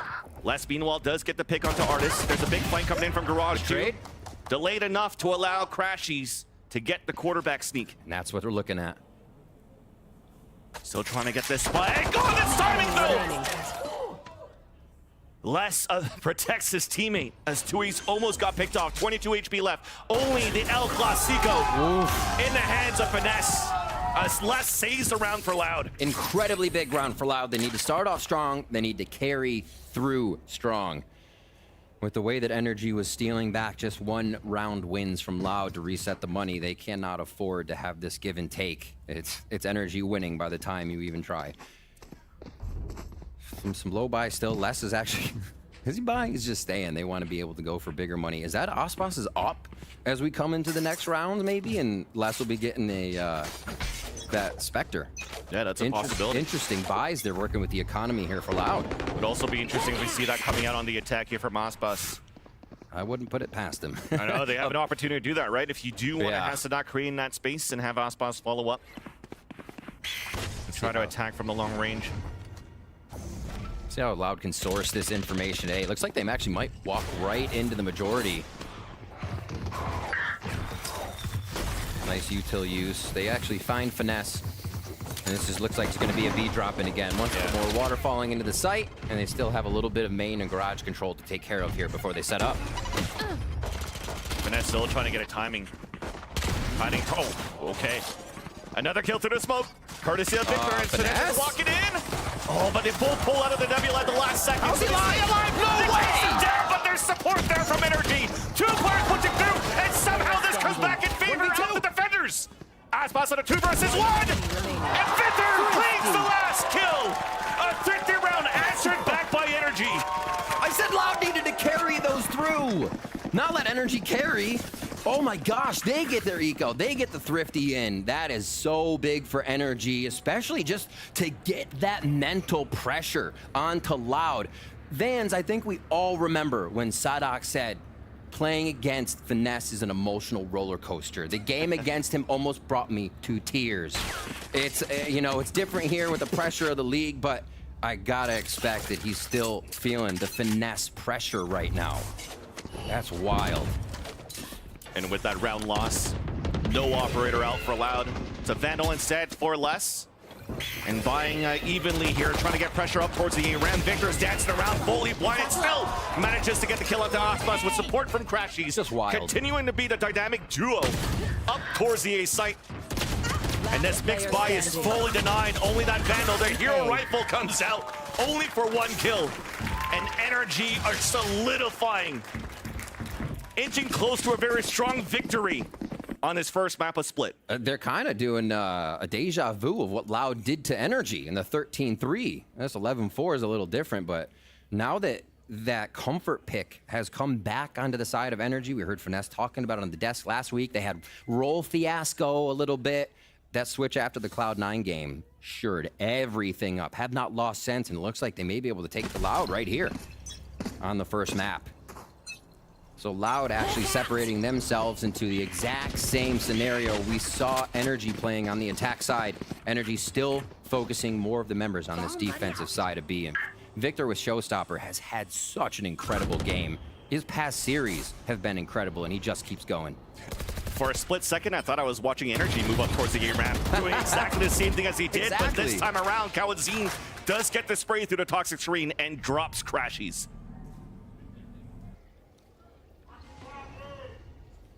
Back through sewers. I don't think Loud even, besides Crashy, have too much information off of that. All right, Aspas and Sadok are going to be the front on this, but this time they do not have that garage control. It has been open for the most part, and now Artis has made a home there as the team rotates over. Looks like Loud will have a plant here on the site. Ooh.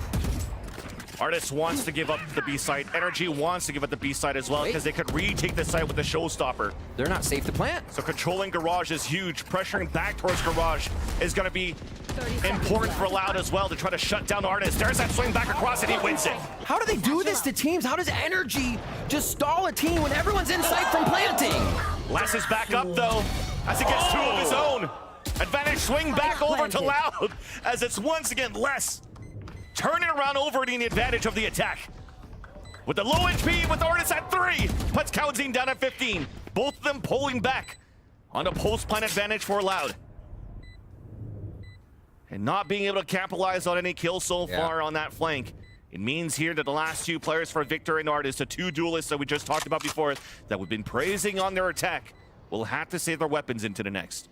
That must be so stressful for Loud in sight. We have this looming presence from NRG, but they handled it really well. Everybody making sure, since they didn't have that garage control just yet with Tui's going down, that they were focusing that. They were behind New Box hiding and still someone in sight. So it looked super sketchy, and it was. Okay. That's sketchy too. Yeah, I think a gun drop maybe, and then go down, but yeah, it just really well played there by Loud in the tightest of moments that looked like they could have just been squashed out by every member of NRG coming in. That's what we need to see from them less now with the pit. If they can get themselves quickly to sight, they get that down and they can control quite a bit more here. So it actually looks like they won't be going for that op-on attack. They want these guns. They want to be able to get straight in, not just have it be a Sadak. Aspas needs to be on the front line too. And he's not going to be no-scoping everybody. It happens sometimes. We have the 5K marshals. Exactly. No-scoping, but maybe it doesn't shoot us faster. They're playing it safe. Bring back the chamber for him. He'd still play Jet, honestly. Timeout here for NRG. Chet getting time to talk, but also this gives Fraud time to chat with the team, and I'm sure he's very glad about that right now. Getting these next few rounds, and even to figure out what is troubling the team in this half. You know, you're never just thinking about the next game until it is the next game, but here is sourcing out what are the issues. Is it just fundamental peaking? Is it getting into the site and getting ready for post-plant? NRG seems to be able to dismantle everything that Loud is currently bringing to the table. And Fraud's always been very good at taking advantage of these timeouts, rather.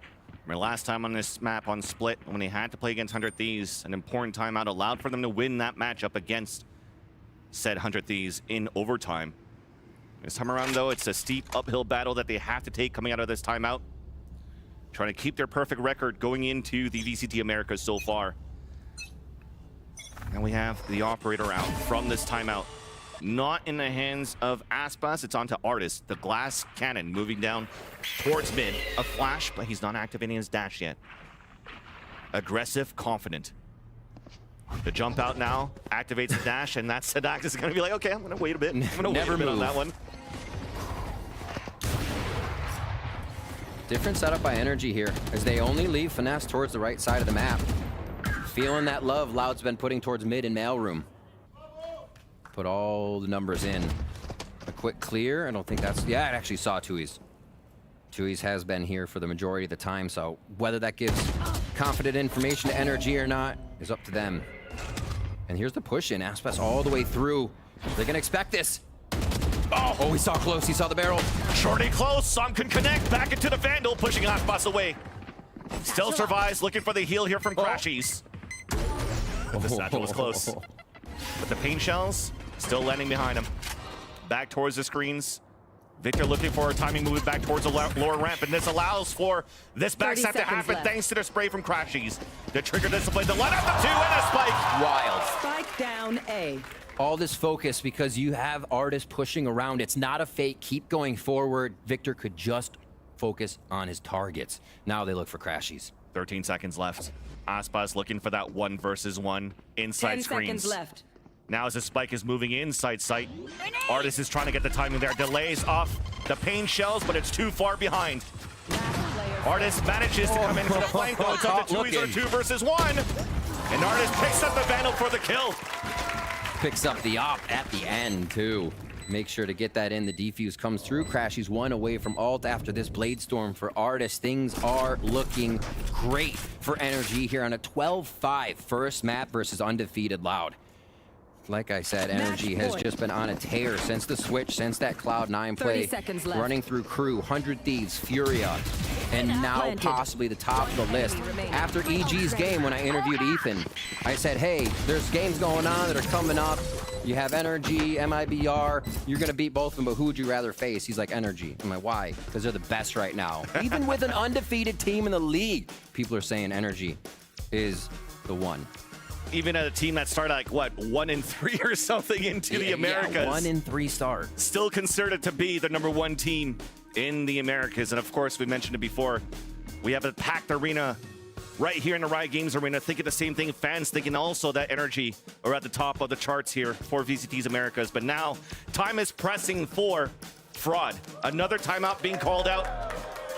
Let's see if you can work the magic.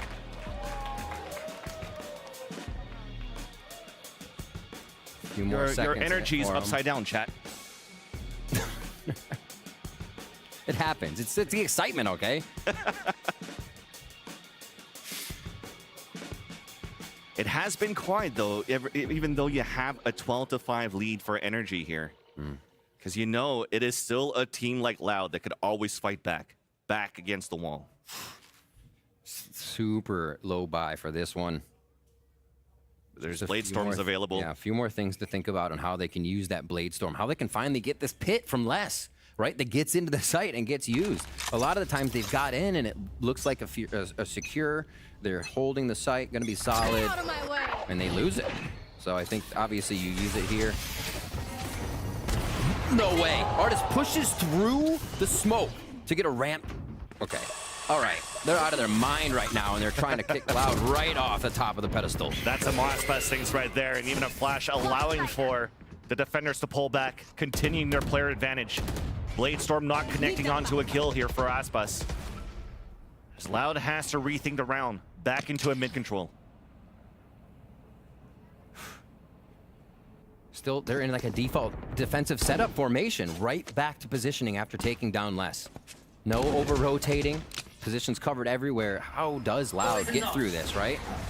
Both sides, Finesse has done a wonderful job here, as well as Chat and the team, just to organize the destruction of Loud on split.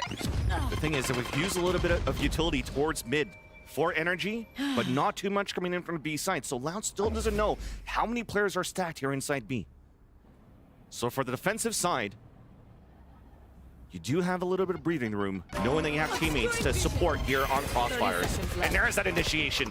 There's that first kill coming out from NRG. Even the Crossfires and the trades are perfect. Leaving out Tui's last player standing, spotted by the Seeker, fully blinded, now with the Bulldog. And the Blade Storm even comes out. He's stunned by the Trailblazer, getting pushed in. Here's the reload, back in natural form, and Crashies closes the first map as NRG dominant one on split. 13-5 victory over Loud. An absolutely incredible game from NRG. You can't say anything different. That was so clean to be able to shut down Loud as they did. Playing to the level of their opponent and then some, Van Silly. Absolutely incredible. Victor, 6 and 5. Or 6, I'm sorry, on First Bloods. Had 5 plants himself as I just look at the scoreboard.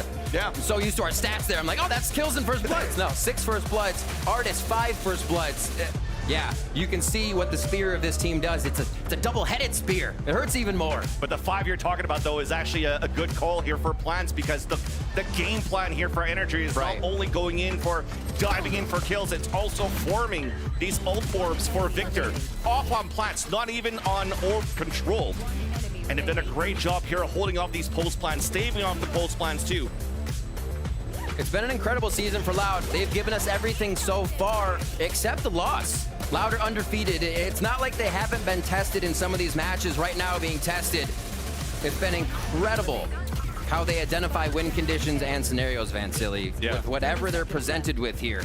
But it looks like NRG was able to get through that defense and the confidence Loud uses to come back in the game. And it has been difficult for Loud. Only 1 in 10 on retake attempts and retakes. And this story may continue now on to Pearl, where the last time these two teams faced off against each other, it was the victory for NRG. Can it continue? We'll find out after the break.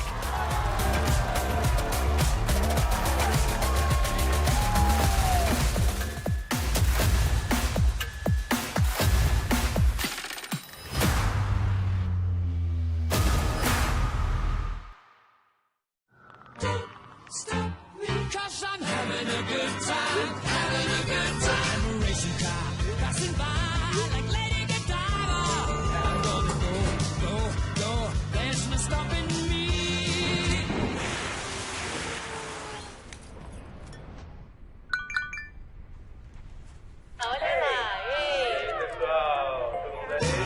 Stop me now, I'm having such a good time. I'm having a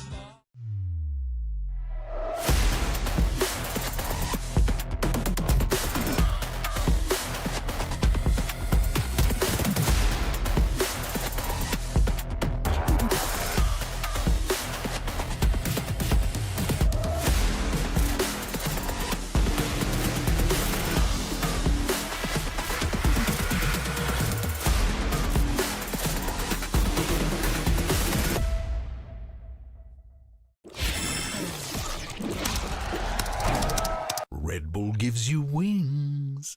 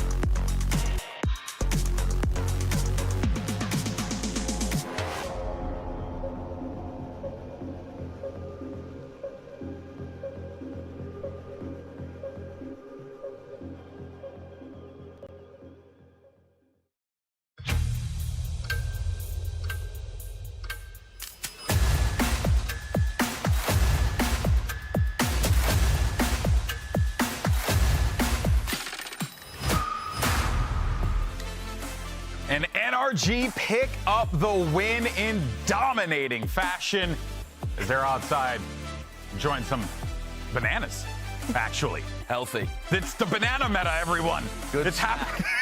Good snap. Listen, real fast, I'm just going to say bananas, good potassium, good in sugar, healthy, clean. It's a great thing to eat. Anyway, moving on. Let's talk about that game because goodness gracious, from the beginning we were seeing an absolute masterclass in the calling from Finesse, but you gotta give the flowers to the most versatile, flexible player on this team, undoubtedly, and it's of course Victor, who I think was just shutting down Aspas each and every single time. Yeah, and Victor's actually been one of the biggest performers for the team overall. I think he's been absolutely fantastic. 400 ACS is unbelievable.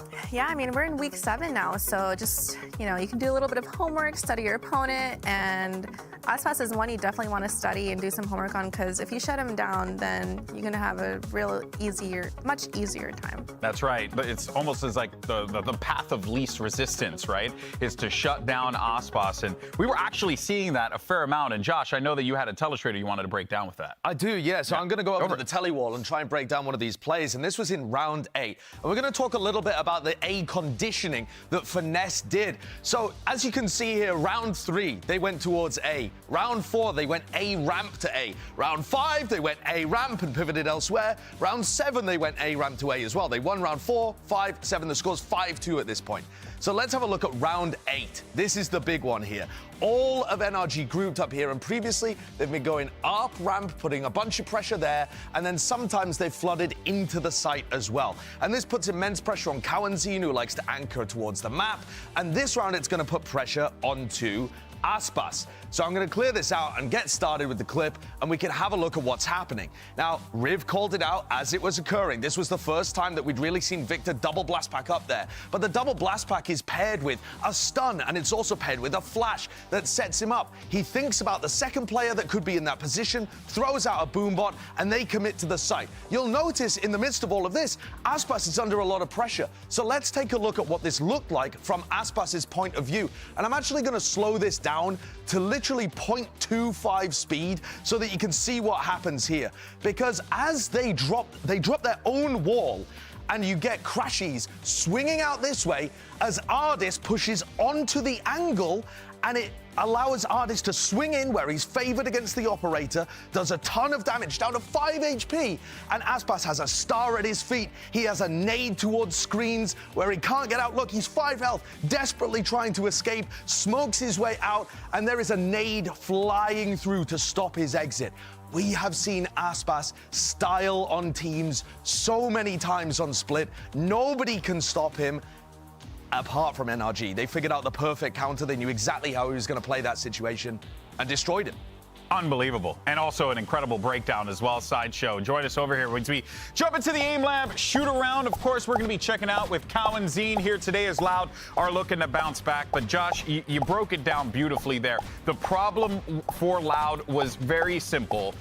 They got shut down. They got outthought of in this particular instance. And you can tell, Benita, this team, NRG, the homework, the studying was real. Oh yeah, it was definitely there. I mean, we can't blame Loud that much, you know. Oh, of course. You know, they didn't necessarily need to come to this match with new things. Absolutely. I agree. I agree. And that is part of the reason why I think it's so interesting that Bind got removed, right? You see it on the map pool there, because it means Loud can bring new things that can't be anti-stratted. If you actually think about a lot of the ways in which Loud have lost maps, or admittedly, they haven't lost the series yet in VCT Americas, they've lost maps to teams like EG on Split by counter-stratting in a similar way to NRG. Very different ideas, but still very counter-strat heavy. Wasn't this the script as well for Loud too, except it's NRG this time that gets to win? Right. So I think that this is going to be a really interesting battle when we get to playoffs too. But at the moment, you can see which team desperately needs to win the game. And it's these guys. All right, well, as we jump into map 2, we get ready to see where, or rather what, we're going to be playing on for these agents here. I'm left wondering, like, yeah, you're right, Benita. Loud, they don't need to do much here. But it would behoove them to try and stop NRG from making their way into playoffs, because I think the run that this team has had, Benita, has been pretty impressive. Oh, it's been beyond impressive. Yeah, and that's the issue. You don't want to allow Finesse to get a read on you and start snowballing. To be honest, I think that's already happened, hasn't it? You heard it from the casters talking to a couple of the players about how a lot of people are scared of this NRG squad already. Yeah. They came out with fire. That's exactly what you wanted to see. Nothing really all that crazy that we're getting here, but about what the bog standard of what we've come to expect on this map. That's definitely true, but it's also a map where we've seen Loud stumble before. They've lost here to Sentinels, they've lost here to Crew as well, so there is a possibility that NRG take this in 2. Well, surely this thing is gonna go to a map 3, right? Well, let's go ahead and find out and send it over to Vansili and Riv. Surely it should, because this still follows the Riot script of the VCT Americas, right? We do have Loud that lost the first map convincingly against their opponents, and then somehow Aspas will turn it up, and then we go into a map 3, right? Exactly. I mean, Loud has a lot of those game 3s. Even though they seem as they are the most winningest team, they are pushed to the limit. Just last week, an OT versus 100 Thieves to secure that 2-0. So they are being found out. I think everybody this year is better because of what they're doing, how they're playing. The league itself is just growing immensely. But this game here, NRG, looks to be toppling the rest as we get onto Pearl. Here. This pick coming in from NRG. They find there's a few towards that lane side of A, and a mid control to start things off. A lot of damage done. We are fighting hard. Wow. Low HP on Artis as he does capitalize on a kill onto Less. To fall back for a bit, the wall already came up here on the defensive side. That is Som with the high tide just to stop the aggression that was coming out from Loud earlier on. Meanwhile, though, Loud has crept up towards A-Long. There's Finesse waiting pretty much at Secret, at the dugout, waiting to pay passively. Yeah. It's a contact play. Aspas activating the dash, now spotted, and it's a double push in. But again, Artis comes in for the instant trade, still at low HP. Cascade to come out, Som pushing through, does get the kill onto Aspas. The advantage comes back now for NRG. There's a flank coming. It's Victor waiting, greeted by 2Es, and it's a long-range frenzy that wins it. Back to a 2v2, make that into a swing kill after Sadak gets that pick onto Artis. Som now in the clutch situation. The average for the league is 15%. Som is tied for first in clutches with none other than Leaf. W streamer, W clutcher, can he do it here? But the plant comes down, planted. takes out the first one, down at low HP. So the percentage play is gonna get a little bit shorter if you can't get these kills. Now spots both of them just by the pillar.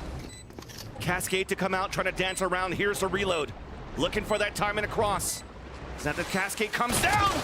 It's 2Es and Sadak that never move from their position as Loud gets the pistol round. The frenzies seem so annoying to play against when they combo those together, especially when you have a sheriff shot tagging off 55 of your health if it's just going to hit clean. You just have a frenzy follow-up after that, and we even see the long range of the frenzy dominating there on the classic as well. It's just it's so much easier to get a swing peak with a frenzy than it is a classic, right? Kind of contested by a sheriff, but didn't see any of that. Marshall now for Artis. So Marshall as well for the other side? No, Aspas going for full gun. Vandal on 2 here for Loud as they want to secure these rounds. That means I think they're going to play a little safer in general. Let's connect that one, though. And somehow, through the Cascade gets a headshot to Aspas. Victor with another smoke kill. It almost feels like I'm casting Ethan from EG. Now close range, though, vulnerable, trying to get this kill, but the right clicks to not connect. Sadak answers back to a 4 versus 4. Breathing room now for Loud as they regain control of the pace, of the map, of the round. NRG now guessing around, gambling towards an A rotation, so they gamble for the 8 stack.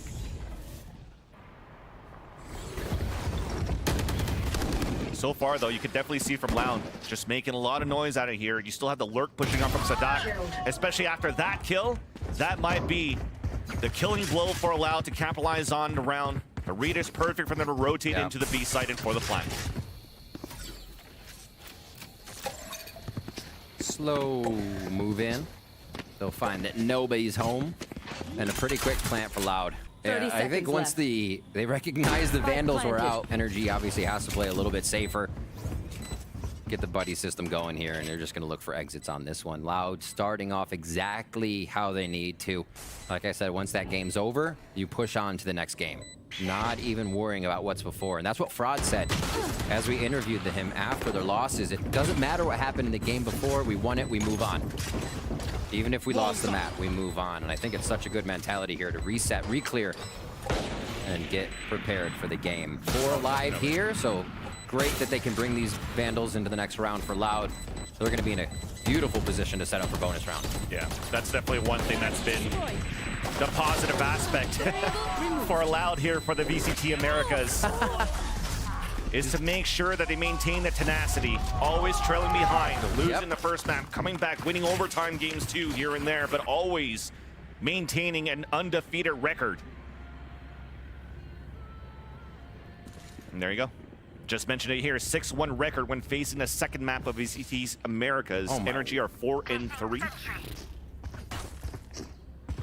Things are starting off well here for Loud. Winning the pistol, getting in the second round, looking to convert the bonus.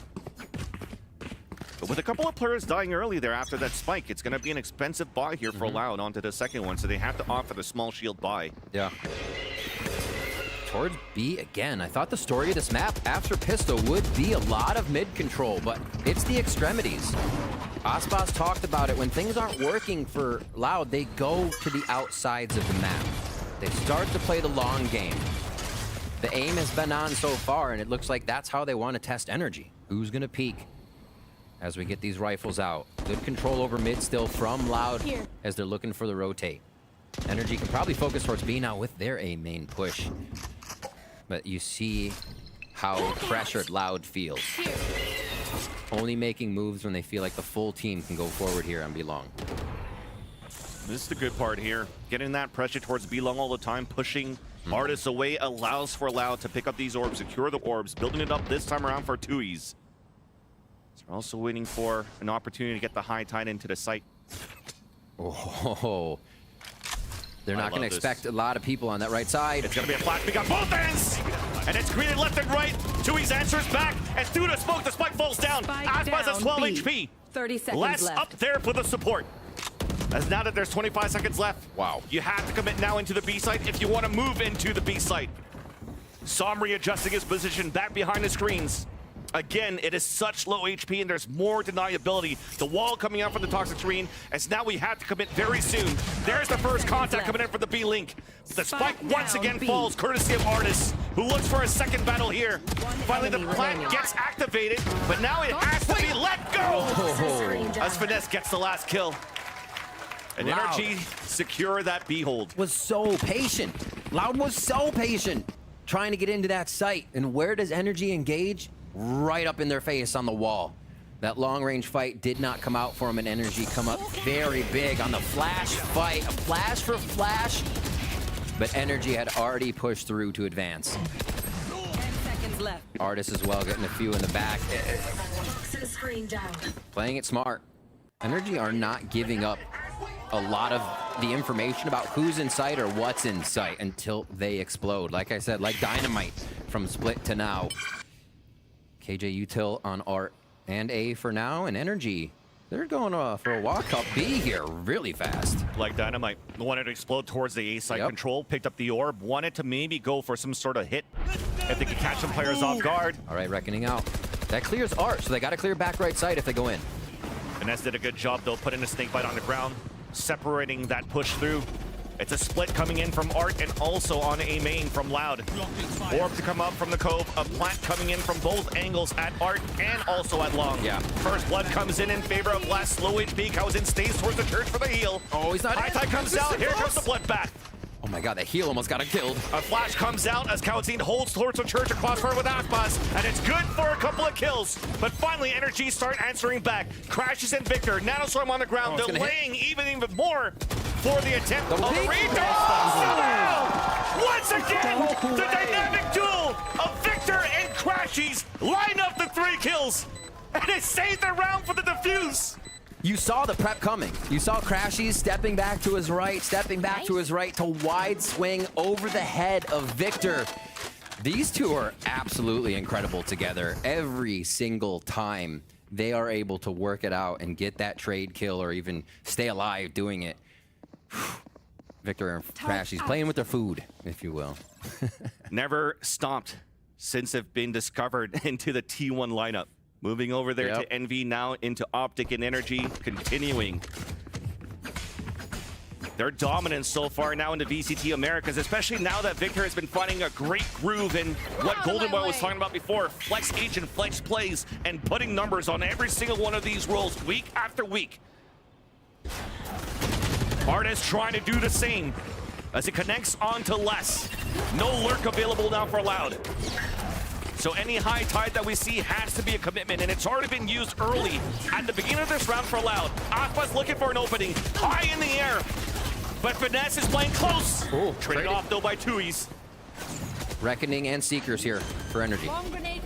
They're okay to let the plant go. Yeah. Pushing in towards the flowers. Aspas is trying to break the rotation across. Oh, Reckoning down. Does connect there onto Som. Victor trying to get the pick back. As you saw Aspas looking for the escape, looking for cover. And after the Cove breaks, Artist lines up 2 kills. Seekers following onto Tui's on the 3 versus 1. And it's a clean retake for Energy to take the lead on Pearl. Incredible stuff right now. Loud's post-plant success is #1 in the league. That is being shredded right now by NRG. Usually once that spike is down, Loud cannot be stopped. One enemy remaining. Just the pushes. They're so sure. The Seekers to identify. Even without having the Reckoning there, they had an audible to call and reuse just Seekers to get in the site. It's exactly an answer for everything. Sam still has a Reckoning up. We'll see. Sadak wants to play with this lockdown. Maybe a fake towards A with how they're positioning so far. As that mid control does come up on this low attack buy here for Loud. Again, pushed up towards B. Energy gaining so much crucial map info to start this round. Hero rifle coming out from Aspas. Small shield and a Vandal. Alarm bot now broken, forcing out the rotate for a couple of the players from Energy. You see now Crashy's moving across here to help towards the A site, because we also have Artist once again pitted to go head-to-head against Less. Controlling the B main, not allowing any lurks to happen now for Less at least to start things off. For the rest of Loud though, it looks to be a commitment very soon towards this A site. Still, we have all of Victor's utility. Now minus the turret, picked off. But that gives the information away now for Energy players to get ready. 2 of them playing inside the dugout. Loud still looking to play the contact. Now finally giving their position away by a high tide coming out, blocking the back of the site. And here's the attempt for a plant down. The sprays comes across, counter sprays coming out from Aspas, and the Cove now will secure at least a plant for Loud. Aspas still trying to spray through towards the church. Reckoning's there. You should run. But there's an attacker lockdown. Kawadzine though gets the pick. Your trail. There's a big lurk from Som. He has to win this fight. Cascade is now out on a 2 versus 1. And now with him falling down, that's the lockdown that will stay up and activated. Detaining one, dropping Victor, and it's up to Finesse on a 5 versus 1. Finesse looking for some exits. Less falls. And of course, this guarantees around now for Loud. Finesse deciding if he wants to make it expensive or just want to save his weapon. And he'll vote for the latter as Loud tied back now 3-3. Much more structured than their first split or game on split. Loud just seems to be flowing a little bit more. That talk at halftime was it. Even with the timeouts we saw, they couldn't stop what Energy was doing. But this will now be an Energy timeout. I think they got a little too ahead of themselves on the lockdown, using the Reckoning. Yeah, you want to get to it, but it seems like if that fails, that really fails. It's kind of pushing for a strat. Your hand is forced. Still like the idea, though. Sometimes you got to go and push yourself over. Reckoning is well ready for the side of Loud and a Viper's Pit. So very big things to secure these sites. That was still a very good thing to hear done by Loud. The execution towards the A site, despite it being a 3 round, a hero rifle coming out here from Aspas, there were still small utilities that were crucial to allow this plant to happen and for them to win these rounds. The high tide that came out, the cove for the plant, but even that nanoswarm, even though it didn't do too much damage, it doesn't allow for NRG to try to push back and fight back to prevent that plant from happening. And that also allows the other players to play super far back, use that lockdown in their favor, and now make the economy much more difficult for NRG moving into the next round. I mentioned Loud's post-plant success as I finally scrolled through my stats. The average is 66% across the lead for post-plant success. Loud sits at 73%. So seeing how much they can get in, get these spikes down is fantastic, but also thinking of how much energy stopped that last game. So they've been having trouble getting that number to go up here within this series. Switch of the Killjoy utility as Victor's over towards A, or B rather. And this mid control once again from Loud. Guiding light right through. Aspas follows. Boom. Nice timing on the pit, or the bite as well to stop that from happening. One of the rounds that NRG has not decided to push up around the map on a lower buy, but Artis' op needs to stay on an angle is what it is. That's why there's a switch on positioning too from the op. What? Does get the wall bang there onto Sadak. Instant heal, falls back, and now this is still Loud pushing through. Crashes finding off angle at the bottom of the drop. Trying to swing out on the timing here as Victor gets a kill onto Les. Meanwhile, the operator has fallen. That was a glass cannon from Artis. And as it comes through, it crashes with the Guardian, who gets 2 kills, finally answered back by Aspas. Dashing in, closing in. It's only one player alive. It's Aspas close range who does get the headshot, but he's low on HP. Oh my gosh. That would have been funny. Dare do that. Holy Aspas, ready to win this one. Almost activated, it seems, right now as he confidently moves. But to the door. But to Victor's eyesight. Too easy. The barrel sticks out from the Vandal, 8 HP. That's definitely a call for him to get ready for that one too. And look at his face. He is serious right now. Usually he grins, does a fist bump with it. This time it's just, we want to prove something here for NRG once again. And these are some great kills coming out from Crashies. They're all taking the info from Finesse on the desk. If you're having fun, you're not doing it right. Can't have fun. Serious face and a little emotion there out of Finesse, if you will. 4-3. Still, such a close game. They find Sadak, but already pushing now from pushing B to pushing A. NRG trying to give Loud a different flavor every round. Loud here pushing back towards Art. Knowing it was guarded by 2, they're trying to play off of instantly what they're seeing on NRG. I like the attacks from Loud to try and pick off what they're seeing from round to round, but NRG also continue to switch it up as these teams just give each other things to answer. And that's it. Sadak said that NRG always comes out with something new, and this time not only on Masado, from round to round. That previous attempt here from Victor using his own turret as a trap play to get a kill onto Art. But as he loses a turret, it also allows for him to at least push Loud over towards the A site. With this timing, a pit comes out. The execution still comes in though for Loud, attempting to push inside of this pit, attempting to get it down from Finesse. Som also moves in with the shorty. Gets picked off, low HP is gonna be Sadak, trying to clear off the areas. Lockdown now coming through, picked off, but the lockdown is still up. The attackers have to try to push in right now as the pit is about to fall. Sadak connects onto Finesse. Now that there's 30 seconds left though, still the whole map to play with the 2-player advantage. Yes, 2 players get locked down. Oh my. So this is actually pretty good. This force is now allowed to move out towards long B. Artis. And that's Artis with 2 kills. But now overcommits the trade-off as Kaladin stays alive. Last man standing, and a round comes in for Loud. That got sketchy as NRG came back. Victor with the lockdown, and it seemed like Loud wanted to still plant within, but knew the time was getting too tight. Awesome fight towards long there. Kaunzine comes up big. The rookie giving Loud what they need.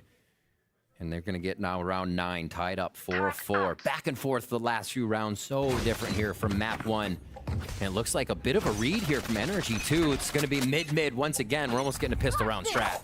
Loud's been doing a lot of those, from pistol round to a couple of rounds ago, and now Artis trying to get something with the Blade Storm. Does connect onto Kaladin. No heals, no flashes. Gets a second one too onto Les. And NRG are just flooding back towards the plaza. And they're shopping for these kills as we have a 2v2. The weapons are still too far away to get picked up now by Crashies or Finesse. At least Finesse does get the push forward. So pushing and pulling. as you have Crashies falling back towards the pit. Finesse is looking for timing. Salvage a weapon, potentially. They cruise around the turret's path. Easy here. Oh, KJ's down. I heard the turret from Sadak and was like, oh my god, they're walking by it. Now plant in sight. Safe plant. They can either go towards Art or A. So it's going to have to be a real look for our energy here. It's good that you have Finesse coming through to clear this out. Time delay on even getting to the spike. And with the time delay, though, the Trailblazers clearing out towards Art. So it's now confirmed that the last 2 players of Loud are playing towards A long. So Finesse picks up a weapon. They hear him running around. For the 2 players to move in. They hear him running around. They know Tuis is gone. There's a timing on this, definitely.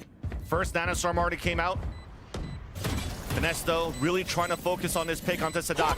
There's that first flash. They don't know his timing. Tapping onto the spike, trying to get it halfway. Here comes the peek out. The timing onto this one. Finesse connects. Now back to a 1v1. There's no time left. He has to move in for the kill. Couldn't get the spray.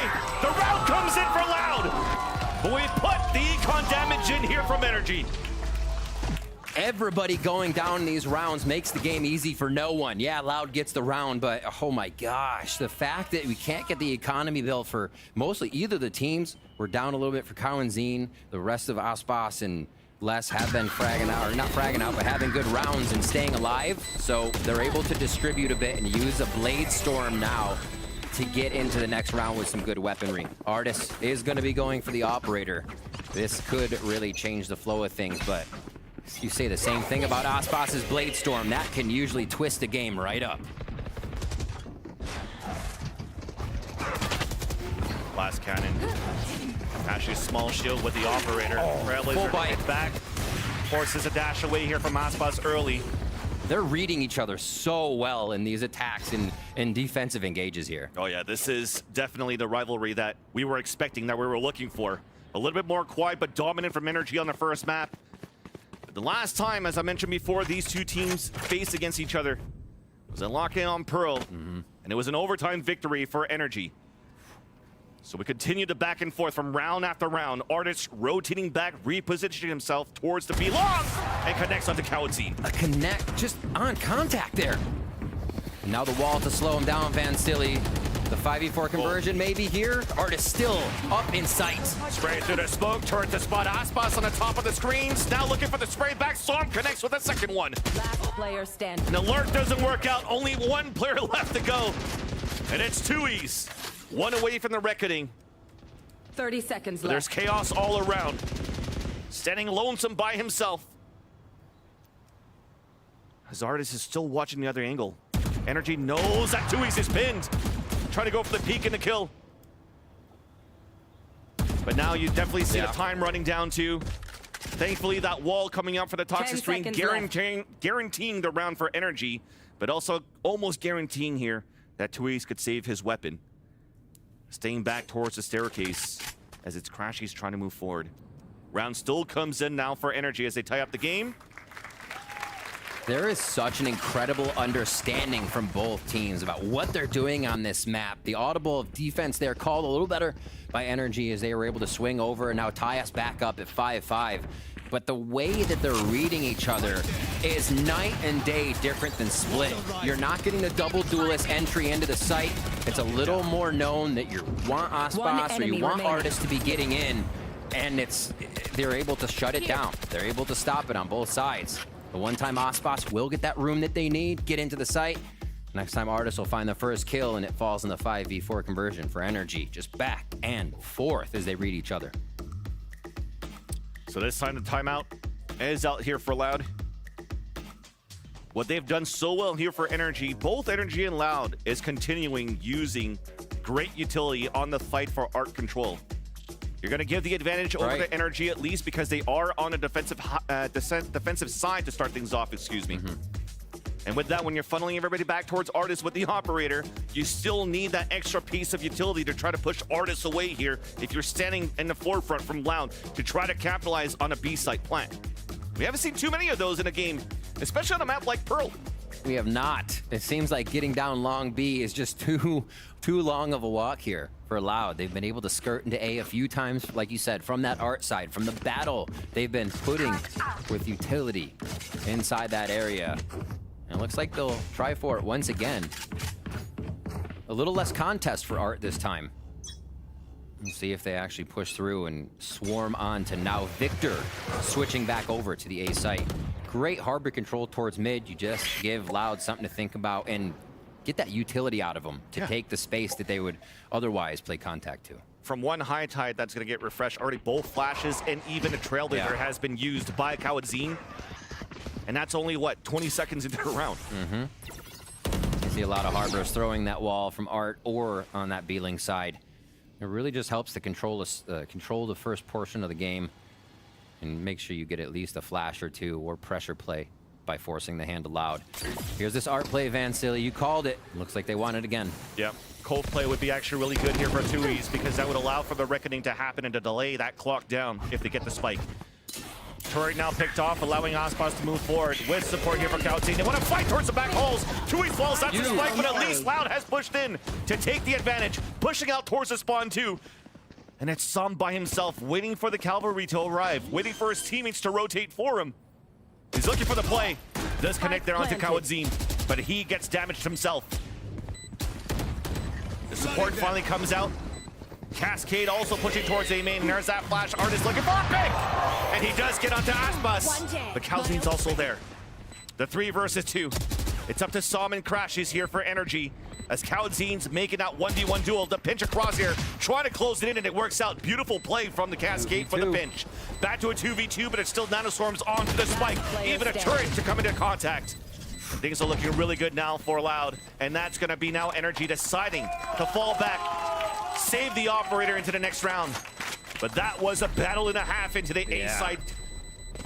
One enemy remaining. Vamos from the crowd there as Loud picks up another one. I think that was their idea on the round. Go as quick as we can into A. They've been plagued a bit by how much Energy is pushing B long and then being very alert in A site for the attack. Even with the push B long this time, it didn't matter how alert Energy was in the site. Everybody flying in. Kawadzin and Aspas doing very well at opening it up. Is going to try to repeat that one here as we get into the next round. And one thing that was nice, I think, was identified by how Fraud seeing Energy playing the defensive side on A site. When it comes down to attempting to play the retake, they're really staying back towards the dugout. So they took the pressure towards the back of the site to let that happen. Artist looking for a pick. Another one to the smoke. Aspas once again gets shut down. The reckoning comes out. They're going to play in front of it. We're trying to fight back. Artist somehow through the tuck screen connects with the second one. Oh, this is messy. Hit by a Seeker, but it's still Loud, being held back, pushed back towards the pillar. That's going to nullify the reckoning. That's going to nullify the Seekers too. The harbor wall goes up. Gas goes down. They're delaying so well. And Victor's on the flank. And with no pressure coming out now from Loud into the B site, Victor is just holding the off angle, catches the first one. Back to the once! Gets a triple kill. This man is unstoppable this series. Is he still on raise? No, it's a killjoy. All right. Just so much confidence on whatever he's flexing to. He can flex whatever he wants. He can flex whatever he wants. Another fast round.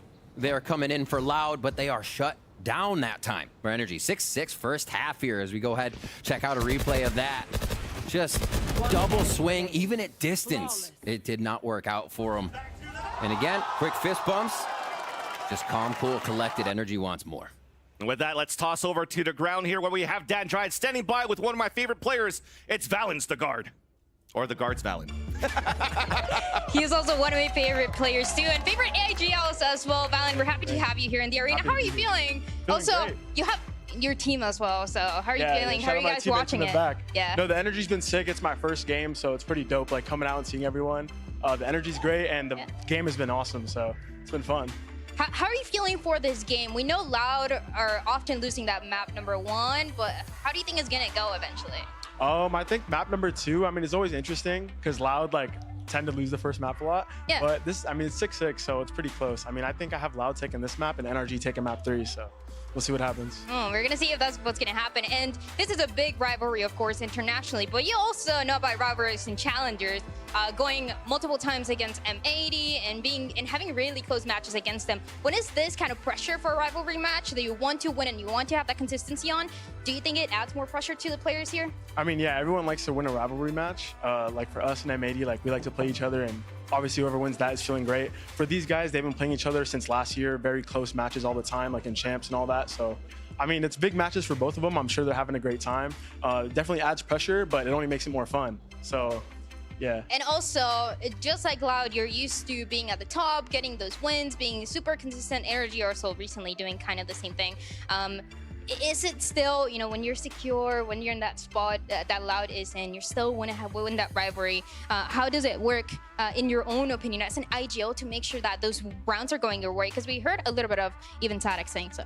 Yeah, I mean, when you guys play each other so many times, especially like NRG and Loud, the IGLs, it's a lot of battle of like the mind, because I'm like a lot of mind games, because you play each other so much, so you're very like familiar with their play patterns and kind of how they like to approach the map, who's going to take the first engagement, who's rotating, all that stuff. So it's a lot of mind games. You got to have a really good prep. I think both teams are showing that right now. Okay, you're saying it's going to go to map 3. We got to see if that's going to happen as we send it back to the casters. Thank you. Thank you, Dan Dryad and Valen from the guard. Always good to see. Crowd is cheering on here for the second half now to start between NRG and Loud. And yes, when you've played against each other, just like Valen said, it's the big brains here from Finesse and from Sadat going toe-to-toe at this point. But we've seen some changes coming in from as well, the players themselves being a lot more aggressive. I see Artis being much more confident, really pushing through behind the utility or even in front of the utility from Loud to punish these pushes coming out from Aspas. But now it's Loud on the defense, NRG on the attack, and the orb in their favor, focusing in on Sam. Yeah, with Crash, he's getting it, whether he was trolling or not. They just decide to audible call onto Sam.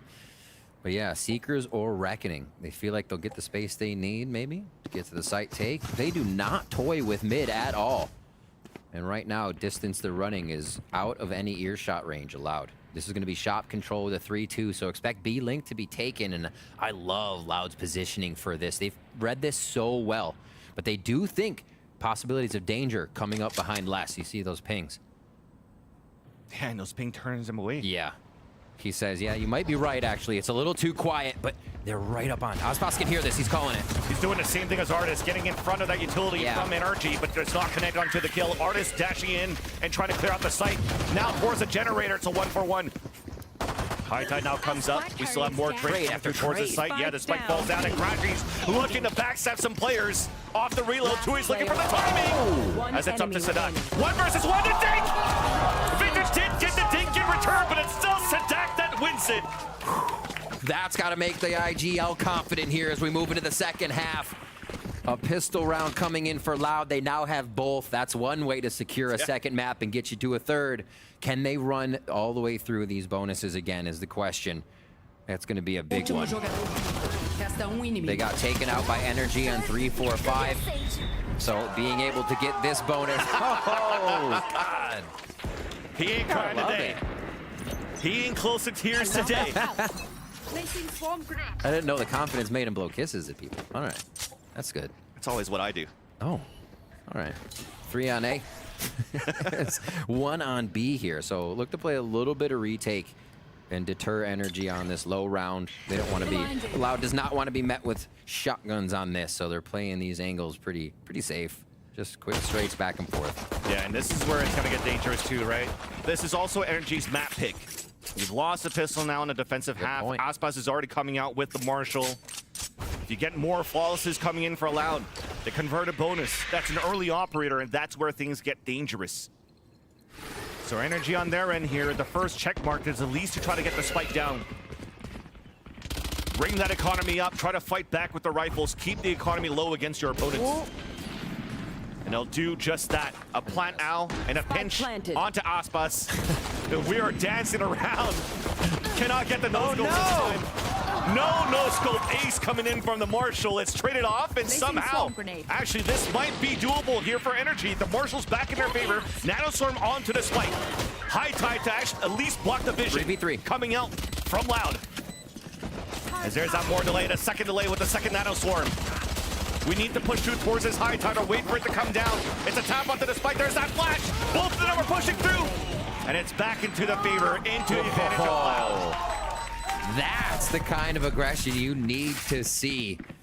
Playing footsie there for a moment, and they can just rush on through once they are able to get Kalenzin's flash up from behind. He's the one staying back to get that defused and ready. Nicely done. Into the next round, this is the question. And bonus goes here. I think Loud can secure this one with the way they're sourcing energy, with the way the game's going down. Kalensin rather running forward, I should say, off his own pop flash, as we saw in the replay. But everybody stepping up, getting those kills now. Sadak, 16 and 9. IGL up top, and that's going to be helping him stay loud, stay proud, as he's giving this team audibles mid-rounds and everything they can to get around Finesse's mind. This push towards B now for Loud, so they can start to structure themselves towards that mid-A area, giving an early advantage to map control. Let's see if it works out for them. I suggest you move. Uh-oh. Yeah, you definitely see it here from the floating perspective of our observers. You definitely do have Tui's moving back. Nice scaling. Allowing artists to move forward into the site with the rest of energy for a plant. But look at all the rotations coming in from Loud. Eventually going to be a triple pushback from Art. Victor getting closed in. Now looking for that battle. Connects. So aware, but at least there's Kalensin there. So it's actually a quad flank just to stop Victor. This retake. Big flashes coming across. Poison orb up. Just to try to delay it once again, but NRG staying strong here on the pulse plant situation. Nice flash. Kalensin then finally answers back onto Finesse, so that is no more snake bite onto the pulse plant. Artisan crashes fighting inside a door and inside the poison orb. It's all up to left, but there's no time. NRG will be able to answer back. No bonus round converted here for Loud. Only one gun save. That does not make things any easier. Loud's going to be very happy with the way they actually produced the end of that bonus round and how much they took away from energy. So low buy is coming in.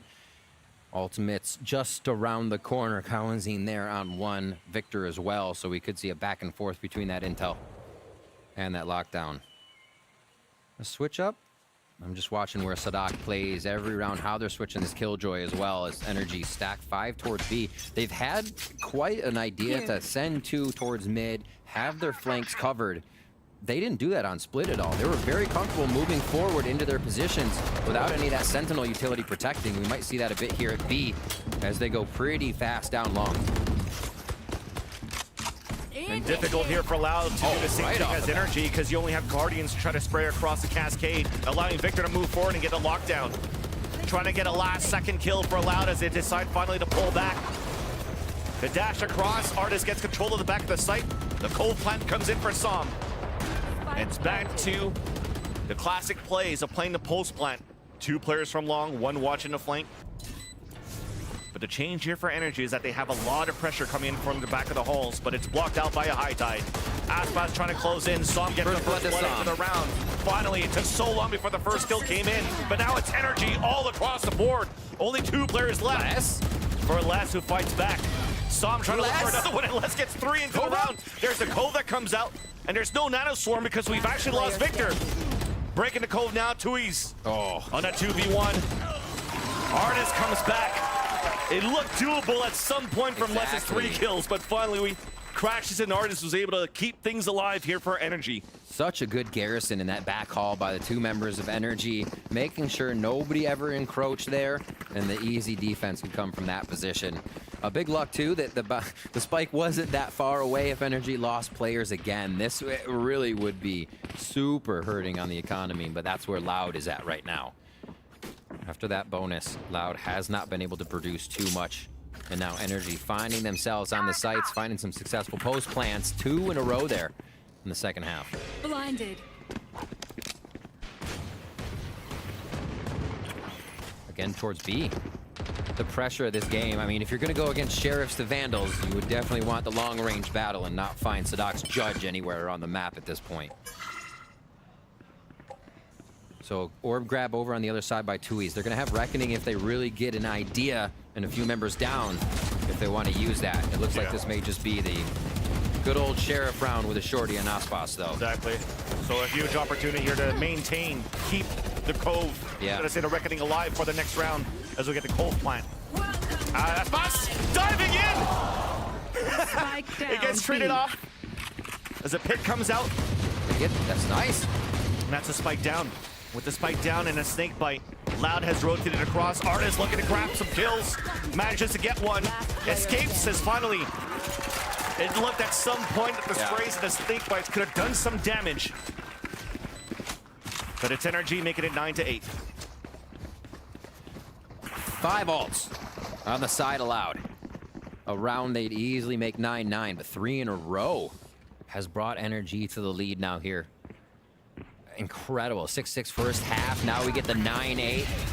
I think the thought is we get that Haven, Van Silly. We get that Haven. We'll have to see, though. You see the operator now for Aspas. He's going to try to get a pick. Aspas, go forward on the docket. Kind of looked like Victor was bending bullets like he's Angelina Jolie or something. A little wanted. Yeah, nice little kill. Good one. It's a good one. Favorite James McAvoy. We're sold. We're sold. Again, Sadak over towards A. That's 5 ults available now for Loud. Yep. So they are playing very safe. Not to be seen first. A lot of the ways that we see NRG play, where they're just hiding around corners, waiting for the team to come closer and closer to use all that utility up before they get the scaling that they want. Aspas First bullet shot, taking it down to Trailblazer. Great cascade to just annoy him, too. Definitely a deeper one. Mm-hmm. It's a good call. For all of this, it's just to make noise. Trying to potentially do a double pump now, as NRG are looking for that control on mid. Yeah. Force out an alarm bot, and then re-hit towards the site. So we're going into the late round of round number 18 between these two Titans. I've got your trailer. Not too much B-Link play throughout this entire series, but it's up to Artis. He starts off on less. The B-hit underway. Reckoning on both ends. And the battle comes in at the B site. It's a 1-for-1 at least. 15 seconds left. We still have the lockdown available as Artis continues to rain fury inside sight. Bro, there's just no chance for Loud to set up for any type of delay. Sadak on a 3 versus 1. You stay down. Yeah, I think that might be it too. NRG puts a small 2-round cushion between them and Loud after this goes off. Turret watch and spawn. And everybody's actually has the same angle swing, right? It was like, even if Sadak jumps out, there's nothing he can do to get behind that poster right there under hell or heaven. Saving that. And NRG finally make it away with some members too, which begins to build the economy. A question on it, you want this? No, no, no, leave it down. We need to all be rushing into the site together. The only one that stays back, even if they stay back, would be Victor. But Victor's putting all of his utility in sight. That's not an alarm bot back, it's a turret in sight. Well, he pulled it back, but to create that defense. But once they know nobody's behind, they are ready to face forward. We saw that being a way that they played split with the rotations Finesse was doing. Victor could continue to go forward. The rotations that Artis was doing, they could go forward. And here, they hold the defense and actually continue to look for members of Loud as they come into the site. Loud wants in. NRG, they're like, we want out. We want to find you. Here's a timeout coming in from Fraud. Pretty deep into the game now. They're just 3 rounds away from NRG closing out El Clasico in 2 Van Silly. Yeah. They'll change the storyline there for Loud at least. They've had like, what, only 2 2-0s that they had in the season so far. The rest have been 1-2, and this will be their first loss. Not only that, an 0-2 if NRG continues in this favor. Currently in a lead by 2 rounds, and that's off the back as well of not only Victor, but we definitely do see Artis. His performance, this man right here on Pearl has been very dominant for the defensive half as well as creating space on the attack. And that's something that the community's been, especially just fans in general here, that just wants to see the success of NRG is like, oh, put Artis into a role, keep it on a Jet, let him activate. And week after week, for the last couple of weeks, we've seen a lot more Jet coming out of Artis, and we've seen this level of comfort that's coming out from this duelist. And it's paying off so far as NRG again coming back from this timeout. We're now pitting against Loud's lower buy. It was wild to see him do it on the Sage as well as the Jet. Now you get that double duelist comp on that map anyway, so he's just flowing on the Jet. He's got the Aspas menu now. Only Jet if he can. Let's see where they decide to push on this. 3 quickly here towards A. And they're going to leave Victor in mid and finesse on the other side. A very early ult from Les. We've seen this before. It's how Loud tries to force the hand of their opponent. Just go the other way. Go into our defense. And it actually works quite well if they need it. Let's see how they continue to move this around. Alt Orb was grabbed. We have Artists on Blades if they need to use them in this situation. Okay. Sound comes up. Also had a flash into Art that didn't spot anybody here for NRG. So this is an opportunity here for them to understand that it's a much more passive play, at least if there's players playing inside Art. I'm amazed they want to go for this, and they're not expecting to just get their faces shotgunned off. They got a Trailblazer for this too, just to clear out the spot, right? And there it is. It's pushing out their opponent. That's Artist moving in with the Blaze Storm, and that's the kill. Perfect play there for NRG to clear out the pit, but Aspas is already there in the back of the site. Can he get it? Trying to get the weapon there, picks it up behind the wall. Just get the plant down now for NRG. He's down, very low. 17 for Aspas here as they set up for the defensive play. They need to get Kawanzine over here so they can get the flashes. That's a big ult. The lockdown will help to time for this now. That is a huge ult. Can he escape over? No, Victor has to run. It's Sadak with the Vandal here, so they're trying to close in against him as he turns away. The timing on that one. The spike will go off here, and Sadak's still holding his angle, but meanwhile, the Red Hot Loud are pushing into the A site. So now you have to fight back, but there's already a high tide up there. Trying to get a timing out of this one. Sticking it, because we also have the Cove. It's being full stick by Loud. Thrifty! They do it again! No! Energy collapsing on these rounds when the Thrifties come through. They had a free sight almost. As that went in, the Vandal being grabbed and the lockdown just completely denying Energy the space that they wanted to get back into the site. Really well played there. Even with Sam coming around from Art there, it was delayed enough to not have a huge effect, and that lockdown could be placed. So Loud having the answers at the final hour. Let's see if they can keep us going. 9 to 10 here. Can they tie us back up? This wouldn't actually hurt Energy too much in money, so Loud have quite a bit of work to do. Operator back in Aspas' hands. 3 on the site to protect him as well. Or 2 with him, I should say. Looking now just for this quick peek. He'll find a guiding light. And I think that's exactly what Energy wants. Get a bit of this info. The rush! Oh, he still hits Artist! With that in his face. Took a while for him to get the Operator into this map, and finally as he gets it, pays dividend. But there's a lurk coming through, and that's Victor out from Art. Now his blood gets painted onto the walls instead. Answered back by Les. Tui's in the back of the site though.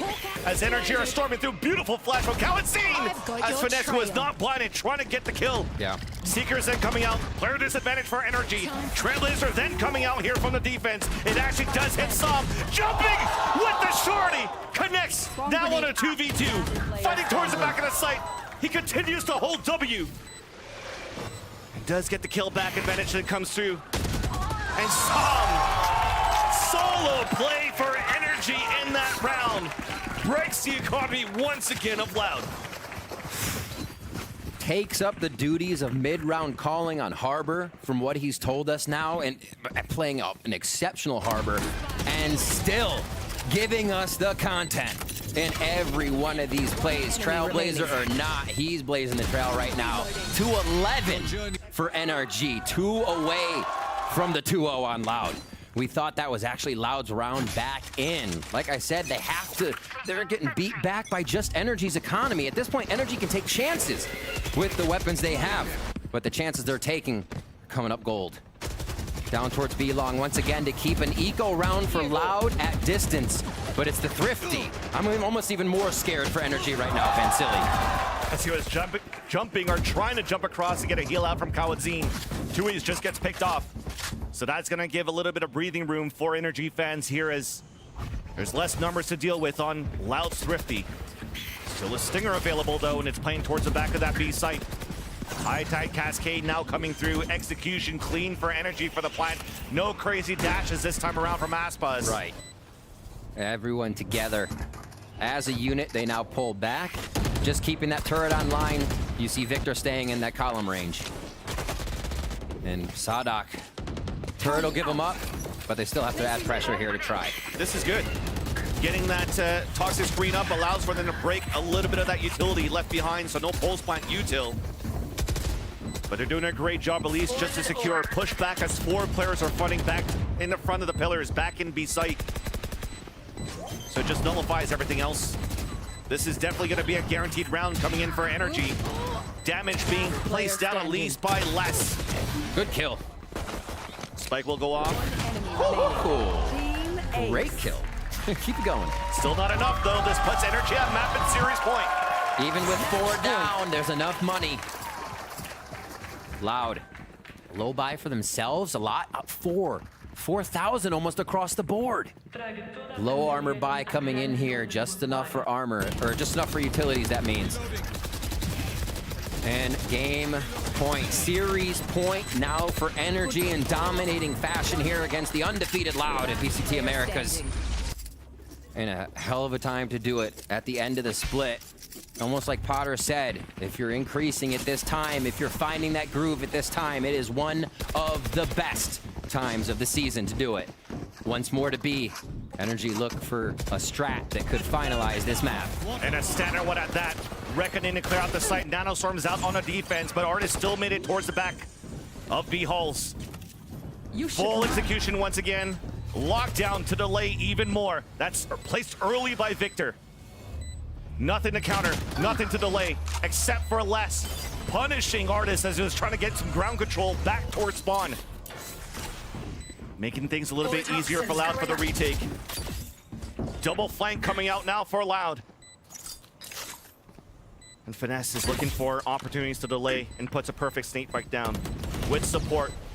Here is now the high tide coming out from the defenders. There's 2 back hall still. Back here from the B link. The tap onto the spike, the push forward. The shorties does not connect. But players are still falling down. There's no time. There's no time for this one.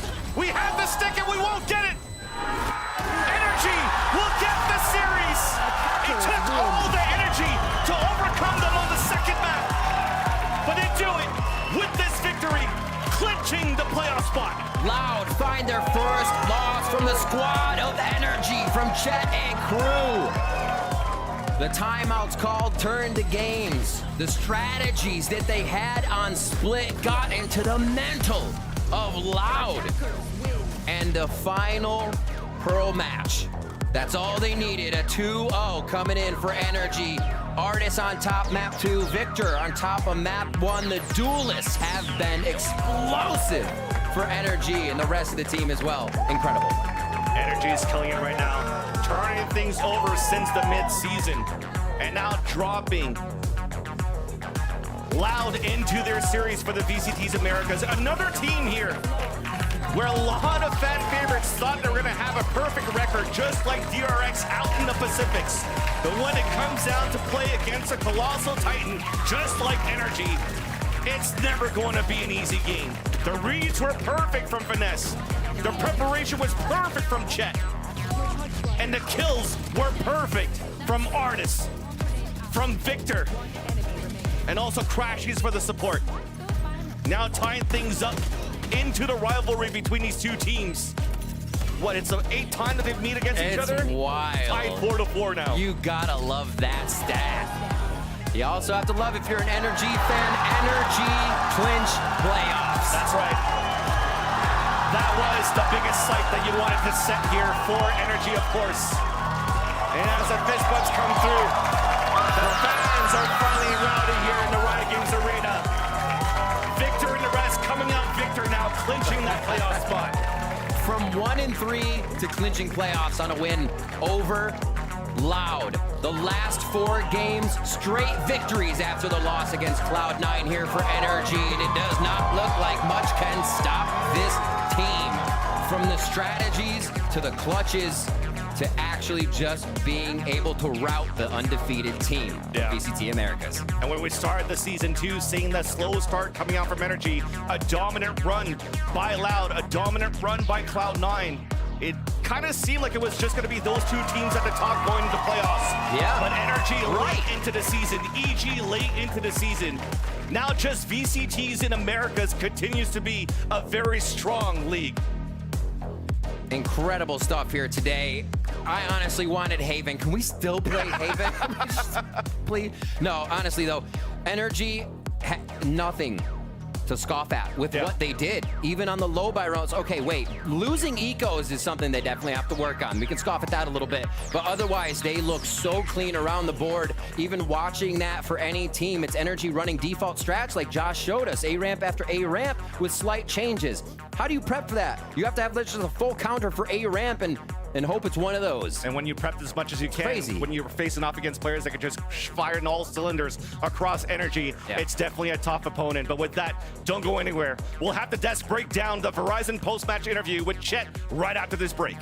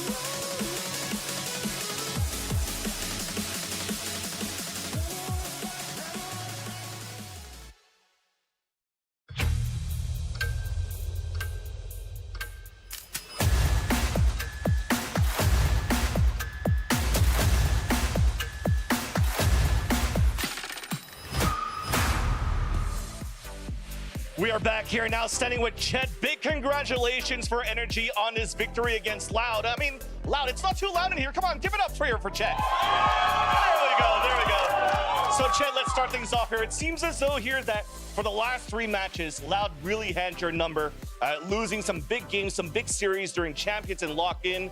What makes Loud so difficult to play against? Honestly, they're one of the teams throughout our history. Pretty hard anti-strat, but we managed to find something. You always squeeze something out, and I think our preparation at the end of the day comes really well versus them. Yep. And I got to give props to Sadak. This guy mid-rounds very well, so it makes it very hard. So going into that then, based on that answer, what was the game plan going into Loud to make sure that you could actually win this series and also clinch this playoff spot? Honestly, I know Aspas is a big factor for them, so before the game started, I was like, if we find him, let's try to run away from him, and then if we find him, then let's just throw everything at him. And it showed. It definitely showed on Split too. And Split was one of those maps where you had that rematch rather during lock-in, right, where you actually lost pretty decisively against Loud when you had the KO coming through. So what changes came into the strategies in preparation to make sure that you get rid of Aspas here on Split? I think we kind of more focused on ourselves for Split. Like, we made sure like Vic and Artis are at full activated at all points, and Vic was definitely fully activated that series. And we just made sure like those two had max space potential, so whenever we did a strat, they wouldn't die. Like, we'd make sure their life meant like a lot to us. Yeah. And then the people in the back just sacrificed everything for them. And overall, was it the series and the maps that you expected here going into the vetoes? Because this pretty much came into the first two maps being Split and Pearl, the rematch that you had in the series of the first two maps of Locked In. Honestly, I didn't expect them to ban Bind, and I think a lot of teams are just scared about Bind, so it gives us a pretty big advantage that they just have to waste their veto on Bind. So we'll just keep abusing that, and then if teams want to give us Bind, we'll just win it. And with that, I want to ask you a final question, because not only have now you've got the victory finally against Loud, this rivalry continues between you and them, but the most important is that you clinched a playoff spot. But trying to get into Tokyo, the road is still very far ahead here. So I'm pretty sure you need still some energy here from the crowd, from those watching at home here. Anything you'd like to tell them to get that energy back in your favor? Thanks for supporting. We had a bad start of the season, but you know, in the future, energy is going to get stronger and stronger. So thanks for the support.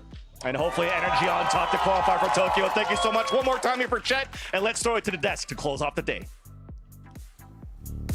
Thank you so much, Van Silly. Yes, and hey, I think NRG personifies to a T. It's not about how you start, it's about how you end it. And right now, NRG ended it pretty well as they have taken down the only undefeated team in this league, Loud, 2-0.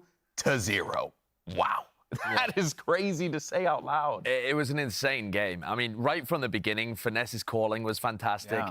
Chet's game plan is excellent. The energy that they brought to the game, you could tell that it meant a lot to them. They wanted it. They wanted it, absolutely. It really showed. Yeah, and you know, as we look at, you know, the breakdown and how everything kind of played out there, it's really impressive to just see this NRG team, Benita, put the work in the way that they have, given the circumstances that they started off with this league. Absolutely. It's just they're setting, like Chet said in the interview, just activating artists and Victor. It's really helping like support the foundation and the team. Yeah. My favorite from the match from Pearl was the round 8. Oh yeah, as a matter of fact, we do have that play, so we can actually just run into that, because that actually, you pointed it out, because it's something that you guys do, right? So why don't you walk us through this here? I'm actually a big fan of this Viperal. I know popping Viperal off barrier is sometimes kind of sketch, you're taking a gamble, but this one, he's holding onto his ult, and he's popping it off of audio cue from the other team. So as soon as he hears something from the other team, he popped his ult, and it kind of like just causes like chaos. Utter chaos. Yeah. I mean, you even saw it there, right? I think, what was it, Les went in, tried to pop his own, and instead ends up getting bopped. Like, it was very clear that this NRG team came in with a game plan sideshow, and if they do this, and they have each and every week, the rest of the field needs to watch out. They absolutely do, but Vance brings up a great point. The road to Tokyo, actually, is still a long one. It's great that they got into playoffs, but this team is aiming to make another occurrence at one of these massive global tournaments. And I am so excited for a potential rematch of NRG Loud in the playoffs. All time, these teams, they're tied 4-4. NRG's won one more map, and Loud has won one more round time. No shot. Loud have 260 rounds to NRG's 259. You cannot separate these two teams. Yeah. It is always just back and forth, blow for blow. It's unbelievable Yeah, stuff. and it's just like their careers, like the journey that they've taken has literally been side by side the entire time. Absolutely fascinating stuff. But important to note here that with that win, NRG clinches the playoffs, but that means, Benita, that the only team left that is undefeated in the international leagues is Fnatic, which wild stuff. But I mean, overall, though, you were a big NRG fan from the beginning coming in here. You feel justified? Yeah, I believe the entire time. Yeah. I'm just such a big FNS fan. I think he's so great, and the team he's built is so great. Yeah. And I think, especially hand in hand with Chet, it's just such a solid. It feels like they've built this cohesive system so effectively well, Sideshow, that they have literally slotted in 2 players, like artists, guy from EMEA, and Som, a dude who is mostly known as a streamer, and they took these guys, and they were already great, but they made him even better. Well, think about the issues that we were talking about earlier with Sentinels, right? When they changed all of their roles to put Def as the full-time initiator to help his calling, NRG made the same mistake, but they were able to go back to their comfort roles because they have years of foundation of that team play, coordination with each other, and individual brilliance to be able to rely on. That is so incredible for them. And I don't think it's a coincidence that Loud have lost this week and DRX have lost this week after tying up the top 2 seeds. They're taking their foot off the gas pedal just a tad, just a small amount. And Fnatic might end up doing that this week against Na'Vi too. I don't know, though. I don't know. I don't think Boaster wants to lose to Angel. So I don't know if that's going to happen. But, hey, I didn't think Sadak would take the L against Finesse here today, but here we are. And in our off time, by the way, we've actually been trying to, well, by we, I don't mean me, because we've been trying to recreate some of these strats that we've picked up while watching these games. We actually have a play here, like Loud. They have this execute, for example. Let's take a look. All right, so here's the play.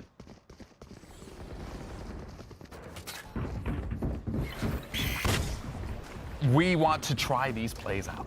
You know? We want to become as good as the pros, and this is what the pros are doing.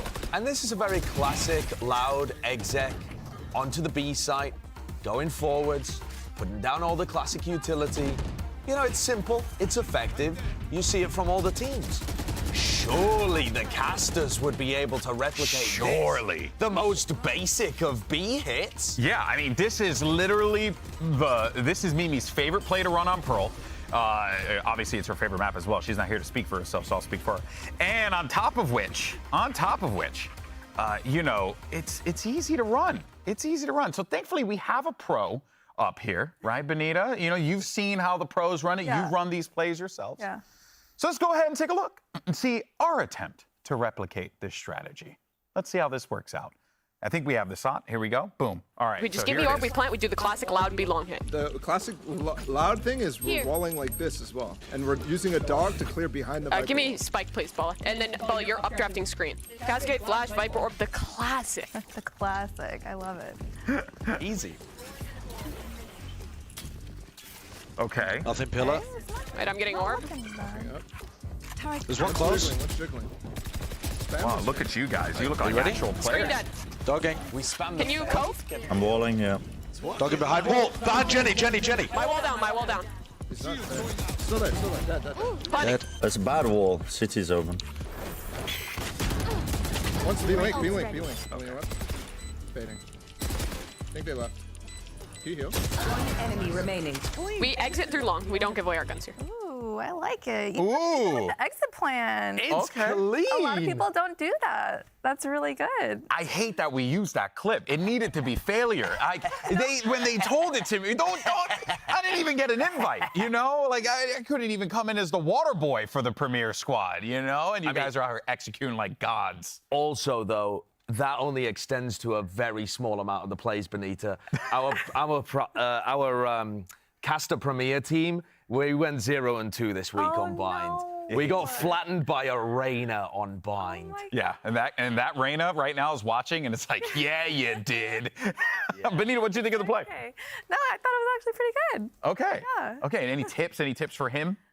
Maybe grow hair. I heard there was a missed wall. There are probably 10 missed walls. Probably so many missed walls. But yeah. Hey, well done. You know what? I'll give you a handshake. Salutations, my good. Thank you so much, good sir.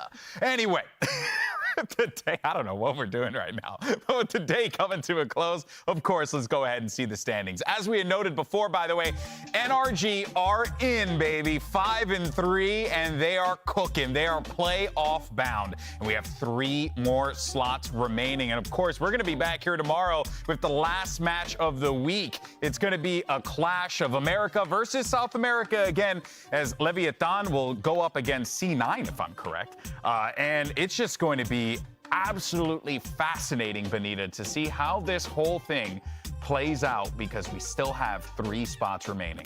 Yes, you're really excited for C9, aren't you? I am. I think Cloud9 are playing fantastically at the moment. The Benita power rankings had Loud above Cloud9. Ooh, Benita, getting called out here. Do you think Cloud9, NRG, who would you rate right now? I know where you rate, but what about you? Oh, well, me, I still actually really respect Cloud9. I think that what they've done with that team is fantastic, but NRG keep looking better and better and more drilled the more that we see of them. Frankly, I think the top 3 from America's looking towards Tokyo. It's looking at the moment like Loud, NRG, Cloud9. So to me, the pressure's on other teams like Leviathan to actually step up and prove they belong. No, definitely. Yeah. And I think it's also important to note as well that as we get closer and closer to the end of the season, we're going to see this picture play out. We have so much more to come. We have playoffs. We have Tokyo. We have the LCQ. It's ridiculous. There's so much more. And, I mean, folks, I think this day across the board has just been shocking. Whether you're a Sentinels fan or you're an NRG fan, it was certainly NA on top today. But that doesn't mean that these players, these South American players, are to be trifled with. It's going to be really exciting moving forward. But that's going to do it for us here today. We hope you had a great time. We hope you enjoyed the games. And don't worry, we're going to be back here tomorrow with another banger of a matchup. It's going to be Leviathan going up against Cloud9. But for now, here are your Prime Gaming post-day highlights. We'll see you then.